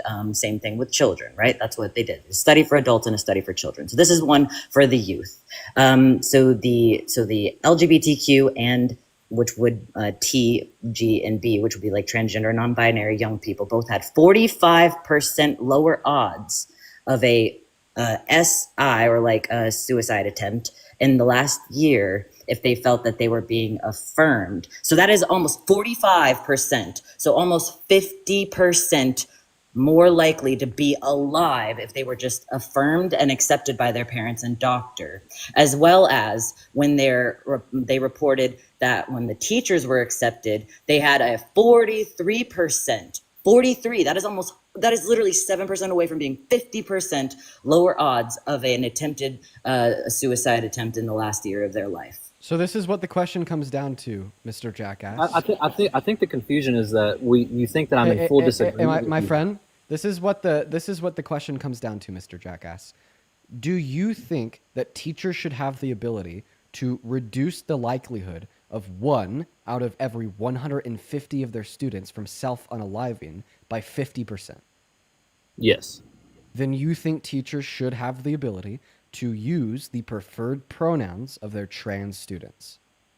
After a parent is accepting of it, after a conversation has You do not own your child. Do you understand that? Do you get that? You don't own your child. I understand that you were part of one of two people who came together to create said individual, but you do not own your child, right? Like, can you agree to that? That child is not your property? I have contracts from a courthouse saying that I do. I have split custody of a child. I'd say the correct follow-up would be, sir, what if the parent isn't accepting of it? Then in that scenario, do you think that the teacher should have the ability to reduce the likelihood of 1 out of every 150 of their students by self-unaliving by upwards of 50%? What I would say to that is if a parent is not accepting of it and the kid comes back to school and says, hey, my parent is not accepting of it, then maybe that teacher has the authority to go to report that to a counselor. Who do they? Yeah, but who does the counselor report it to? There's just got to be some kind of chain of command to get to a point where your child is talking to a professional counselor that knows what they're talking about. Okay, that doesn't answer my question. You just said there has to be, number one, you said if the child's parents aren't accepting, then the kid should be able to tell their teacher, and their teacher can report it. Well, what you're advocating for takes that possibility away entirely, so that's a moot point. Two, when you say that there needs to be some sort of chain of command, which is fucking weird because I use that in the military and I would never use that for a toddler or like a teenager. That's just kind of strange. Like there isn't one in place Right. because what we see is that when you have a child tell their teacher and they can't trust their teacher, then that teacher and their counselor go back to their parent who is not supportive. There are a lot of people who are very, very, very bad. And while you may not want to physically harm your child or emotionally abuse your child, which you may not realize that's what you're going to do if your kid ends up being like in the queer community or specifically trans, and they hear you talking about the community this way, they're not going to fucking tell you, I promise you. They're going to tell somebody else, and they're going to suppress these feelings and hopefully make it to the age of 18 so that they don't fucking have to be around somebody who's constantly suppressing their identity, and they can actually continue to live and finally thrive away from you. But there isn't something like that in place. And for those kids who don't want to harm, or We for need to those put people, something for like those that in kids, place. for those, yeah, okay, great. But you're not advocating for that. You are advocating for the opposite of that. And what we see when kids tell their teachers, hey, my parent isn't accepting of this, and that teacher goes back to their parents, some parents are so vile that they will physically abuse their children, okay? And that's a whole different issue. If you're abusing your child, you should have your child. No, it's not. The whole issue, none of that would fucking be a problem if you wouldn't advocate against you just said taking care of these kids. Yeah, you just said that proactive advocation against abuse is actually less preferable than reactive, than a reaction to abuse. Now, I would also like to point out that once again, all right, the executive order doesn't do any of these things. It just takes the teacher's ability to do this away from them, point blank, period. I don't fully So support would you? that. So No. the question is, would you don't rather fully- teachers have the ability to reduce the likelihood that 1 out of every 150 of their children kills themselves, or not? Which one? I would like to find some middle ground. There's not a middle ground. It's either Trump's Why president can't and we he find- passes the executive order, or Kamala Harris is president and she doesn't pass the executive order. Reality doesn't always have a middle ground. Reality doesn't always serve to your best leg in the debate. Would you rather it was passed and the teachers don't have this ability to reduce the likelihood that 1 out of every 150 of their children kills themselves? Or would you rather that this executive order wasn't passed and the teacher does have the ability to reduce the likelihood that 1 out of every 150 of their children kills themselves? Which one? I can't pick between two evils. Oh, you Like, can't you can't pick between them? Then you're telling me that you have no reason to prefer Trump as a president over Kamala Harris, conceding the totality of the debate. Well, that isn't the entire reason why I voted for Trump. Yeah. So the entire. So what are the other reasons? Well, protecting the Second Amendment is another big reason. He infringed upon your Second Amendment in his first term when he passed the bump stock ban. In December of 2022, he called for the termination of all rules, regulations, and articles, even those found within the Constitution, serving as a threat not just to the Second Amendment, but all amendments. His first day in office, he passed an executive order infringing upon the 14th Amendment by attempting to take birthright citizenship away from the children of undocumented immigrants born in this country, showing that he has no respect and absolutely no love for the authority vested inside of the Constitution nor its amendments. And he did the same thing 3 days ago with the First Amendment by infringing upon your First Amendment rights. So who'd you prefer? A president that's called for the termination of the Constitution, infringed on the First, Second, 14th, and 22nd Amendment, or a president that upholds respect and ordinance for the power vested inside of the Constitution and recognizes that a president is not a dictator? You just went through so many amendments. I don't know which one to respond to. I mean, are you talking about when you say about the First Amendment? Are you talking about whenever the guy got arrested for burning a flag, or is that what you're? Yeah, I'm attempting to ban the burning of the American flag. I support that 100%. So you support infringing upon the First Amendment? If that's the scenario, you should not burn the American flag. So I just want to clarify: do you support infringing upon the First Amendment?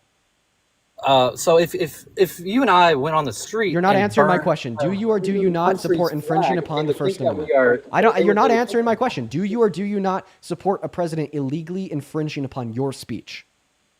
I do not want my speech infringed on. However, if you're SCOTUS ruled in 1898 that burning the American flag is protected under the First Amendment's right to freedom of speech through expression. 1898. Sorry, 1989. Sorry.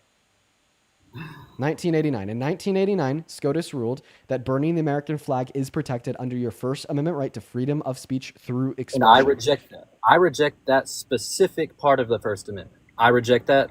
If you and I went So then you do. flag So I just want to on the clarify. street- So then you do support President Trump infringing upon your free speech.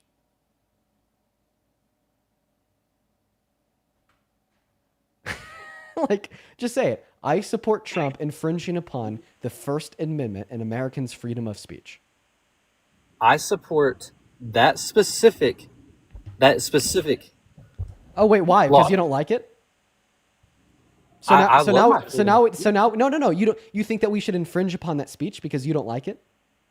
So now you're okay with infringing upon the speech of others just because you don't like it? It's the country we live in. We should have pride for the country that we live in. Wait, so you're saying that we should have legally enforced pride for the country that we live in? We should violate our constitutional rights to freedom to illegally enforce and subjugate individuals into having pride for this country. If you and I burned another country's flag on the street, that country would take it as an act of terror. No, burning a flag is not an act of terror. What? If we posted a video, me and you, Dean, we got on the street, we took and you're not responding. You're just not responding to what I'm saying. And also, I wouldn't use what Israel thinks as a reliable standard of truth. Israel thinks that putting bullets in the backs of the heads of 5-year-olds is war. So I don't know if I would really look to what they think and what they say as a good standard of proof.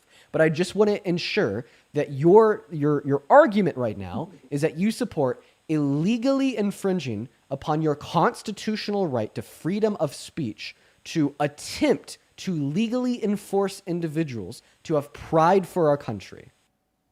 If that's not authoritarian, like North Korean shit, then what is?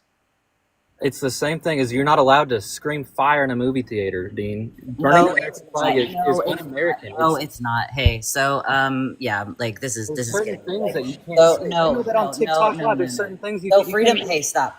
Freedom of speech is not the same can't thing hit my as freedom vape of on a conscience. TikTok Stop. live. Fucking You can't hit your Jesus. vape. Have you served your country? Have you served? Also, it should be illegal to do things that are un-American. Then, dude, then I don't want to be American. Voting for Trump. What makes? Go ahead. I raised this right hand, right? I raised this right hand more than one.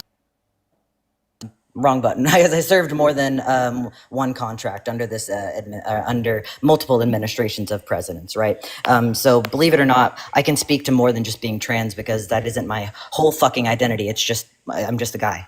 And so I raised this right hand. One of the reasons why, and the primary reason why I raised that right hand was to protect the Constitution, right? To defend and protect the Constitution. That was the first part of my oath. I swear to protect and defend the Constitution of the United States. And then after that, it says abide by the, carry out all the lawful orders of the president and officers appointed over me. That is, secondary to the Constitution now, and that says lawful. One of the things in the Constitution is in one of the amendments is your right to free speech. And one thing that I served, whether I fucking have feelings about it or not, I served to protect people like you who can come up here and say whatever the fuck you want without having anything to back it up, even though I've given multiple sources, even though the very things that you're claiming harmed people that are not just like myself, but little children that are like myself. So I serve to protect you, to be able to fucking do that. Do I think that that's a good thing? No, I mean, I don't think that that's great because you're advocating for like literally kids to be more at risk to be unalived, but you still have the freedom to fucking do it. And another thing, right? A lot of people may have contentions about burning the fucking flag, but my friend Jay, who just stood in front of the Capitol building the other day, who served 30 years and received a Bronze Star as a combat veteran who, in a very safe and controlled environment, crumpled up and burned the American flag. That is a fucking patriot right there. And the reason why he's doing it is because he, like myself and millions of other veterans, are absolutely furious that the country is not moving further into the democracy that we served under, but is regressing opposite of that. It is whether you like it or not, your constitutional fucking right to burn the flag, just like it is anybody's right to burn the LGBTQIA plus flag. And then you have people waving around Yahtzee flags, but you don't fucking bat an eye about that. I don't hear you up in arms right now about the people that are proudly marching through cities waving around Yahtzee flags. You're more concerned with the Americans who actually give a fuck, who are in protest, using their right to burn that flag. And as a veteran, I can say that myself. Even if I wouldn't burn it which I don't know at this point. I just wouldn't do it because I don't want to be a fucking bigger target than I already am. But yeah, that's your absolute fucking right, and that's what I was trying to serve 7 more years to protect. Okay. And I thank you for your service, Eli. I mean, above anything else in this conversation, I do appreciate veterans. My grandpa and my dad said. I just want to clear this up, respond to Don't- what Eli just said, and we'll take it from there. Specifically, let's have a conversation on why you support an authoritarian banning things that you deem as un-American, even though they're constitutionally protected. Go ahead. Sure. I feel like this conversation has gone a lot of different ways. I'm sorry if I've said anything to offend either one of you. That's not my goal in this. The only thing I'm offended by is two things. One, Well, I'm offended by the fact that you're not. Huh? Real quick, do you mind if we let him finish? I want to. Yeah, be able to sorry clear this about up. that. No worries, no worries. Go ahead, dude.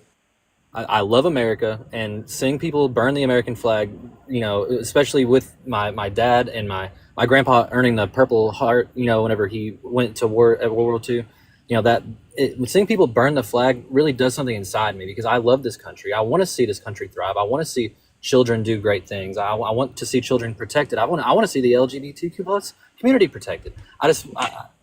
Burning the flag to me is like, I don't know how to put it into words. It just stirs something up inside of me that makes me angry because this is a country that you live in. You should be proud to live in a country. If you don't want to live in this country, if you don't like who our president is, if you don't like how this country is going, you can get a passport and you can go to another country and live there. But you didn't do that under Biden, right? Anyways, so let's just evaluate what you just said for its value. I also didn't You burn a told us- flag under Biden. You told us that I you would never- think I would never you're burn a interrupting flag. me. Calm down. I literally just asked Eli to not interrupt you while you're speaking. Then the first thing that thank you do is you turn around and you interrupt me.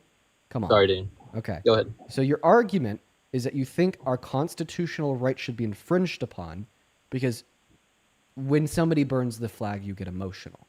All right. So this actually is what is supposed to give us pride in America, the American dream that I was sold and described on by my parents when I was a kid, you know, of the idea that this is the land of the free where we have rights that people in other countries don't. This is the conservative view, right? Is that we have freedoms, we have rights, and we have liberties that other people in the past haven't. And that in America, right, regardless of what your perspective is, regardless of what your religion, regardless of what your creed is, regardless of where you come from or what you believe in and why, this is a place where you could share it freely. This is everything that I was indoctrinated into when I was a kid by the conservative view. But now you're telling me that the new conservative view under Trump is the opposite of that. That we don't truly have the right to voice what we believe in and why. That we don't truly have the right to disagree with you. That we don't truly have the right to do something that makes these men emotional. And that if something invokes a strong emotional reaction from Mac down here, you shouldn't have the right to do it. And in fact, we should even support a president who's explicitly infringing upon our right to do it, to force us into this narrowed vision of patriotism, right? And I think that is what would mark the downfall of the great America that I was sold on, you know, by my conservative parents when I was a kid, right? If you truly believe in America and what it stands for, if you truly believe that this is the best country on earth, then apply it even when it makes you upset and recognize the sanctity and value and our right to freedom of speech and expression. And if somebody expresses speech that you disagree with, don't make the acknowledgement that you think that right should therefore be taken away from them. Can I respond to that? Yes. I just want you to I just be super clear. Your argument is you offended me. Therefore, what you did should be illegal, and I don't care if the First Amendment says otherwise. Well, that First Amendment is restricted in a lot of ways. You can't threaten, you know, the president, for example. You can't yell fire in a movie theater. There's certain things, like you're hitting your vape right now, but you can't blow out the smoke. Like there's certain things that you can't do. Your freedom of expression, your freedom of words, there's certain things that you cannot do or say. And burning the American flag, I completely agree with restricting that ability. So because it's the limitations on the First Amendment, in fact, the limitations on all amendments, because no, they're not universal. They don't apply in all scenarios. And in fact, the scenarios in when they don't apply, like scream and bomb in an airport, are when it can invoke an issue of public safety, right? When it can cause harm or put other people's lives on the line. So you I would can't argue that scream burning bomb the in an American airport because this would now start an issue of public safety where people might die, right? But when you burn an American flag, what kind of issue of public safety does it set forth? So what if I burn the American flag in a crowd of people? That could obviously incite some violence. Well, you know, the crime there wouldn't be burning the American flag. The crime there would be disorderly conduct or like potential murder if you burn somebody to death or give somebody burns, assault. The crime would be disorderly conduct, assault, or murder, not burning the American flag. Right? Well, remember, you have to be able to well, put that's burning the American repercussions. flag in a vacuum and argue why that should be illegal. So don't add on like these additions, like burning the flag in a crowded building where you could potentially burn and kill not a people, crowd- not because a crowded that's not building. intrinsic to burning the flag. Your argument is that intrinsically burning the flag should be illegal. Why? Okay, so I'll give you a scenario. Everyone's safe. Everyone's 100 feet away. You get a big crowd of people, and you burn the American flag. People are going to disagree with that, and that could incite violence.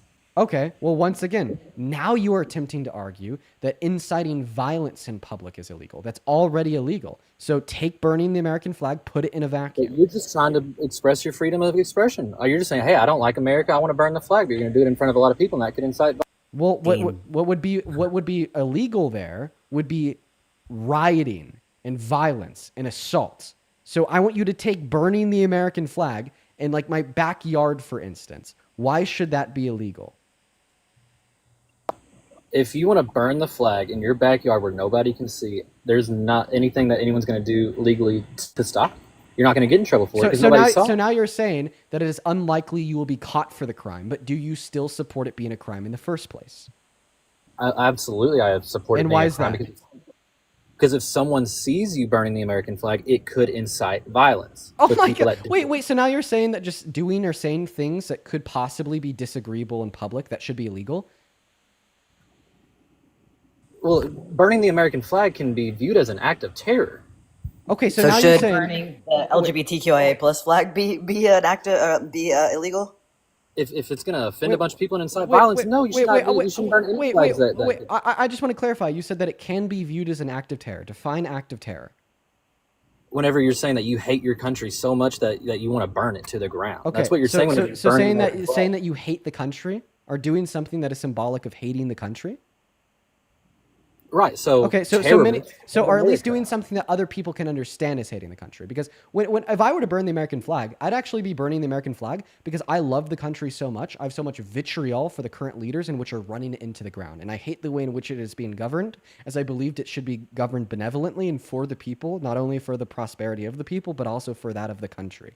But now you're telling me that if you engage in an action in which can be misconstrued as an act of hating the country, then that should be illegal. So if you think that engaging in actions that could be misconstrued as an act of hating the country should be illegal, do you think me running this live should be illegal? This live, right now, is misconstrued as an act of hating the country by thousands of people every single day.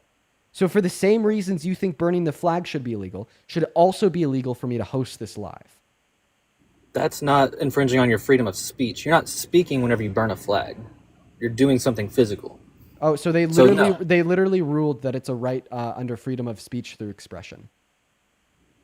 Through expression, yeah, but we're talking right now on a TikTok live. Legally speaking, it is the same classification. It is speech through expression. That is the legal classification. Okay, then I would reject that. We should separate the two. Freedom of speech. Well, guess what? They're not, and we're talking about Donald Trump banning the burning of the American flag, which is infringing upon your First Amendment right through symbolic speech, expression through speech. Yeah, I don't know if we're going to get anywhere with this because I'm not going to. Yeah, because you can't contest the argument. You just told us that it should be illegal. This form of symbolic speech of burning the American flag should be illegal because some individuals can misconstrue it as hating the country. Like, first and foremost, I think if you make hating the country illegal, then you actually should hate the country.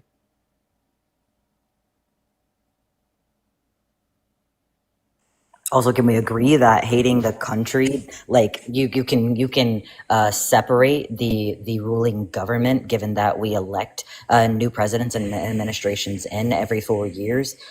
So like I can hate like separating the government from the people, totally different things. Like you said, if you don't like it, leave. Well, that is a like literally fascism 101. Fascists say, if you don't like it, leave, or if you don't like it, we're going to kick you out. And then democracy says, no, if we don't like it, let's change it. So like that's like literally a fascist talking point. So you can separate the government from the people. I can say that I hate my country right now, which I wouldn't say I hate my country. I would say I hate my government, because my government is not reflecting the values of democracy that we are supposed to be,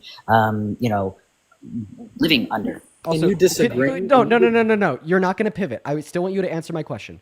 You said that your argument in a nutshell was that we should ban the burning of the flag, even though it's protected under free speech, because some individuals can take it as a symbol of hating the country. So if you think that we should ban things that are protected under free speech because some individuals can take it as a symbol of hating the country, do you think that what I'm doing right now by engaging public discourse, which is often misconstrued as hating the country by many like bad faith conservatives, should be illegal?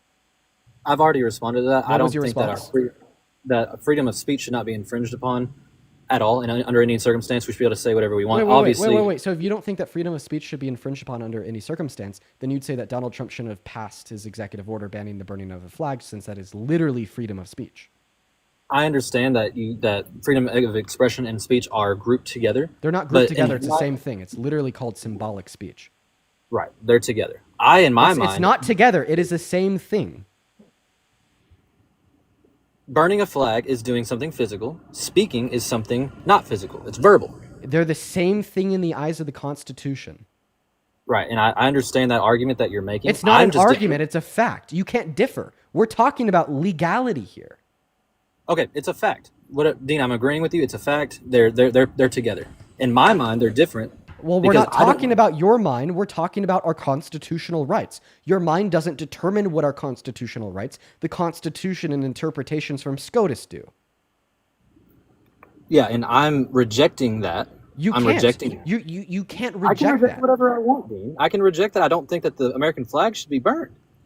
But now you're yielding a contradiction, because you said that our rights to freedom of speech should be upheld univocally, but our right to burn a flag shouldn't be upheld, even though burning the flag falls under that right. What are you confused on?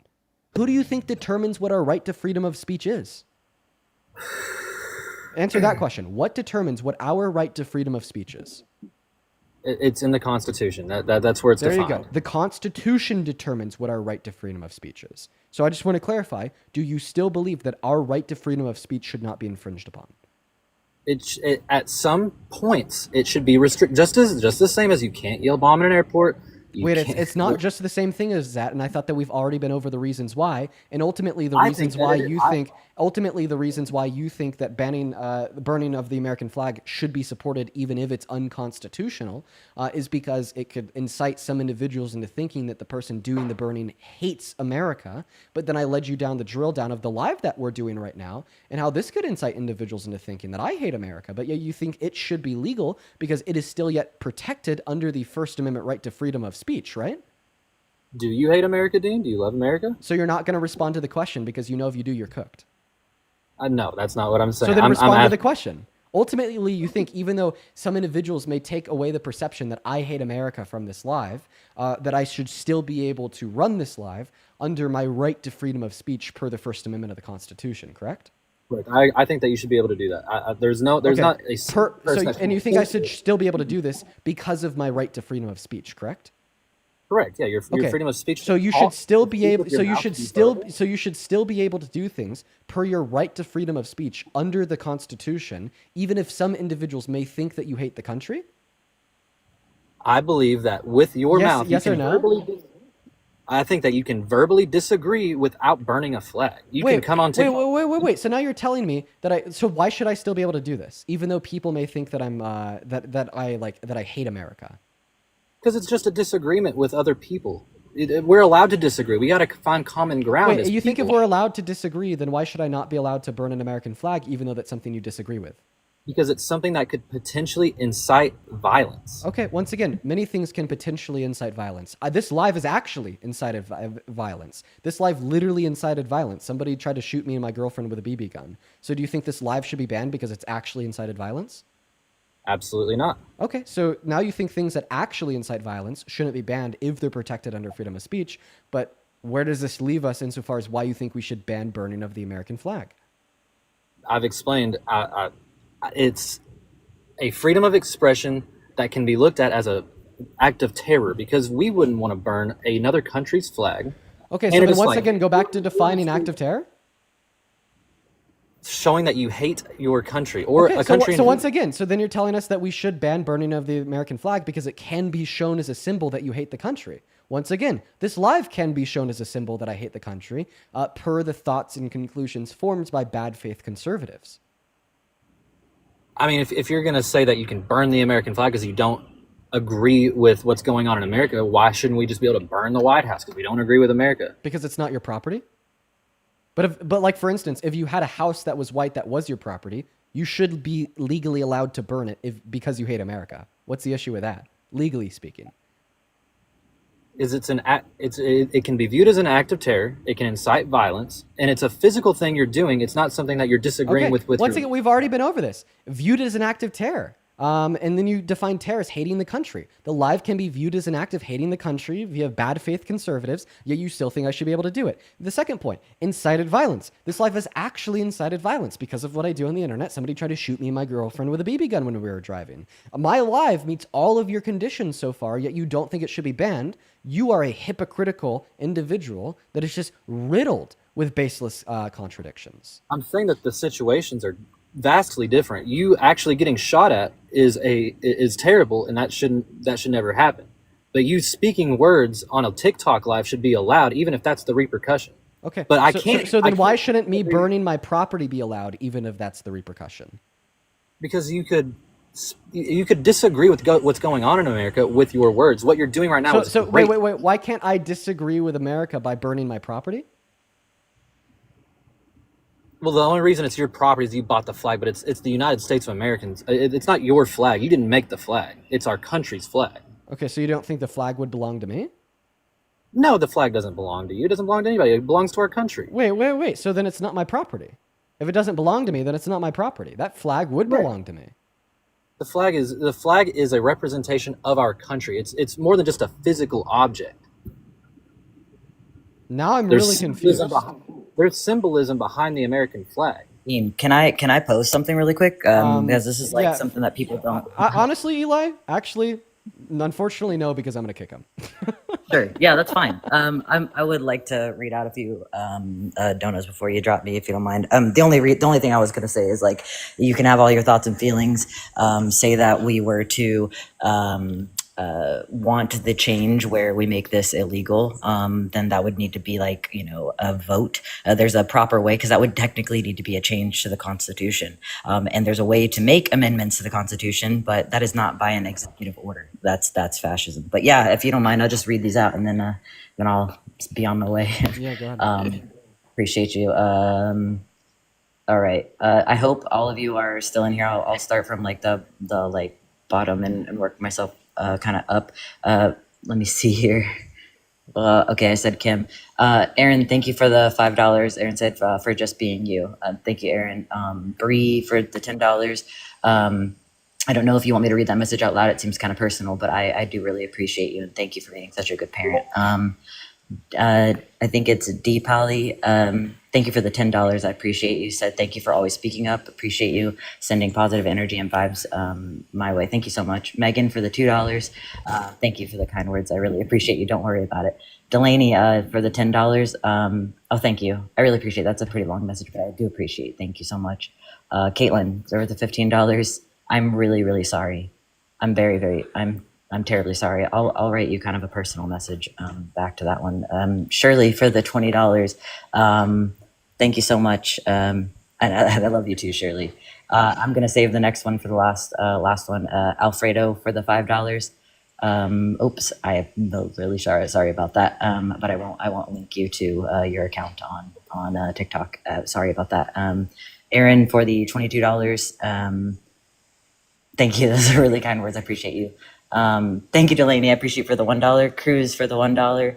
And I am really sorry that happened to you in childhood, but I am really, really glad that you had a really supportive teacher. Thank you so much. Ethan for the $10. You as well, Ethan. Thank you. Nightblade for the $5. I appreciate you. And Tyler for the 25. I appreciate you as well. And then Ashley for the $50. Holy shit, that is so kind.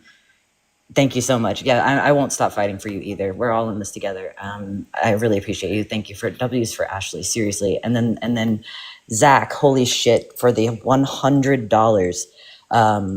I cannot tell you how much it means to me right now. I really do appreciate you. Every single time that you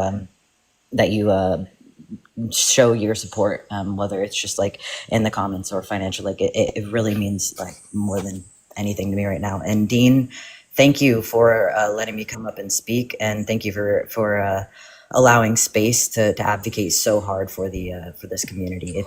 You're saving lives, dude. I know that it takes a lot of patience, but you're like literally this is saving kids' lives. I want you to know that. You know what? Thank you so much for being here, Eli, because I'm not gonna lie, that conversation went on for about an hour and a half. He was one of the most insufferable jackasses I think I've ever had the displeasure of talking to. Like, I'm genuinely fucking exhausted after that. Like, I don't get this exhausted after talking to people, but it was just back and forth for like an hour and a half. And I'm just so happy that at the end of the day, the silver lining from me getting like genuinely physically exhausted with a conversation with an insufferable jackass is at point number one, you got to come up here and advocate on behalf of the LGBTQ plus community, talk about the struggle of being a trans individual in America, and advocate for better notions that will hopefully be socially accepted in relation to treating trans youth the way they deserve to be treated. And point number two, that you made a shit ton of money through donations. I got a smile on my face after that. I definitely appreciate it. There's a lot of us that are in some pretty tough situations right now. So I really I can't tell you enough how much it means to me. I really appreciate it. I just got $5 from I think it's Damien and another $5 from Jeanette, and both of you I genuinely I honestly it's still hard to even wrap my mind around so many people being so willing to be supportive and uplifting. So seriously, we all love you. We all love you, Eli. And I hope you have a good rest of your day. You as well, man. See you later. See you, Eli. All right, folks. That last conversation really just drained it out of me. I don't usually get this way after I talk to guests, because I'm pretty good with dealing with the mental drain brain from talking to 3 IQ idiots. But for whatever reason, that last guy just did me in. Taylor, appreciate you so much for the $10, saying that this guy's consistent virtue signaling is pathetic. It was very pathetic. B. Carey, thank you for the $20, saying I'm a child and adolescent therapist who specializes in trauma. Just because a therapist knows doesn't mean parents should get informed. I've had children be abused because their parent finds out they're LGBTQ+, color's the problem. Yeah, it's I understand what may immediately direct individuals to the conclusion that the parent should be informed because the parent should know what's going on with their kids. But as soon as you understand and recognize that there's many parents that will put their children in bad scenarios, if they are to be informed, I think it becomes a lot more tricky than that. And that one line claim of, the parent should be informed since they're the parents of the kids, becomes a lot less clear. Karma, thank you so much for the 20 Canadian dollars over on Super Chat. Thank you so much. Saying, as a Canadian, how do people think affirming pronouns and preferred names are more harmful than to kids instead of the lack of food? Gun control, the states have. No, sorry, not food, but gun. I've never seen an inclusion like that because tragedies like gun. I've never seen inclusion like that cause tragedies like guns have in U.S. schools. Well, that's so real, Karma, and I apologize for butchering your message. I'm pretty tired. Thank you for the love. You are awesome. As well as Caleb with the $10. This was an hour ago. I'm an hour behind, but thank you, Caleb. Then Maya and MLG, I appreciate you both for the $10. Then Tom, an hour and a half ago with the $20, saying you're a smart kid. Thanks for changing my mind. Well, I appreciate you for being here. as well as, yeah, awesome. We are all caught up. Let's now head over to Venmo. Let's check it out. Give me a second. Bree, appreciates you for the $20 on Venmo, saying, regarding the last debater, I think MAGA knows we're up in arms because we can't burn the flag when it is actually because if he's able to go against the First Amendment, then it leaves the rest of the amendments vulnerable, and that's what worries me. Thank you for all that you do. Yeah, there's another really big issue. I mean, I think that we should be able to burn the flag just because I truly think the notion of forced allegiance and patriotism to a country is dystopian and nightmarish. But I appreciate you for the $20, Bree.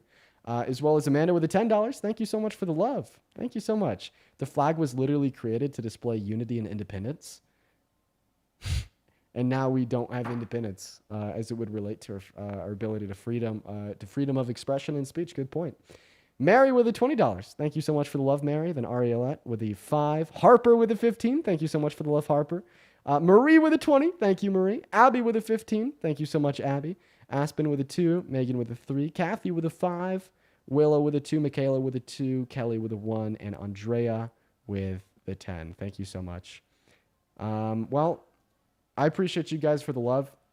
I see everybody down in the chat spamming one more. I'm going to be honest, you guys, I don't have it in me. I'm terribly tired. I'm terribly sorry. I'm just so tired after that last guess. He took it out of me. El Valentine, I appreciate you for the 20 Australian dollars, saying also a gender-affirming therapist, and it's really just as simple as accepting their self-image. It saves their lives. I help people access HRT, and the process is not easy. No, for sure, El Valentine. I bet you're very involved with that process, and you know that you got to counsel with therapists for years. Thank you for the love, and thank you for the work you do. Now, everybody, I am going to go and hop off for the rest of the evening. I am terribly sorry. I'm just really, I'm really beat by that last guy. You know, the reason why I'm so beat is because he just kept on repeating himself, and then I'd offer an argument, and then he would offer like a new irrelevant statement, and then he'd just cycle like the two arguments interchangeably, and then when I'd respond to one, he'd move on to the second, I'd respond to the second, he'd move back to the first, I'd respond to the first, he'd move back to the second, and we just did that for like an hour and a half.